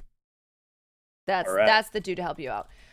Yeah, you guys would I mean you have met, so you No, I mean he's like an adjacent homie. Like I'd love to be homies with him if he would have me as a homie. Will, are you in here?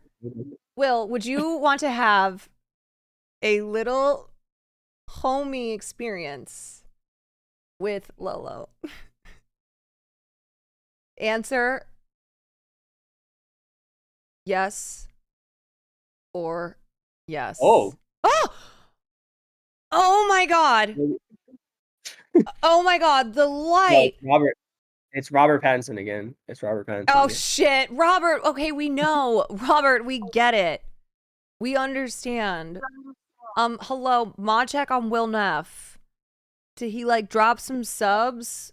Cause he's cool. Cause he's yeah. I got a piece because I have work tomorrow. No. But it's midnight New York time. No, I'm sorry, you're not going to work. Okay, that's chill. You're gonna put clown makeup on next. I don't have any. I would totally do it if I had clown makeup. You know what? I know you would do it, and that's what I appreciate about you. If you had clown makeup, you would do it. Yeah, for no reason other than just solidarity. Absolutely. But yes, no, you gave us so much of your time. I know it's midnight over there. We here on the West Coast, it's only 9 p.m. It's early, so I'm gonna do some I gaming later, but But I had so much fun though, and also like you and I we've talked in DMs a little bit, but we've never like just had a conversation, you know? But yeah, I'm really glad that we did. me too. I really appreciate this friendship. And you coming on here, you being amazing. Speed Racer, thank you again. Thank you. You being amazing in your activism, in your legal work, you helping me out when I reached out to you about a friend of mine. Like you're a guy who you're doing the work, you know? You're not just tweeting the tweets. You're putting in the Oh, work thank you. too. I am And tweeting the tweets. look, we all tweet But the yeah, tweets. We all tweet the we tweets. all tweet the tweets. But I Yeah, genuinely for like sure. when I reached out to you about my friend, I didn't know if you would like even respond. Even though like we mutually have a friend in Hassan, I was like, I don't know if he's gonna respond to this DM. And like you were on it, you know, and not just a like, oh, I'll try to help you out and then no response. So you tweet the tweets, but you're also a great dude, and I'm really excited for your book. It's Me too. such an Don't worry. accomplishment.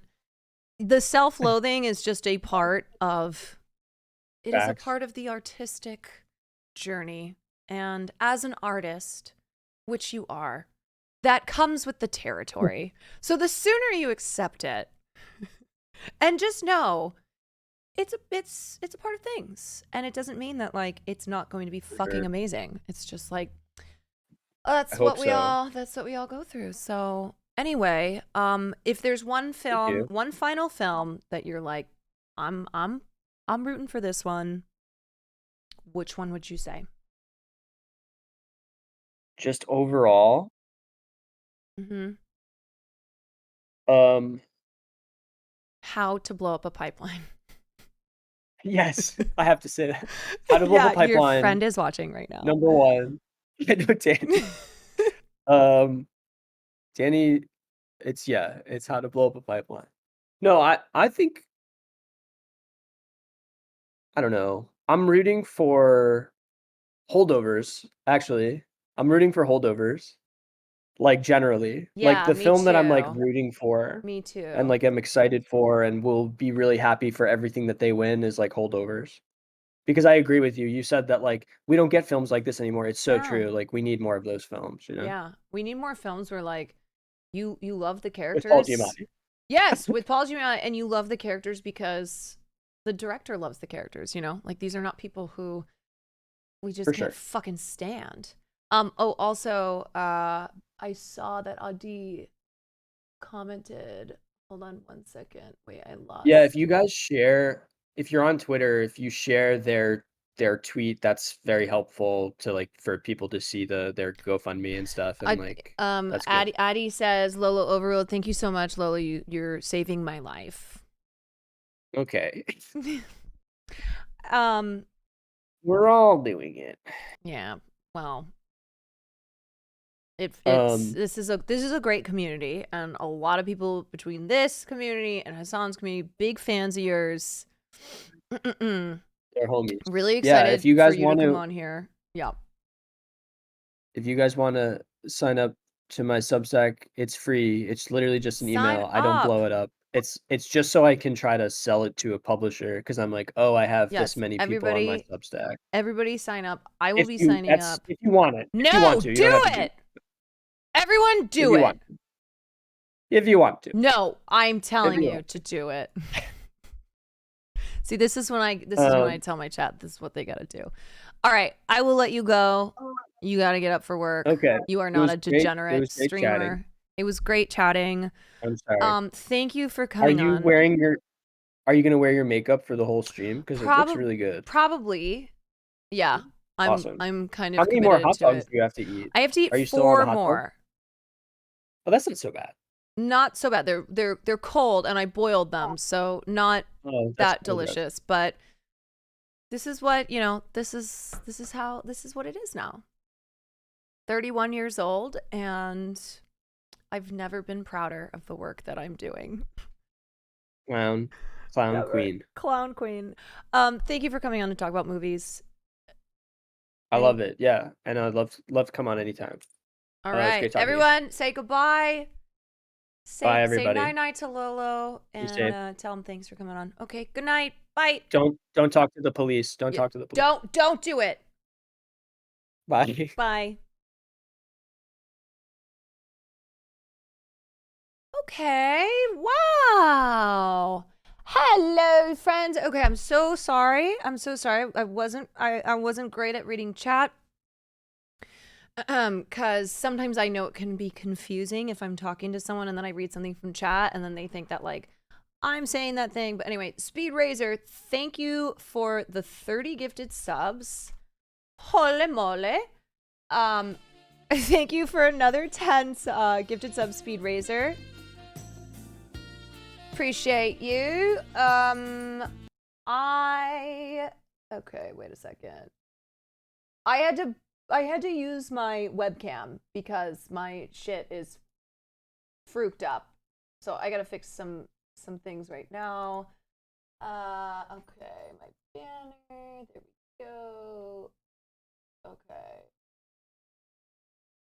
All right. Okay. Okay. Let me just run through this real quick too. Wait, did anybody see if Will responded? This is a friendship that I want to happen. CT Ives, thank you for the 4 months. Who else did I miss? Let's see. Iconic, thank you for the 14. Misty Quest, thank you for the bits. Nixie Moonbee, thank you for the 6 months. Seductive Bruja, thank you for the 6. Hogan, thank you for those gifteds. Halo, thank you for the prime. Big Red, thank you for the 15 months. Kusa Kusi, thank you for the gifted. Anon, thank you for the gifted. People Kiss, thank you for the 9 months. Zami Drea, thank you for the 12. Kayla, thank you for the tier 1. Kenna Reed, thank you for the prime. And then I think that should be everyone. Okay. All right, everybody. What did you guys think? Will said he likes Lolo, and then he probably peaced out. Yeah, he's probably doing something. What the fuck did I just walk into? Yeah, it's a very good question. All right, I'm gonna go get. I am actually a little bit hungry, so I think I'm gonna go get a hot dog, which will make it hot dog number 4. But I'm gonna go no bun. I'm gonna go no bun on the dog. I also have to pee. So I'm gonna run to the bathroom. I'm gonna get another hot dog, and then we'll chat a little bit. Now, I can't believe how long Lolo stayed. I thought he was gonna be like, get me out of here, or I'm tired and I want to go to bed. That was like 3 hours.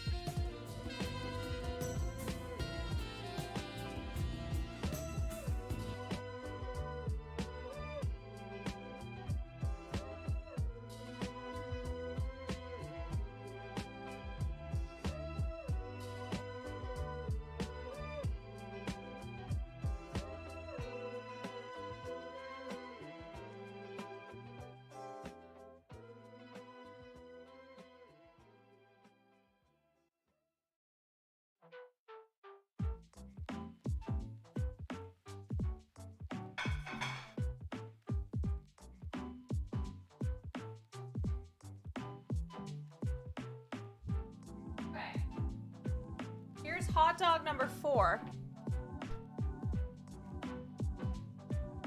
Hold on.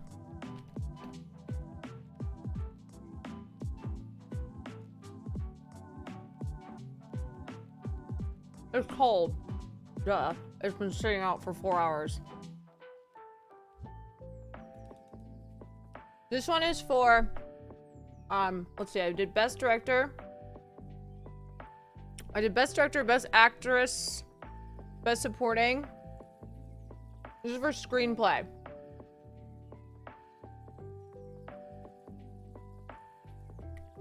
I got a couple screenplays wrong. Why no microwave? Yeah, I guess I could have done that.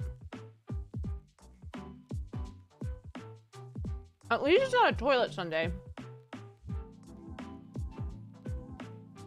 Yup.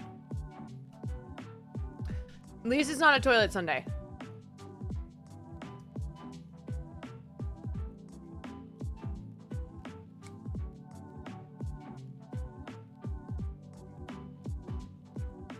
Oh, Adi, you're welcome. I'm sorry, this is like so unserious right now with this hot dog and this clown makeup, but I'm wishing you all the best. And I hope that that helps the shares and hopefully that has helped you. I'm sorry. The juxtaposition of the seriousness of that with what I am doing right now.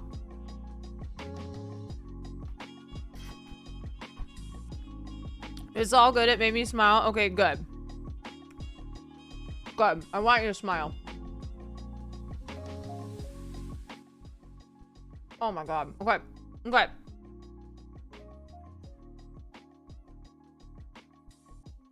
Yeah, this is kind of a sleigh. The sweater with the clown makeup. All right, I've eaten 4 hot dogs. I applied clown makeup.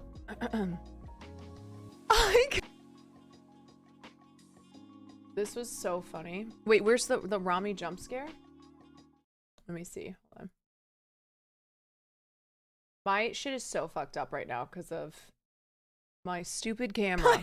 I kind of feel the same way when Rami pops up. I get a little like, ah! It is a little jump scare. Ah! Ah! Oh my god! I got a little jump scare. That got me. I'm telling ya. I love when someone says something just kind of out of pocket like Lolo did, and then I'm like, you know what? I actually do agree. I actually feel the same way.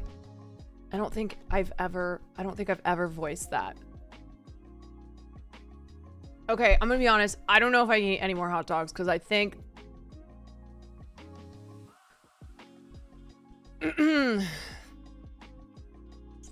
it's a lot. How do they do them for these hot dogs? How do they eat like 70? Real Game Theory, thank you for the 7 months. You look pretty. Did you do anything with your makeup? I went with a natural look today. I love when someone speaks something that's been on my mind. Yeah, or also like you didn't know it was on your mind. They wet them first, but do they get like sodium poisoning? Not that I think I'm gonna get sodium poisoning from 4 fucking hot dogs.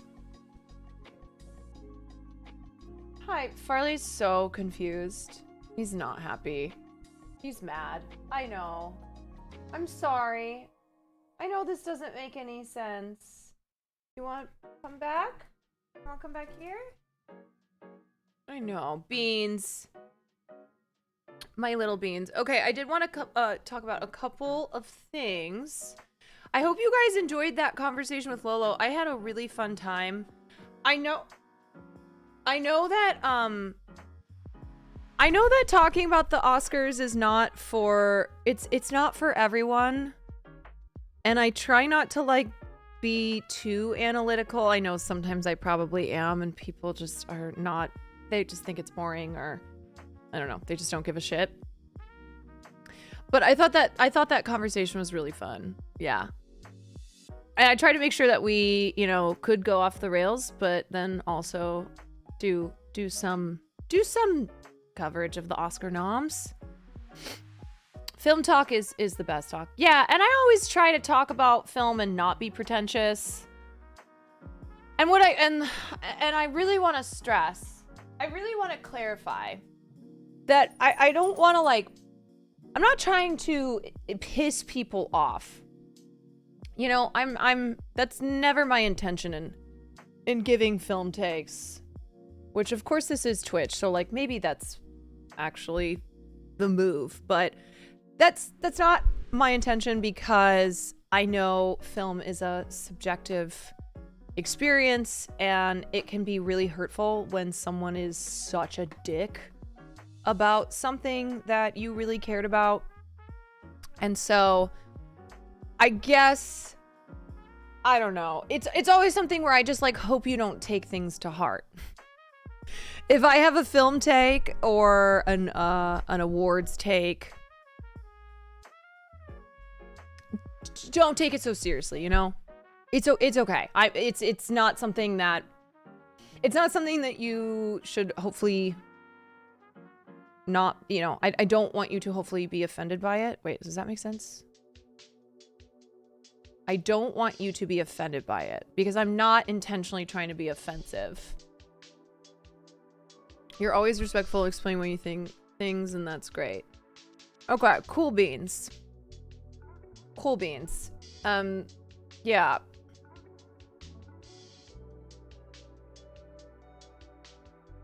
Crazy, it's already, I found you because of your awesome Oscar coverage last year. Crazy, it's already been a year. Crazy, it's been a year, and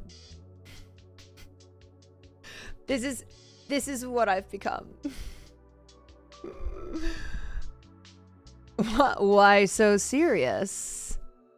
You want to know how I got these scars? Whoever gets offended over movie opinions, get out. Yeah, I think so. I know though that sometimes it transcends just opinions about film and it's about other things, and like, I don't know. I guess it's less of me apologizing because it's not like I think I have to apologize for my takes, and more so just like trying to stress like we should be okay with criticism. Here's what I will say. Like, the thing that's pissing me off online, and I had a couple responses to my tweets, which, like, if it was just the responses to my tweets, whatever. But people who were so upset about Barbie and were like pissing on Anatomy of a Fall or Justine Triet. And what I want to say about that is, like, y'all, first of all, you're looking at this as a zero-sum game. That there's no, you know, because of Justine Triet, Greta Gerwig got fucked over. Or, like, because of these other actresses, Margot Robbie got fucked over. Like, this tweet is kind of wild to me. Hold on, let me pull it up.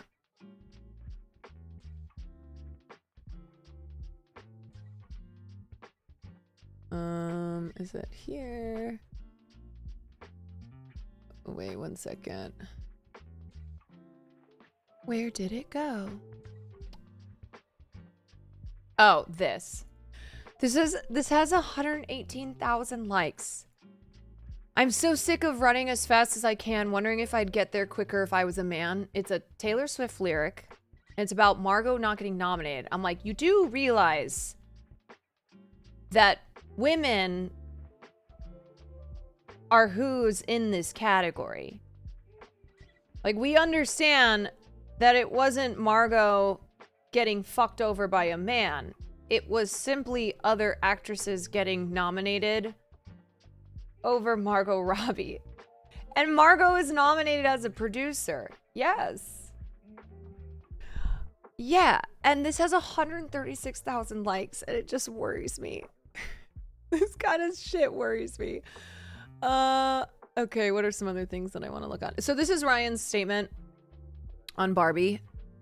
I'm extremely honored to be nominated by my colleagues alongside such remarkable artists in a year of so many great films. And I never thought I'd be saying this, but I'm also incredibly honored and proud that it's for portraying a plastic doll named Ken.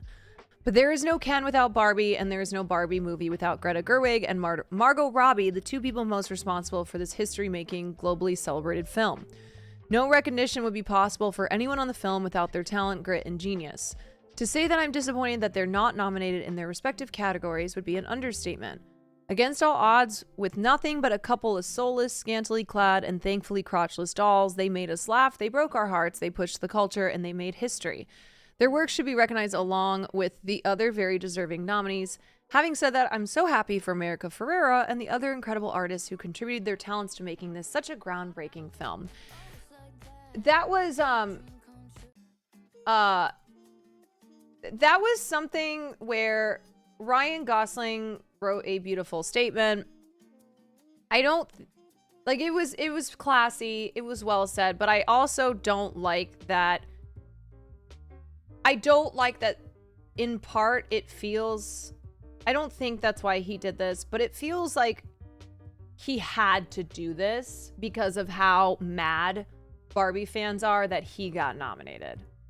You know what I mean? And it's like, that's dumb. Why, you know, the people who are getting mad about Gosling and saying this is a perfect encapsulation of this film, when I'm like, really? I don't think that that's what the film was, but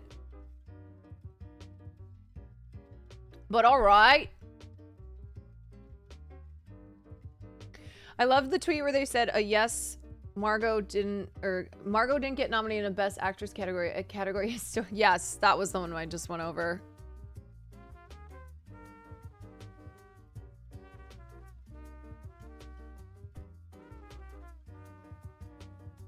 Okay, let's look at some other great moments. Because here's what I want to say, all right? Oops. Here's what I want to say. I know that the Oscars are not always fair and not always representative of the best films, you know, films that deserve to be celebrated. But let's not act as if the Oscars don't matter, and let's not act as if like there aren't people who have worked their whole lives to be recognized like this, and how it can be life-changing for some people. And so I think this is a great thread of different reactions to nominees, hearing their names, hearing their films, starting off with the team of Godzilla -1, which I haven't seen, but I'm definitely going to see it. And if Spooky or Nandre are listening to this, my community is not hating on Godzilla -1. And in fact, when I went through chat's predictions and picks for the Oscars, there were a couple people who had Godzilla -1. Okay. I just need to defend my community that way. First of all, look at the table. Look at the Godzilla figurines.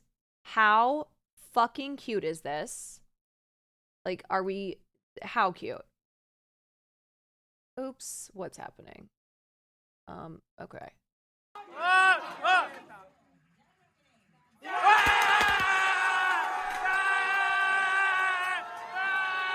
I mean, come on!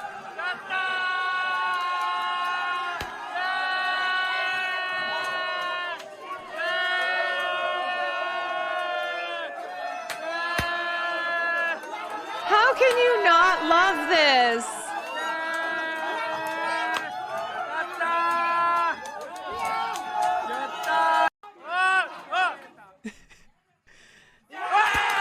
So they got nominated for visual effects, and something that I do want to say that I want to see change with the Academy, with films like this and animated films, I want voters to branch out from nominating them in, like, you know, one category that is typical of like what a film such as this would be nominated for. There's no reason why animated films should not be getting nominated for Best Picture. Like, there's no reason why great films like Godzilla -1, which again, I haven't seen, okay, so it's hard, I can't fairly judge this, but do you know what I'm saying? Like, being nominated outside of their typical respective categories.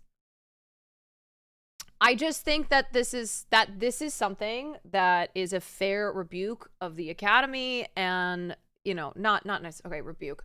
Call for change, call for like expanding. But let's not forget though that until recently, international films couldn't even crack into Best Picture because the Academy Awards, as Bong Joon-ho famously once said, are a local awards show. Never forget when Bong Joon-ho said that. But that's the truth, is that there's supposed to be a celebration of cinema, of the best cinema, the most innovative cinema of the year. But forever, they have always focused on American films. And so Parasite was a film that just blew the doors down. And so we need to keep moving in the direction of the Oscars being much more broad in understanding that, an international film, an animated feature, and, a film like Oppenheimer, they all should be in the same conversation. Okay, so that's Godzilla -1. This is Justine Triet and the Anatomy of a Fall team reacting to their 5 Oscar nominations, including Best Picture and Director.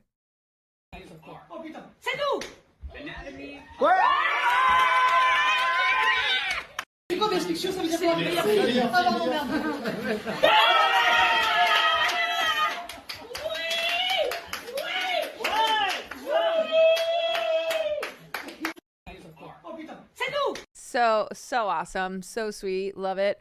Okay, here's Robot Dreams. Who's the chatter who only filled out the form? Who only filled out the Oscar predictions and picks form to put Robot Dreams? This goes out to you, okay? Okay, chatter. I don't remember who it was. No, And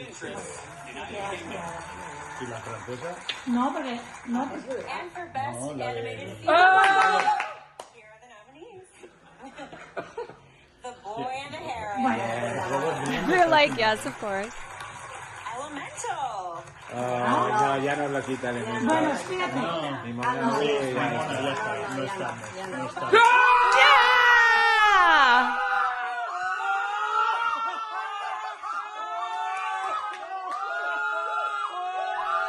She is literally just screaming.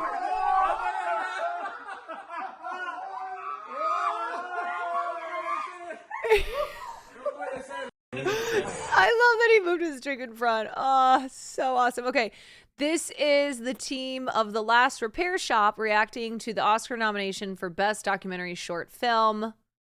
They were saying, we are not in there, we are not in. Oh, and then they got in and they were like, ah! Island in between.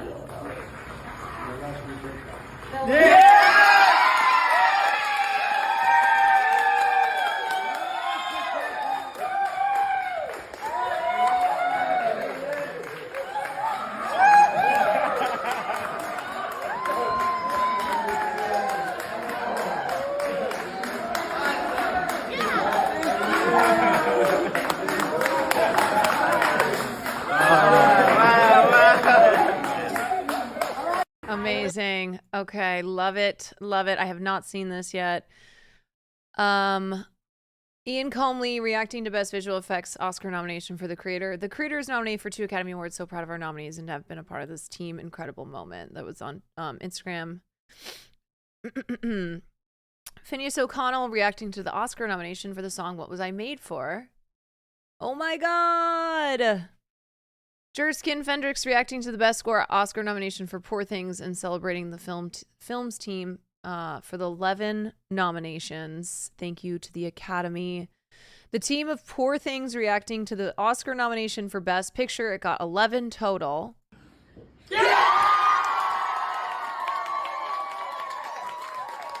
Like, I think, basically, 1, these are super wholesome moments. But 2, remembering that there's a lot of people who are nominated at these award shows who are not famous celebrities.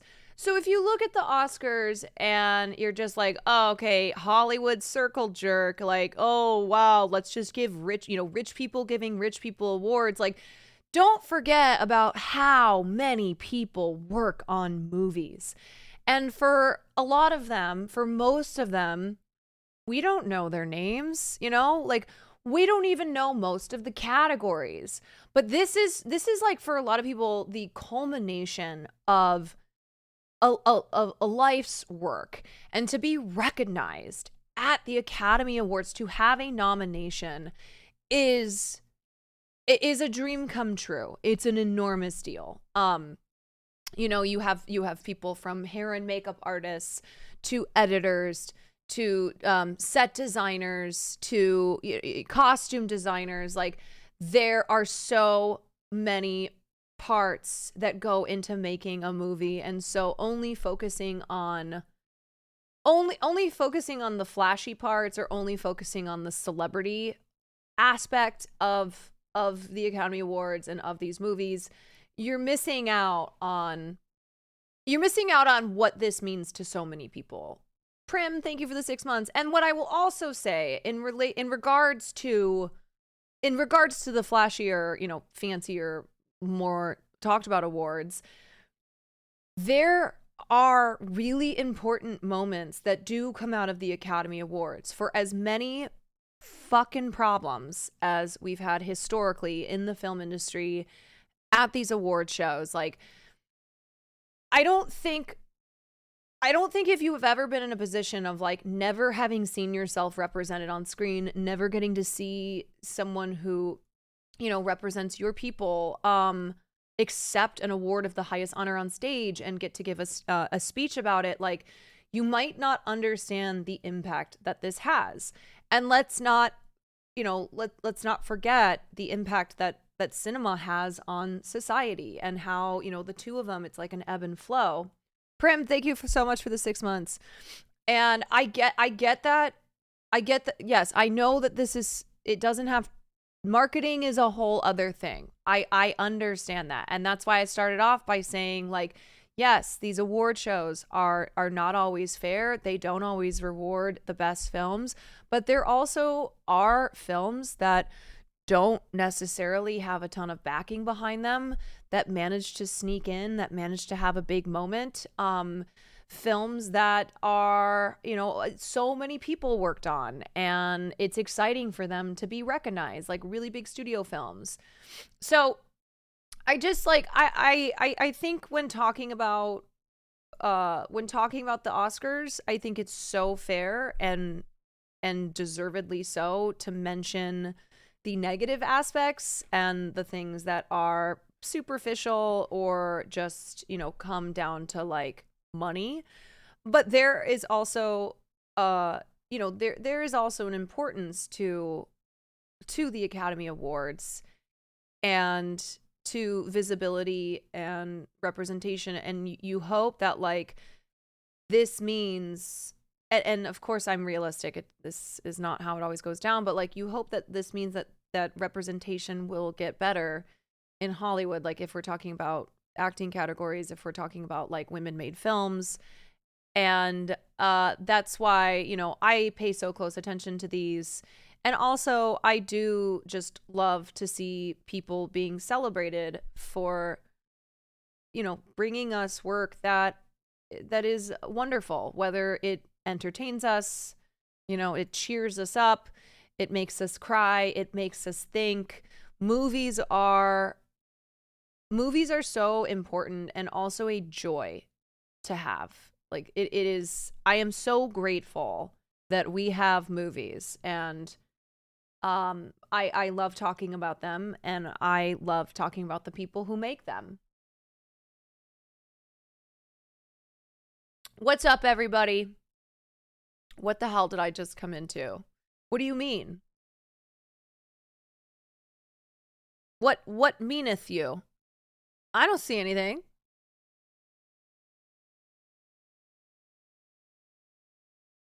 I don't know what you're talking about. Okay, I'm trying to see if there's any other, like, really cute moments like that. The Godzilla one is so sweet. I love that so much.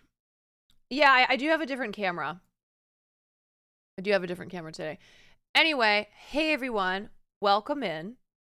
Welcome into the stream. I had Lolo overruled on earlier. LOLOVERRULED.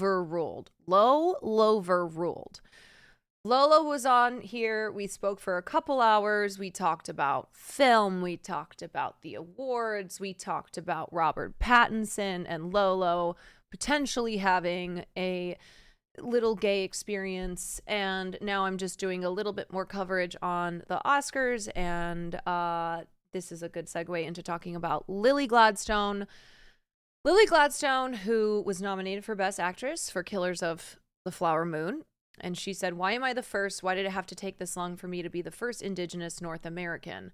Most of the films that show up in these categories are shot on Indigenous land in North America, and it's taken this long." So, like, what I want to say about this is that as much as I disagreed with elements of telling this story and the way that the Osage characters kind of were secondary in a film about atrocities that happened to them, I think it's enormously important that Lily has broken barriers. It is ridiculous that she is the first person to do so, that it took this long. But now it's like, okay, now we've got the first one. Now we have a native actress who will possibly win the Academy Award for this role. I don't want the Academy then, I don't want Hollywood then going, okay, we're going to have more native actors, but they can only be in like traumatic roles such as this. No, we need more opportunities just across the board. But this is something that is definitely worth celebrating. Now, let's clarify. Lily is the first Indigenous American actress from the United States to be nominated for Best Actress. The first Indigenous North American to be nominated was Yalitza Aparicio for Roma, as Mexico is, of course, in North America. So, like, a lot of publications, I'm not blaming Lily for this, but a lot of publications have been running on Lily being the first Native, they love buzzy titles like that. First Indigenous actress nominated for Best Actress. Let's not forget Yalitza Aparicio for Roma. I just wanted to point that out. Okay, let me look at my little notes here. One second. All right. So these were some of my snubs. Greta Lee, Past Lives, Charles Melton, May December, Teyana Taylor, 1001, Celine Song, May December in general. Okay, surprises, whatever. Lilo and I talked about a lot of this. All right, so just a couple of like fun facts or big moments. Emma Stone is nominated for Best Actress and Producer. She is only the second woman to achieve this feat after Frances McDormand for Nomadland in 2020, who won in both categories. So I think the best picture race right now is between Oppenheimer and Poor Things, and I think Oppenheimer is going to win.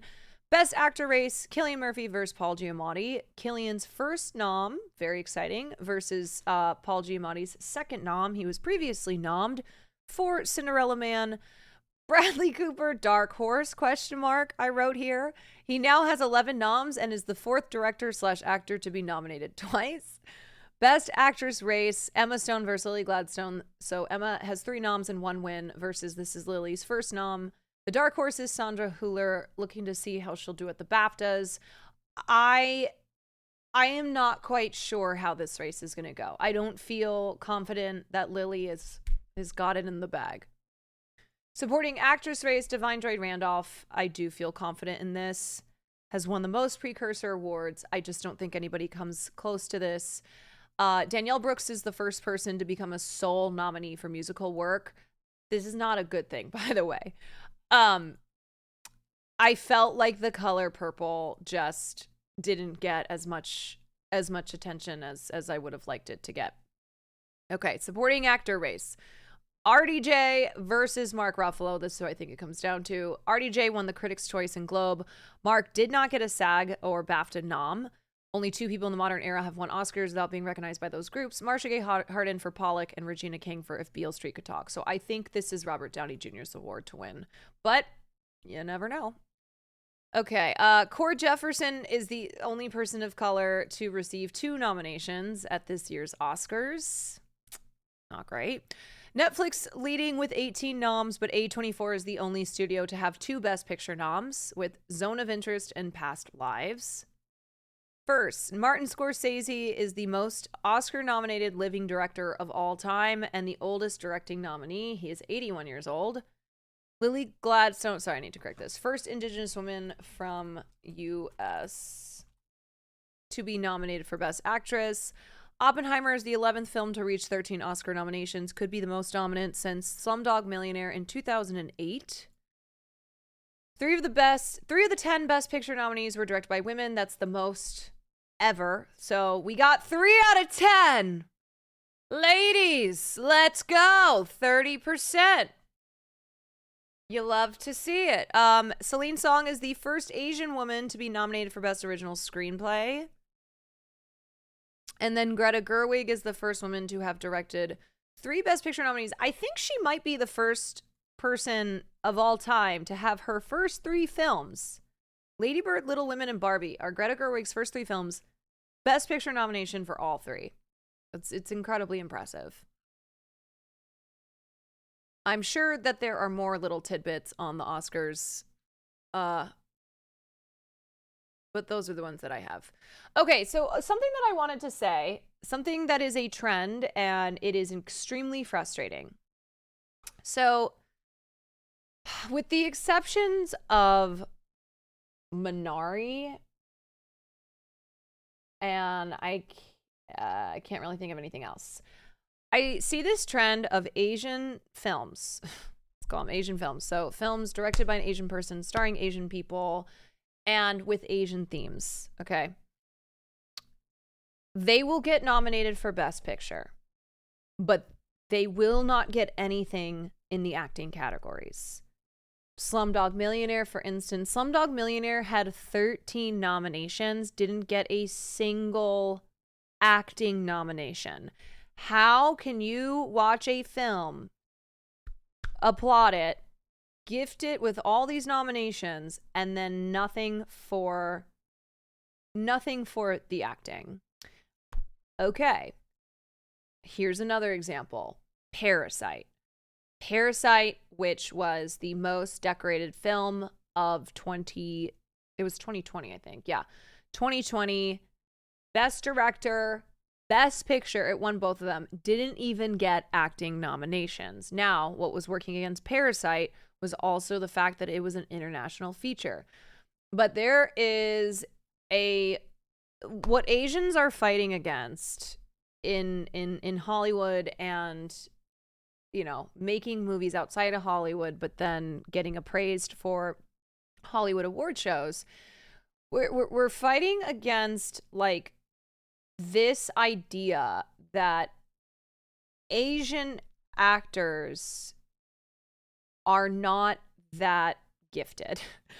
And so the reason that films starring Asian actors are good is not because of the acting, but because of the other elements. And I always think of what Aaron Sorkin said some years ago, where he talked about Life of Pi had no acting noms. Yeah.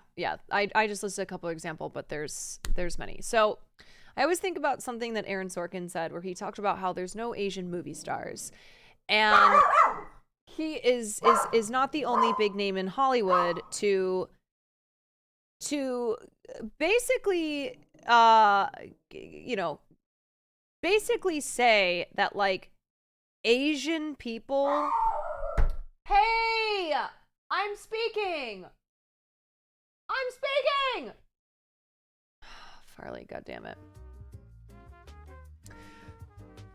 He's not the only person in Hollywood. This has been just a long-standing assumption that Asians just are not very good actors. It runs from people being incredibly racist towards Asians, saying that they're not expressive with their faces, to just believing that like Asian people are not star quality.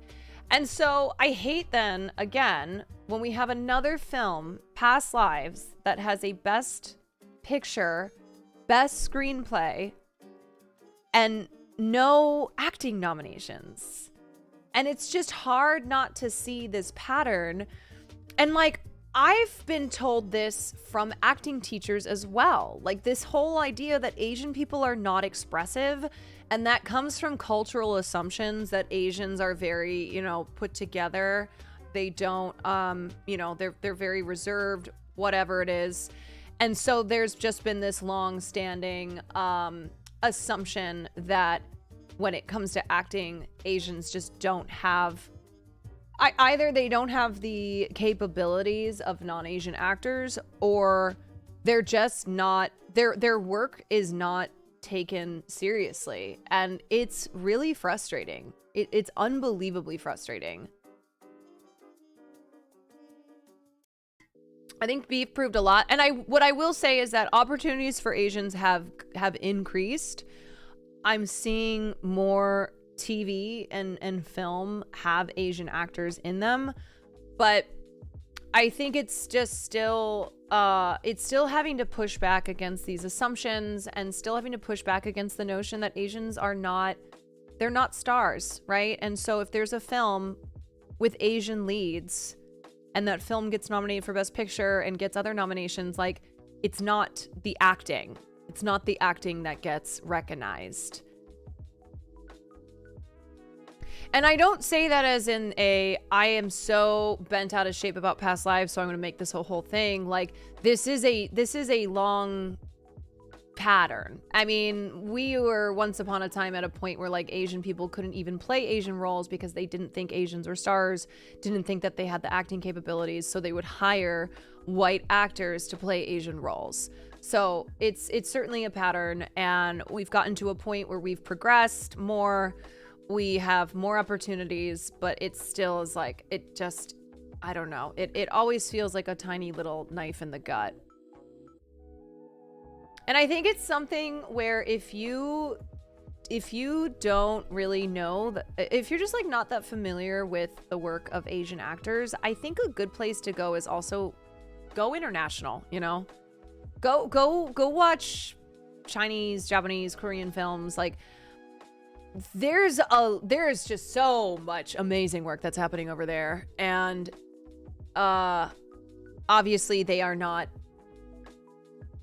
you know, they don't have the walls of being in Hollywood, and so, you know, Asian people are finally starting to get opportunities, so there's just not as much work to pull from as there is if like you go watch Korean cinema. I haven't watched Monster yet. I've been waiting for it to get to theaters around here, but I've heard a lot of good things. Asian cinema is incredible. I wish their talent was appreciated by a more mainstream audience. Yeah, for sure. I will never get over Parasite not getting a single acting nomination. Insane.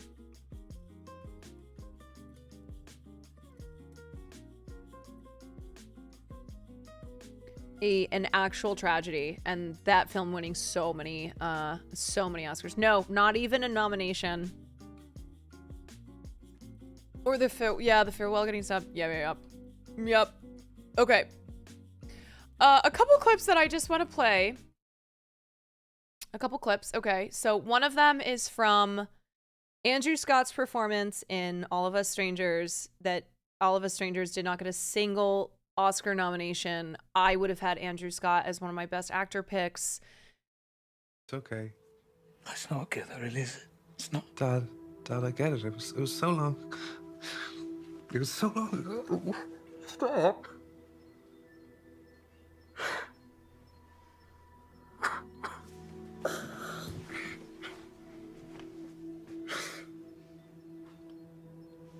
Can I hug you now? Yeah, please. The way his voice, this is just a short little clip, just a quick little clip. Go watch the movie though. But like the way so this is I forgot what this is called. I don't know where this came from, but they take the script and then they show you the scene above, just so you can get an idea of like how much work actors do and, you know, how good actors are. Andrew Scott's voice breaking on that line. Oh! Sorry I never came in your room when you were crying. Oh, really? It's okay. It's not okay, though, really, is it? It's not. Dad, I get it. It was so long. It was so long ago. Stop.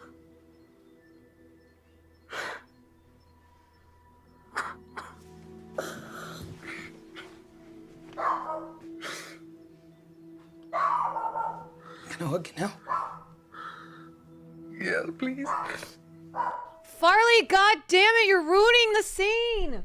I love you, but what are we doing? What are we doing?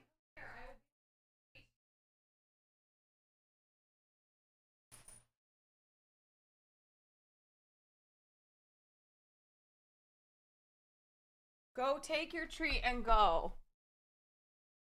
I cannot. He is acting out because his father is not here. Farley. Okay. So that was Andrew Scott. That's just like one example of how emotionally beautiful he is in this film. Like I said, if you go see All of Us Strangers, just give yourself in, okay? Give in to the film. Just be so present and, you know, let it wash over you. Don't try and rationalize anything. Just go have like a good cry or 12. Okay. And then Sandra Hüller. This is my best actress of the year and my film of the year. And the reason for this is because I feel like we so rarely get films where women are unapologetic for being imperfect in the eyes of society. And Sandra Hüller in this film is put on trial for the murder of her husband, but really she's also on trial for being a bad wife and a bad mother.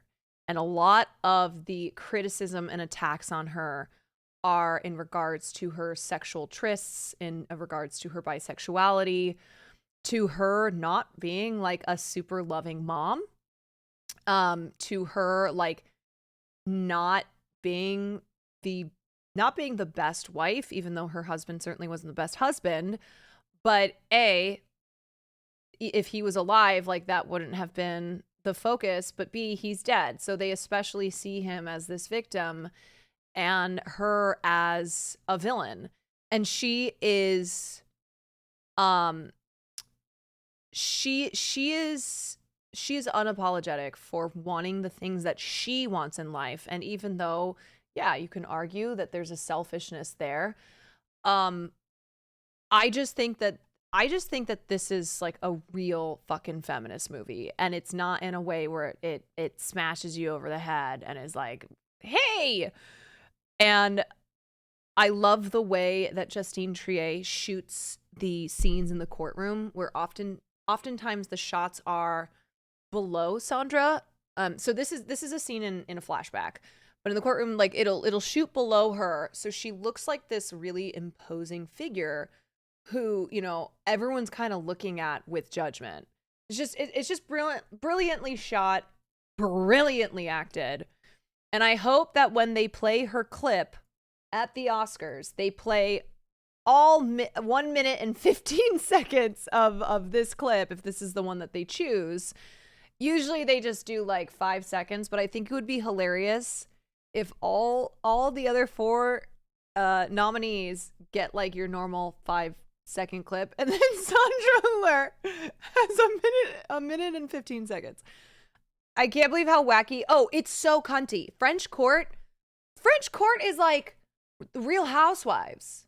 It's a question of personal hygiene. Yes, but you impose your solutions, which are solutions for you only. You don't give a shit if it hurts me and Daniel. You leave Daniel out of the game here.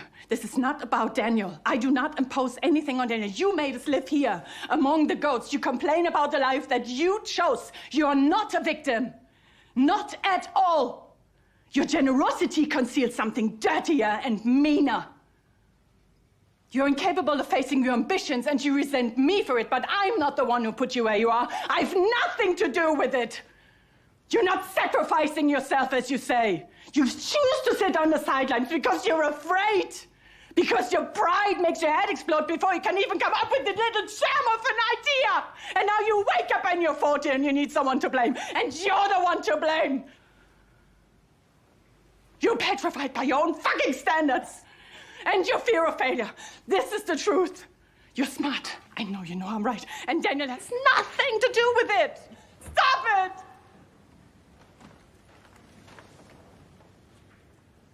You're a monster. Even Daniel says it with his own words. You take that back, you piece of shit. Oh, this comes after like a 5. I think it's a really long scene, but it builds to this. And yes, so a lot of the movie is in English. Sandra Hüller is fucking incredible. She's a German actress who speaks French in the movie because she's living in France since her husband basically dragged them there. But she also speaks a lot in English because she doesn't speak that good of French. And so when she is in the courtroom and is having to like explain herself, she slips in between French and English. But the reason, okay, so like I think this is one of the reasons why France did not submit this film as Best International Feature, which was an enormous mistake, because what they did was they submitted The Taste of Things, which is a like fun, very French film about food and, you know, very different vibe from this. They submitted that and they did not get a nomination. So France's submission, when they have one of the films of the year, they didn't put this one forth. Another thing that happened is Justine Triet, when she was accepting, what was it? Was it the Palme d'Or? I think it was. I think someone put it under here. Hold on one sec. She criticized Macron for his policies on for his pension reform, and he was very salty about it.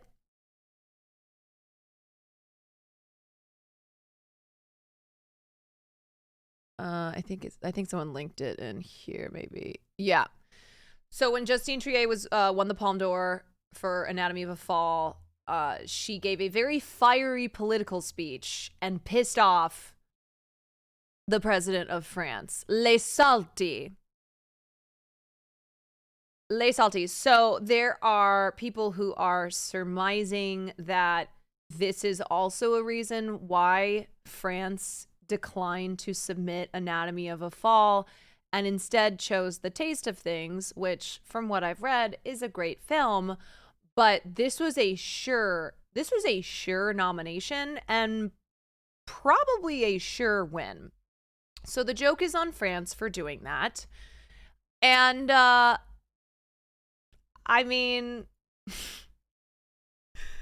it's one of those things where I am hoping even more so that Anatomy of a Fall cleans up, because I love French filmmakers like Justine Triet who take France to task and use their moment in the spotlight to call out the fucking president of their country.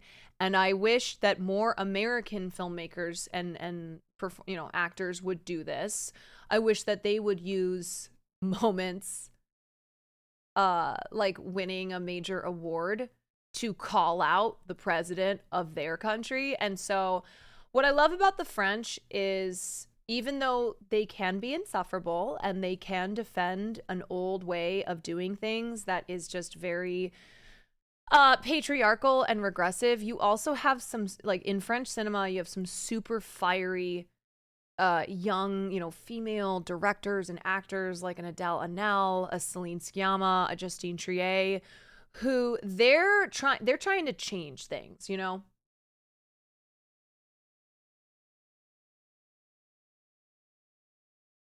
And they are unashamed to do so in the films that they make, and then in also the speeches that they give when they win awards for those films, because they're so fucking good. Let's not forget that France also did not submit Portrait of a Lady on Fire for their submission when that film came out.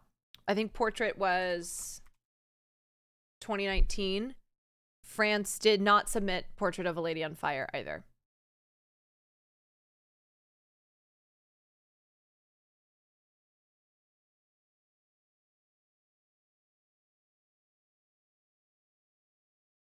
Okay. Everyone's, yeah. Jeffrey Wright got his first Oscar nomination for American Fiction. Everyone's, yeah. Everyone's pretty proud, I have to say. And what I did do, the first person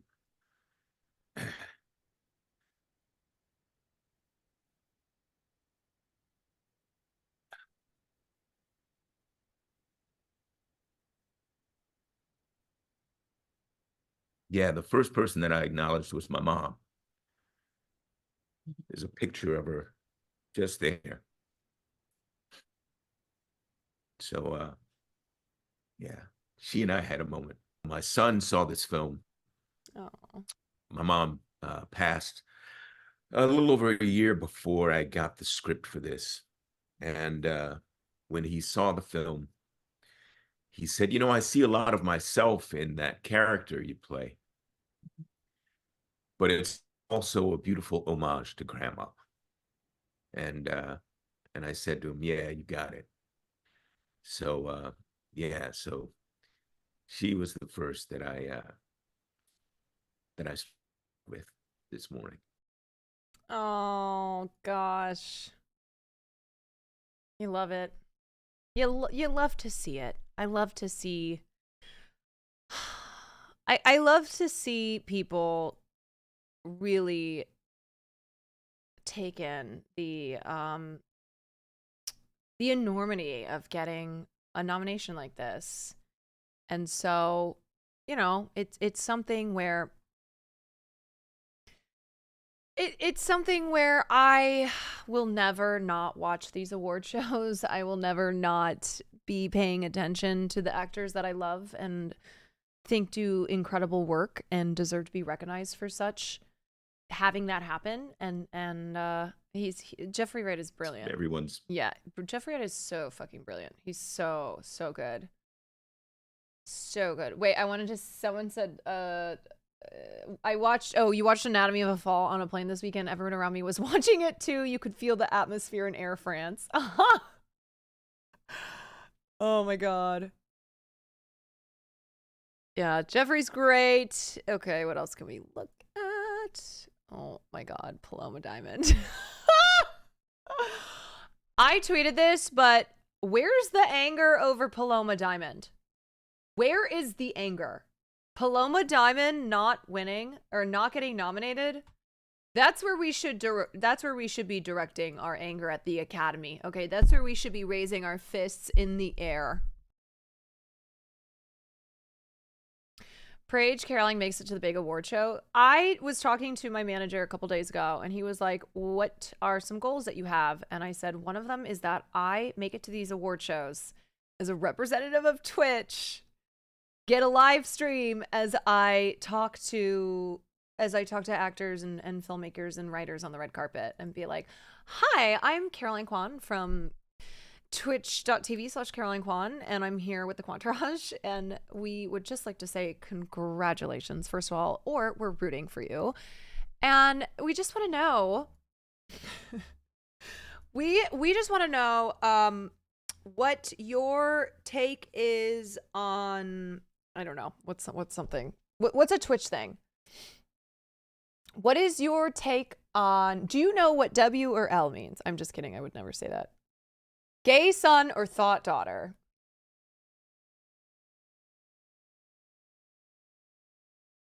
How does your manager react to your more political coverage? Oh, he's great. Yeah, there were people who wrote my management when I was talking about Israel and Palestine and tried to get me fired.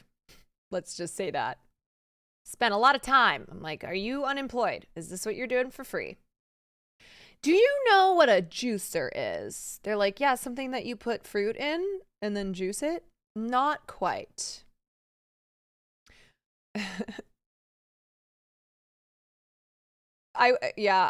Crypto son or anarchist daughter. Look, here's where I'm at right now, okay? Here's where I'm at. I'm like, I do a lot of free promo for these award shows and for these films because I care about them. And I like to present it in a way where hopefully you guys will get something out of it. So I'm like, the very least that y'all can do is see the value in this, okay? So I'm not even asking you to pay me right now. I'm just saying, let me stream the Oscars. Like, I've taken L's for this, yes. And the reality is that viewership for these award shows is dropping because younger generations, they're not watching them. They're not really paying attention, you know? So my pitch is, I do this for free. Let me do it for free.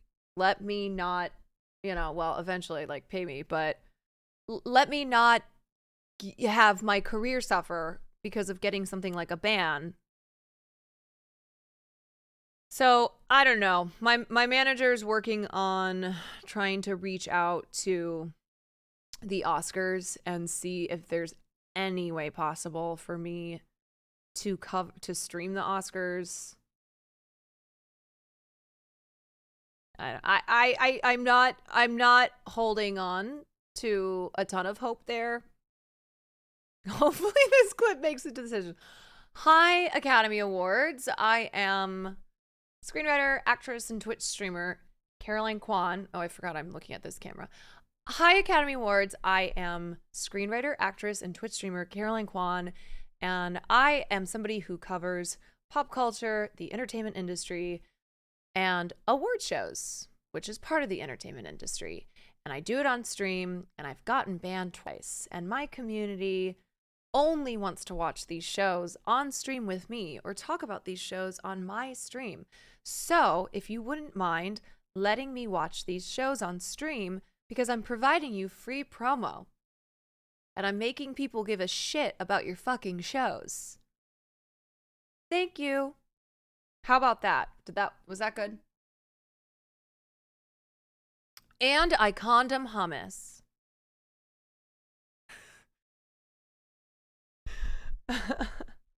Yes. Conveniently leaves out politics. Because I consider politics, like my politics covers, to be part of pop culture. Like they work in tandem, you know? Okay, what else should we cover? All right, everybody in chat, what's your movie of the year? Or like of all the best picture nominees, who are you going with? I'm going with Anatomy of a Fall. I love Past Lives so fucking much. Okay, Anonymous is going with Saltburn. Okay, a couple of you are. Saltburn is not nominated. Do I need to remind you? Okay, a couple of you put in movies that are not on the list. A lot of you are putting movies that are not on the Best Picture list, but that's okay. That's your Best Picture. Asteroid City. Okay, I'm seeing some. You're Jorgen. Yeah, we've got Jorg Nation up in here. May December. That's what's up. They did not get a nomination, but I feel you on that. I fucking feel you on that. Way too many of you are saying Saltburn. So I don't know if you're trolling. I don't know if you're trolling or if I should be concerned. But also, film is a subjective experience. Maybe it spoke to you the most. And who am I to question? Society of the Snow, so good. So good. I would have given Society of the Snow a cinematography nom. In addition, I think it got nominated for Best International Feature. So good. I'm 21. A lot of people my age don't know Eddie and the Cruisers. Eddie and the Cruisers? I don't know that. We trolling? I think some of you are trolling. Some of you are not. Oh, from 1983. Nope, I've never seen this movie. Huh. Most of us only watch Barbie, Saltburn, and Oppie. I understand that. I do. Yes. Are we doing the Google form thing again? Yes, we are. We have quite a ways to go before the Oscars. So, y'all, the Oscars don't happen until March 10th. That means that we have a month and 17 days until the big day. So what I want to do is we're not going to do the Google form right now. I'm going to talk about, or I'm going to let you guys have the chance to watch more movies. Now you know what's been nominated. Now you know, if you're trying to narrow down your list to, like, there's too many movies, I need to watch some, but I want to make sure that I'm watching ones that are nominated for Oscars so I can have an opinion on them. Are awards years based on premiere or release date? That would be release date, I believe.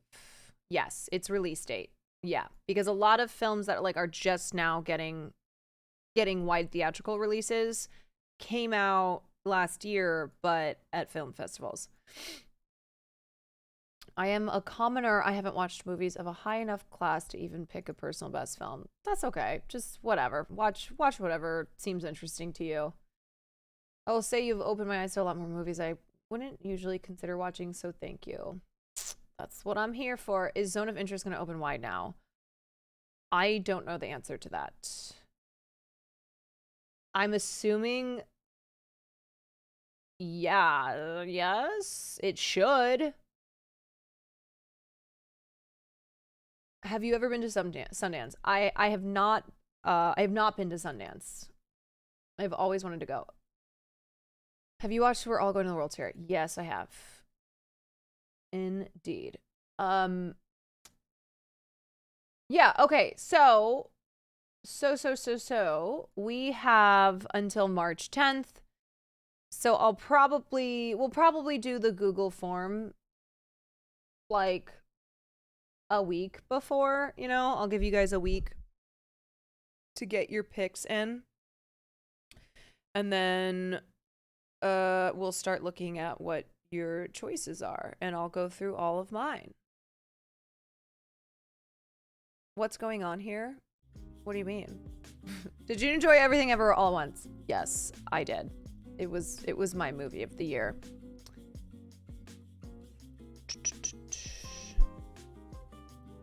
Okay, what else?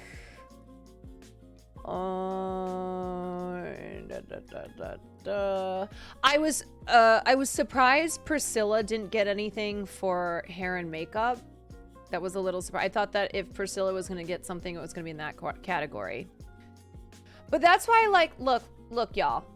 Every year, people got their movies, and they get pissed off when their films don't get nominated in certain categories. But just remember, most films don't get nominated. This is a list of films that were contenders that didn't get a single nomination. So it's like Indiana Jones has a nomination and none of these films do. Godzilla got a nom. Yep. Visual effects. We watched the team responding to it. Very sweet. So yeah, it's an award show. Tomorrow, the streamer awards are being announced. Most people won't get a nomination. It's not necessarily, it's not a fair process because no award show necessarily is. But it's a reminder that there's a lot of great films that didn't get any love and deserve our eyeballs on them. Do you think we'll see a slower year in the next year? I think the next year will be weird when it comes to the Academy Awards. I don't think that there's going to be as many great films to be choosing from. I'm sad Monster didn't get a nom for international. I haven't seen Monster, but I've read a lot of great things about it. It's definitely on my list. You know what this is? part of why I also have been talking about these nominations and like just talking about these films in general is because I know most of them aren't going to get nominated, and I want you to go see them. You know, like I want to go see Monster. I want to see Perfect Days.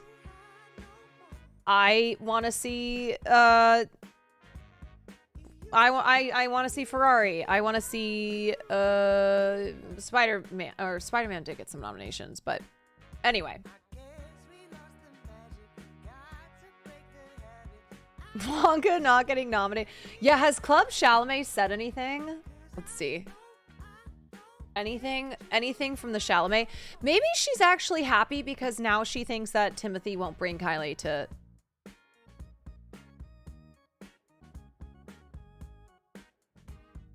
Oh my God.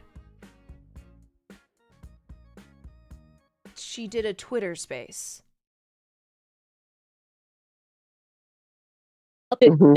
Like karma. Wait a second. Hold on. I want to give everyone.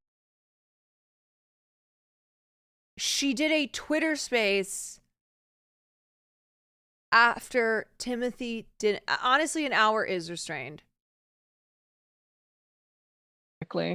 And I know I just made Pam, who's my co-host, I gave her access to speak as well. So we're going to get started here in just a second.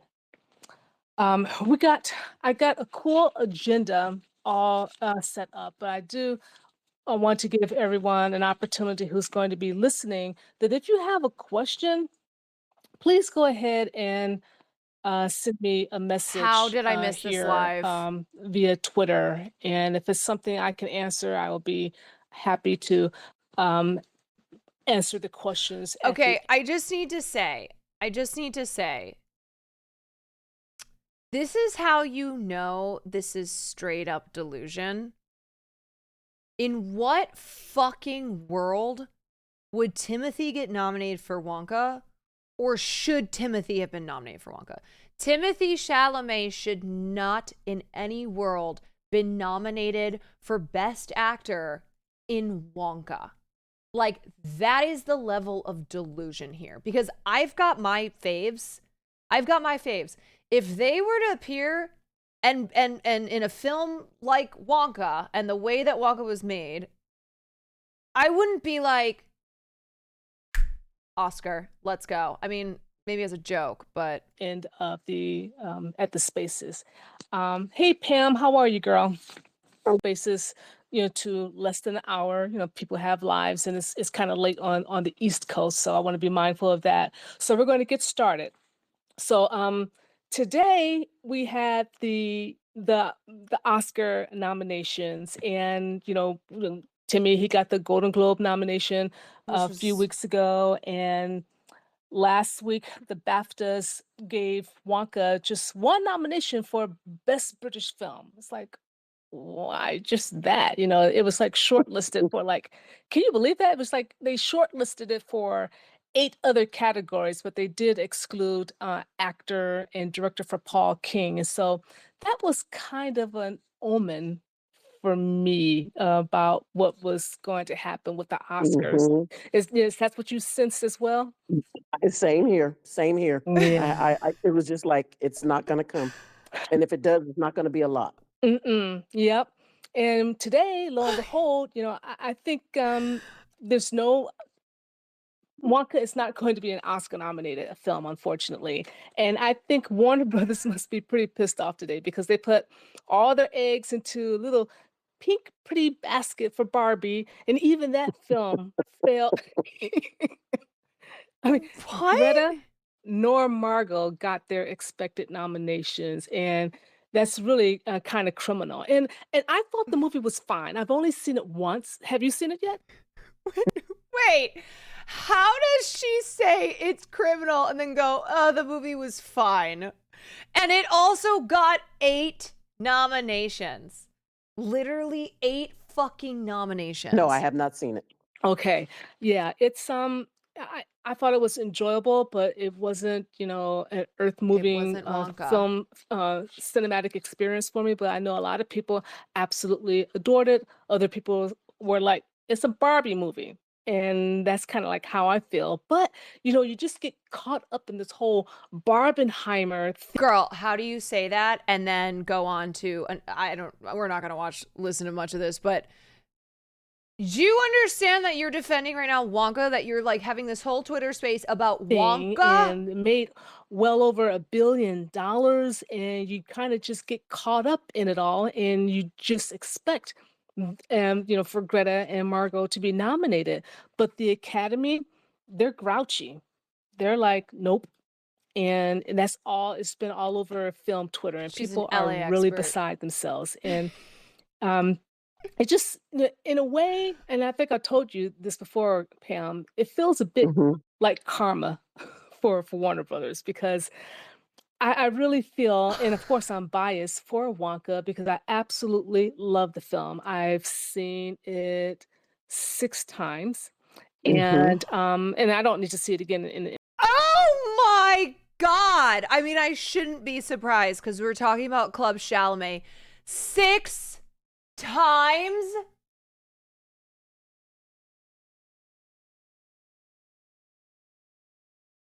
Six times.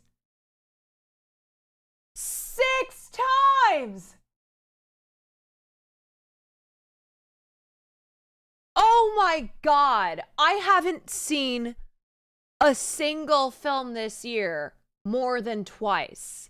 And those are ones that like I've had to watch multiple times because the first time I watched to enjoy, the second time I watched to analyze, and like 6 times in the theater. I'm done with that. But I really truly believe that had they just put in the most basic low energy support, they did not have one FYC.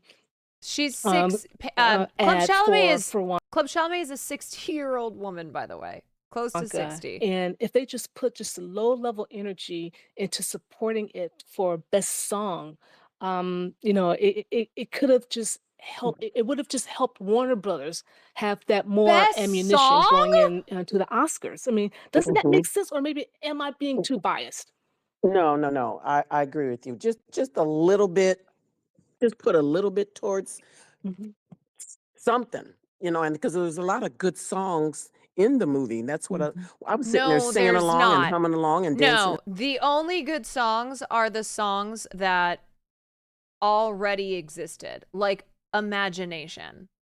Pure Imagination. And even still, like Timmy's voice it's basic because he doesn't really sing, so they mix it together, Oh my God. So, Pam and just a Club little Chalamet. bit, but no, nothing. Yeah, it is quite an enjoyable film, and I don't like musicals. I've said it before, but if all musicals were like Wonka, I would like musicals. The songs are really cute and whimsical and catchy. I have the soundtrack, and I've listened to it, in the car. She doesn't even like musicals, and she watched Wonka 6 times. Let me say this as somebody who watched Wonka, who loves musicals, okay? None of those songs were catchy, okay? That's, as someone who has studied musical theater, who watches a lot of musicals, who loves movie musicals, genuinely, I could not sing. As soon as the song would end, I couldn't even fucking sing one line. Like, I had nothing, okay? And it's not to say the songs were like terrible. It's just they were pretty basic. They were just pretty basic. I cannot. This is just. I know she's unwell. But to not like musicals and then to watch Wonka 6 times is cuckoo cuckoo. If you don't love musicals, if you can't admit Wonka is the best musical ever. I guess you're right in that. Someone at Warner Brothers dropped the ball. They didn't have faith in Wonka. They're like, hey, look, let's just, and this is what I'm going to talk about. Wonka is on pace to earn like about by 540 million by this weekend. And when it opens in South Korea, on the January 31st, that's going to be like another $5 or $10 million right there. So Yeah, some blow. this film has been a financial success. So I'm probably all right. I'm over. I'm over. 2.2 thousand people tuned in. How is that? How does that happen? How? Can you imagine? Like, it's so funny. Okay. It's so funny. I love some of what Timothée Chalamet has done. I'm looking forward to seeing Dune 2. But I just can't imagine being so obsessed with an actor that, like, anything they do, I am spending so much of my free time championing for something like the Oscars. Especially when you got your person whoever you're obsessed with doing films like Wonka. You know, you gotta like know when to take an L. Gotta know when you're like, okay. All right, this isn't the one that I'm gonna go all crazy for. Not a weeb, thank you for the 6 months. Punchy Fist, thank you for the Prime. I just got here, so I don't know what we're talking about, but Wonka was not a good movie. We were talking about Club Chalamet, who did a Twitter space on Wonka not getting any Oscar nominations. I'm like, you know what also didn't get any Oscar nominations? All of us motherfucking strangers. They are not the same. These are not the same.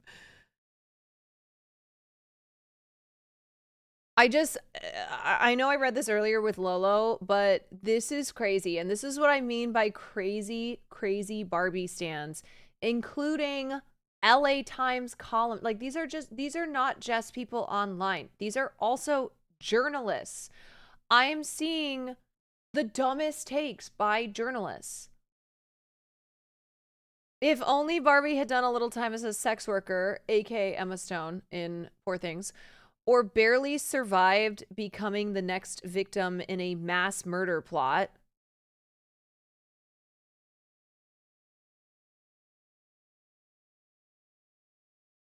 Oh, Lily Gladstone. Duh. Jesus. Jesus. Or stood accused of shoving Ken out of the dream house's top window. That's Sandra Hüller in Anatomy of a Fall. Certainly millions of Barbie fans are currently wishing they could push someone and perhaps a member or two of the Film Academy out of a very high window. It is crazy that all happened to Annette Bening and Nayad. Again, if you want to defend Barbie, or if you're upset about Barbie, please don't bash other women, right? Like, this just goes for everything, okay? If there is a woman or a woman project that you love, don't bash other women in the name of defending feminism. That's crazy. That's insane. And it's also kind of telling how many Barbie stans are spending all their energy being pissed about this and not talking about America Ferrera getting an Oscar nomination. Or like Barbie getting 8 nominations. Like, yeah.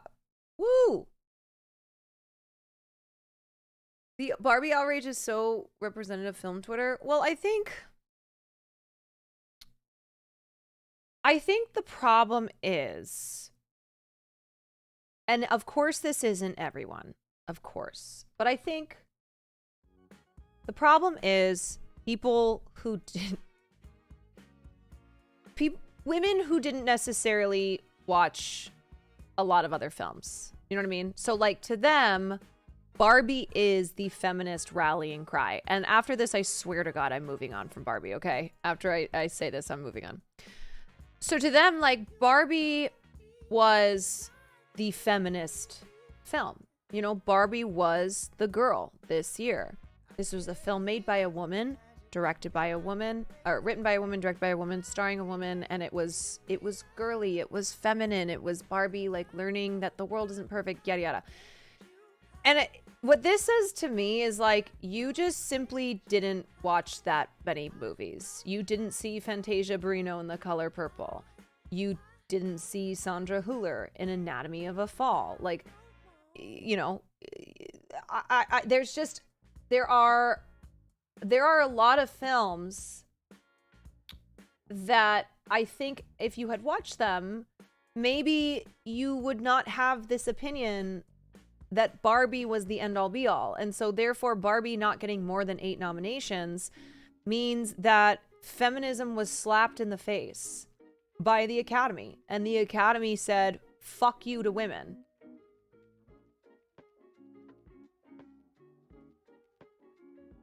And I just always think, I mean, first of all, this is fucking unhinged, okay? This is absolutely unhinged that, like, she reduced all of these female characters to these lines. She reduced Emma Stone to a sex worker, or she reduced Bella in Poor Things. She reduced Lily Gladstone to just a victim who barely survived. And then she reduced Sandra Hüller to this. Like, I cannot believe that an actual journalist wrote this fucking insane shit. I genuinely cannot believe that. This might be the worst take that I've seen all day.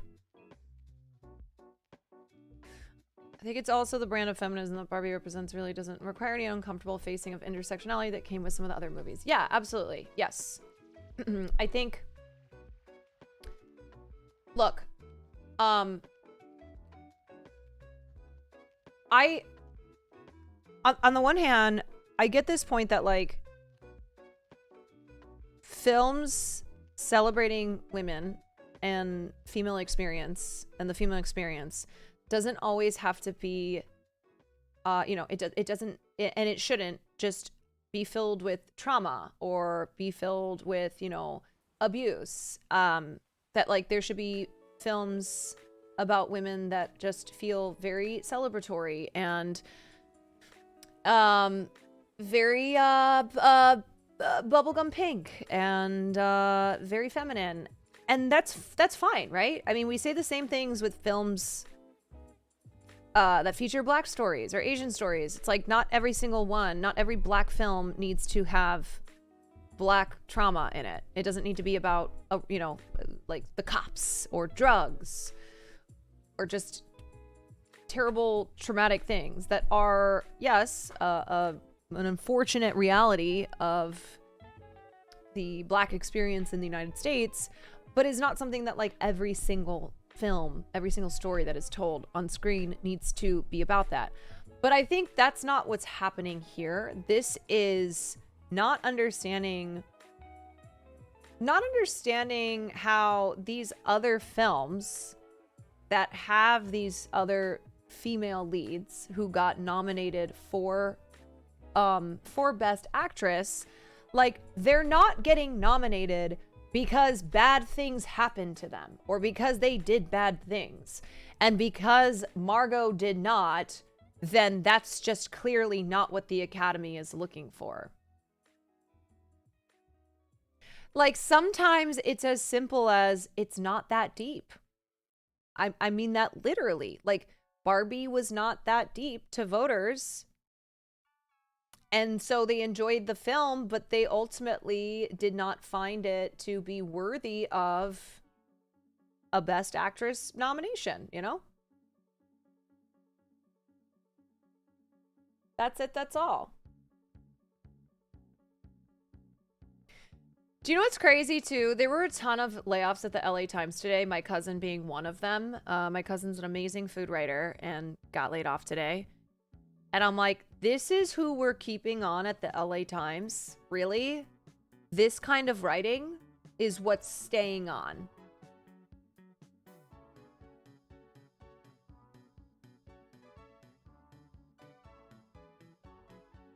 Okay. A little surprised by that.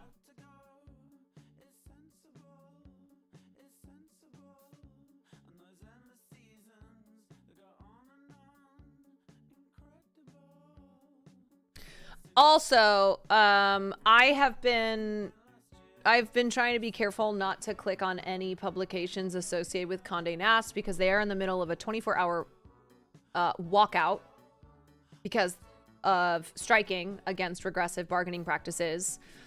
I didn't click on this article. This is a screenshot. But Anne Hathaway, what a fucking queen. I'm so glad I'm not a Hathaway hater anymore. I'm so glad I've moved on past that. Anne Hathaway was unaware of the work stoppage when she arrived at the Los Angeles photo shoot. So she's shooting with Variety.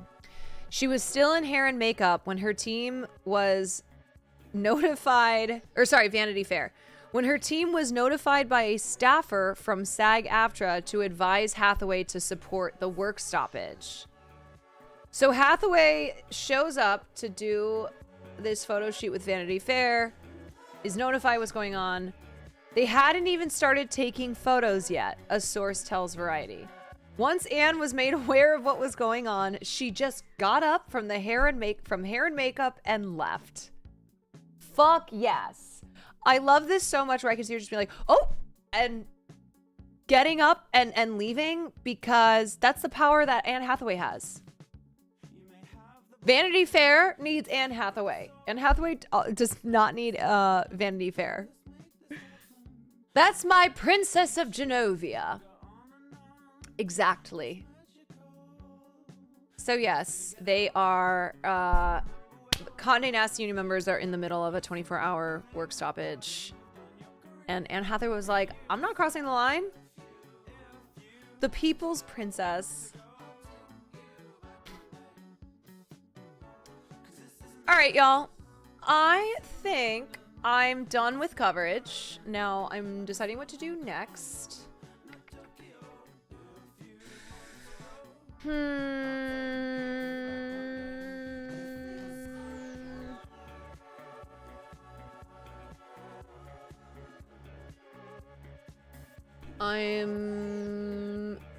Okay. I was looking for a new show to watch today. And I just felt like everything I was looking at was not, I was not feeling it. And then I thought about Unsolved Mysteries. I don't know if Unsolved Mysteries would it be as fun of a show to react to as Beyond Belief? Good night, Sako. I think a lot of us have really fond memories of Unsolved Mysteries, and I do love mysteries. And there's a bunch of free episodes on YouTube, and I don't have to worry about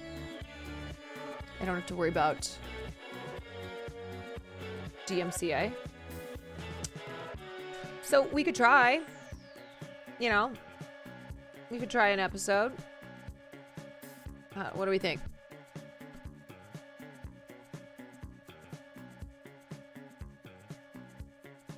I was just like, I need a break from cooking shows because we watched a ton of Gordon. And so I was like, I just want a little bit of a break. The older Unsolved Mysteries does have a slower pace. Right. But it is great. Like, I do remember it being great. Anyway, I wanted a break from cooking shows. And then I was looking at trashy dating shows, and I was just like, I'm not in the mood for this right now.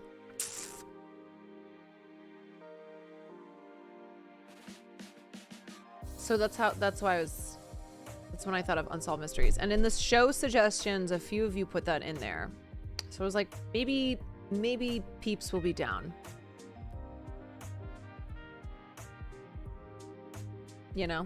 All right, should I start in the later seasons? I don't know. I was kind of looking up best Unsolved Mysteries episodes.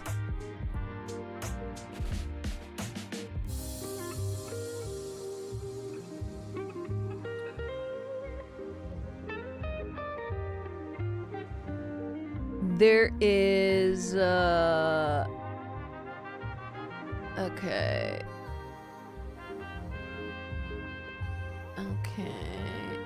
Alcatraz Prison, DB Cooper,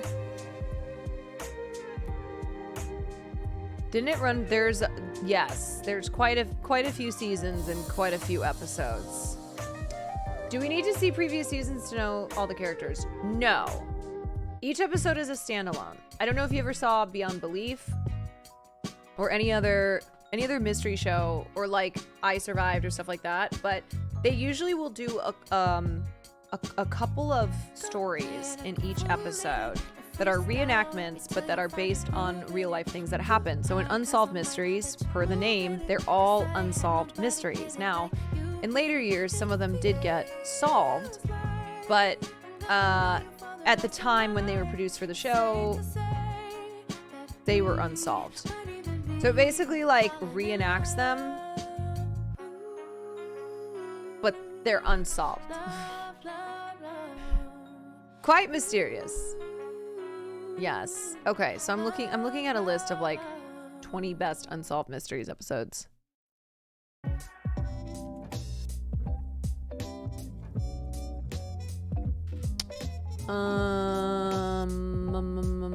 There's one on DB Cooper. Could be great.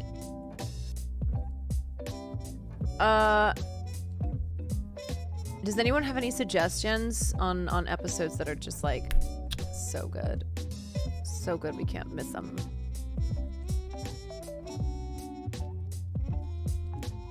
Would they still be mysteries once they got solved?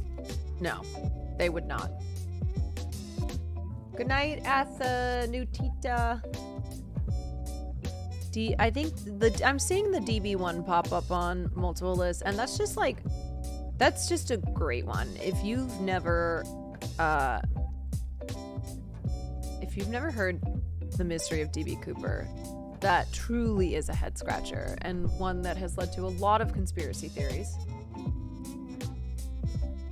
Okay, we'll try that one. We'll try it out. I'm gonna run to the bathroom, get some water.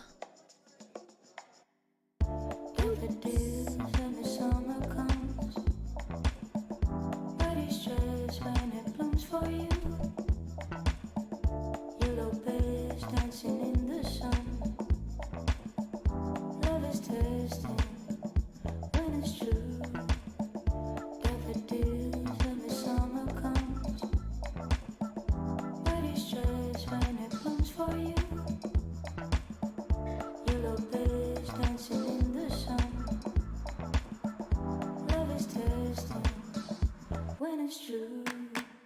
I work so late. I need the sunshine on me.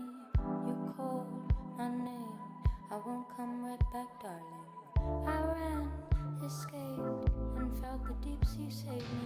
Don't search, don't chase. Just let the sunshine on me. Let it be. Let it stay. I wanna lay, wanna fade out. Let it break, let it play on. See it's made when the day is fading. Daffodils when the summer comes. Alright, let's when it blooms for you. Yellow birds dancing in the sun. No, I don't think I can take this makeup off with makeup remover. I remember last time I did it for the 24-hour stream, I had to take it off in the shower and it took like 10 layers of face wash. So I'm stuck in this. You gotta watch Voice from the Grave. Oh, I was reading about that. That was on the list that I was looking at too. Voice from the Grave. Now, I do know that got solved. I didn't read about it, so I don't know what happened, but maybe we watch that and then, okay, let's do that one. Unsolved Mysteries, Season 2, Episode 19, and then we can look up after. So at least if you're like, I can't stand an unsolved mystery. Okay. Here we go. Isn't it crazy to think that like people lived through a time that presidents and presidential candidates got fucking assassinated. Like, that hasn't happened in a long time. Can you imagine? Actually, I probably shouldn't say anything in case, like, the FBI, you know, is watching and arrest me, even though I'm not calling for anything. But it's crazy. Like, can you imagine what it would be like in throughout the country? Wild that, like, this used to happen. Presidents or presidential candidates would get assassinated or have assassination attempts. Reenact the events of normal people, but not a senator. Like, if it was me, they'd be like, we don't give a shit.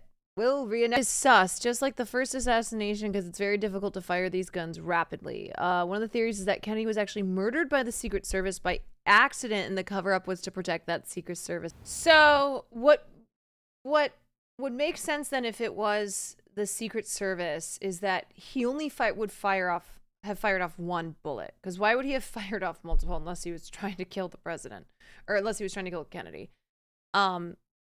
So it's okay. Wait, why? I don't get it. Why do they not know how many shots were fired? No, they do, but they're saying that the angle of the shots and how eyewitnesses claim that Sirhan was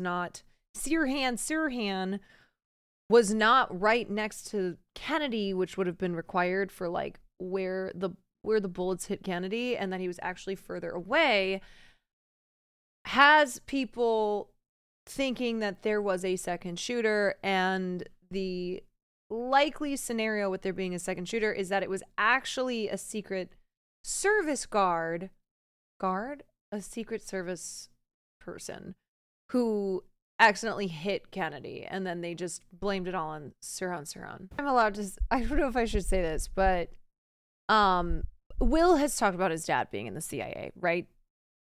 Like, I didn't make that up in my head. Anyway, I'm pretty sure he has. So I asked Will once, I was like, do you know things? Has your dad told you things? And can you tell me? And he was like, no, I don't. And I said, are you lying to me? Because it's CIA secrets. And he's like, no, my dad specifically has told me that he's not going to tell me things because he doesn't want the weight of the information on me. And I was like, are you sure? Are you sure you're not telling me this so I don't have the weight of the information on me? He's like, no, I really don't know. And I said, well, do you think your dad would ever tell you if you were to ask him? Like, if you were to ask him the secrets that we all want answers to? And he said, I don't know, maybe. And then that was the end of the conversation. And I'm like, how have you not followed up with this? If that were my dad, I'd be like, I need to know everything. And now you are retired and you've been out of this for a long time, and I'm not going to tell anyone. It's just going to be between you and me. Don't worry. I'm not going to tell anyone. But start talking. Oh yeah, his dad is still Alice. Mine, like, knew he was dying, so he just told me all kind of shit. That's what I'm saying. Look, if I were in a position where I knew things, I knew secrets, I would just spill. You know what I mean? I would do it anonymously. But the argument is always like, people can't handle it, or like the truths. I mean, there's probably like less truths than we think there are. Even though, of course, this country and the CIA, they got some secrets, you know. But it's always like a taking that information to your grave so that other people aren't burdened with it. I'm like, no. Burden us. We want to know. Spill the tea. Let's go. It's been long enough. Come on. Come on, give us Serious for foreign stuff, so he likely wouldn't know much about stuff like this. Yes, I know he might not know stuff about this, but I'm also like, he's very old and very connected. He's gotta have some tea. You know what I mean? The real burden is not knowing. My bestie spent a year redacting documents that were being declassified, and the temptation to ask what she knows is always so strong. Ask away. What's the worst that can happen? Wait, how do we know that you're not telling us what you know? I guess you'll never know. You speaking to the Academy got no traction on LSF, but Will shaking his ass got thousands of views. You know what's really funny is I feel like, okay, sorry to distract. I feel like angry dudes on the internet who are mad at women who do OnlyFans or do sexy content on stream don't know how to react to Will's LSF clip blowing the fuck up. You know what I mean? Will literally put on a costume where it leaves very little to the imagination. Let's just say that. And I think it's one of those moments where these angry dudes are like, oh, fuck. I don't know how to react. Because if this were a woman, I'd be like, oh, that's all they do to get views. Yes, but don't you love that? Don't you love that in our relationship, the one who is shaking his ass and wearing very tight outfits and getting clips out, having some flashbacks to Beyond Belief. I think this might have been a Beyond Belief story. Let's have amnesia though, because I honestly don't remember. I'm gonna start doing some shady things and then pretend like I'm a voice from the grave, and I'm like, it was Farley. What? I think this is spoilers from previous episodes. I'm like, okay, isn't there an update to the voice from the grave? Unsolved mystery. Of course, there's a movie, Voice from the Grave. Because I think this got solved. Like how... Not the murder, but... the ghost voice. Okay, why is this anything? Because I thought this was one that I was reading about. Okay. Teresita Boss's murder, yada yada.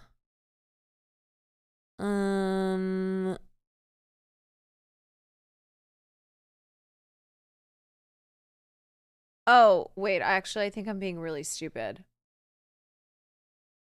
I think... Okay, wait, hold on. The trial received huge publicity with headlines like, "Did Voice from the Grave finger murder suspect?" It ended in a mistrial with a deadlocked jury. A month later, while waiting for a new trial to begin, Showery suddenly changed his plea to guilty. They sentenced him to 14 years for murder, robbery, and arson. So did a voice from beyond the grave really send a man to jail? Or could there be a more mundane explanation? Remy, Chua, and Showery did work together, so Chua may have found out something incriminating about Showery through the hospital. Plus, it's possible that Chua had a grudge against Showery, as it's been reported that he had made complaints about the quality of her work.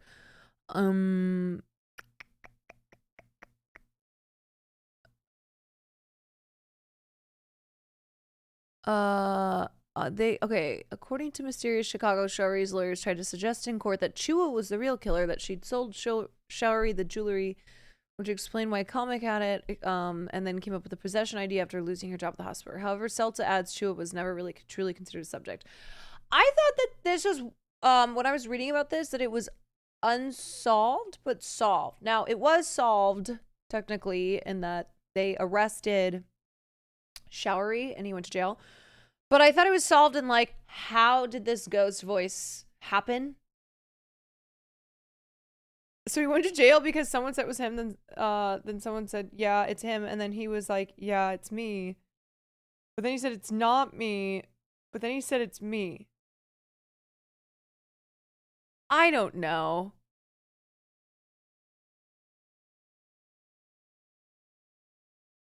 Huh.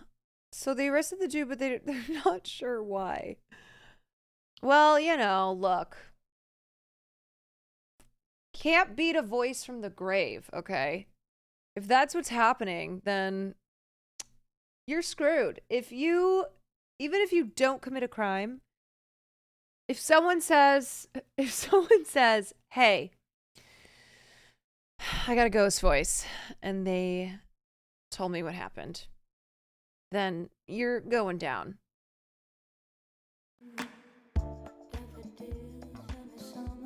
You're screwed.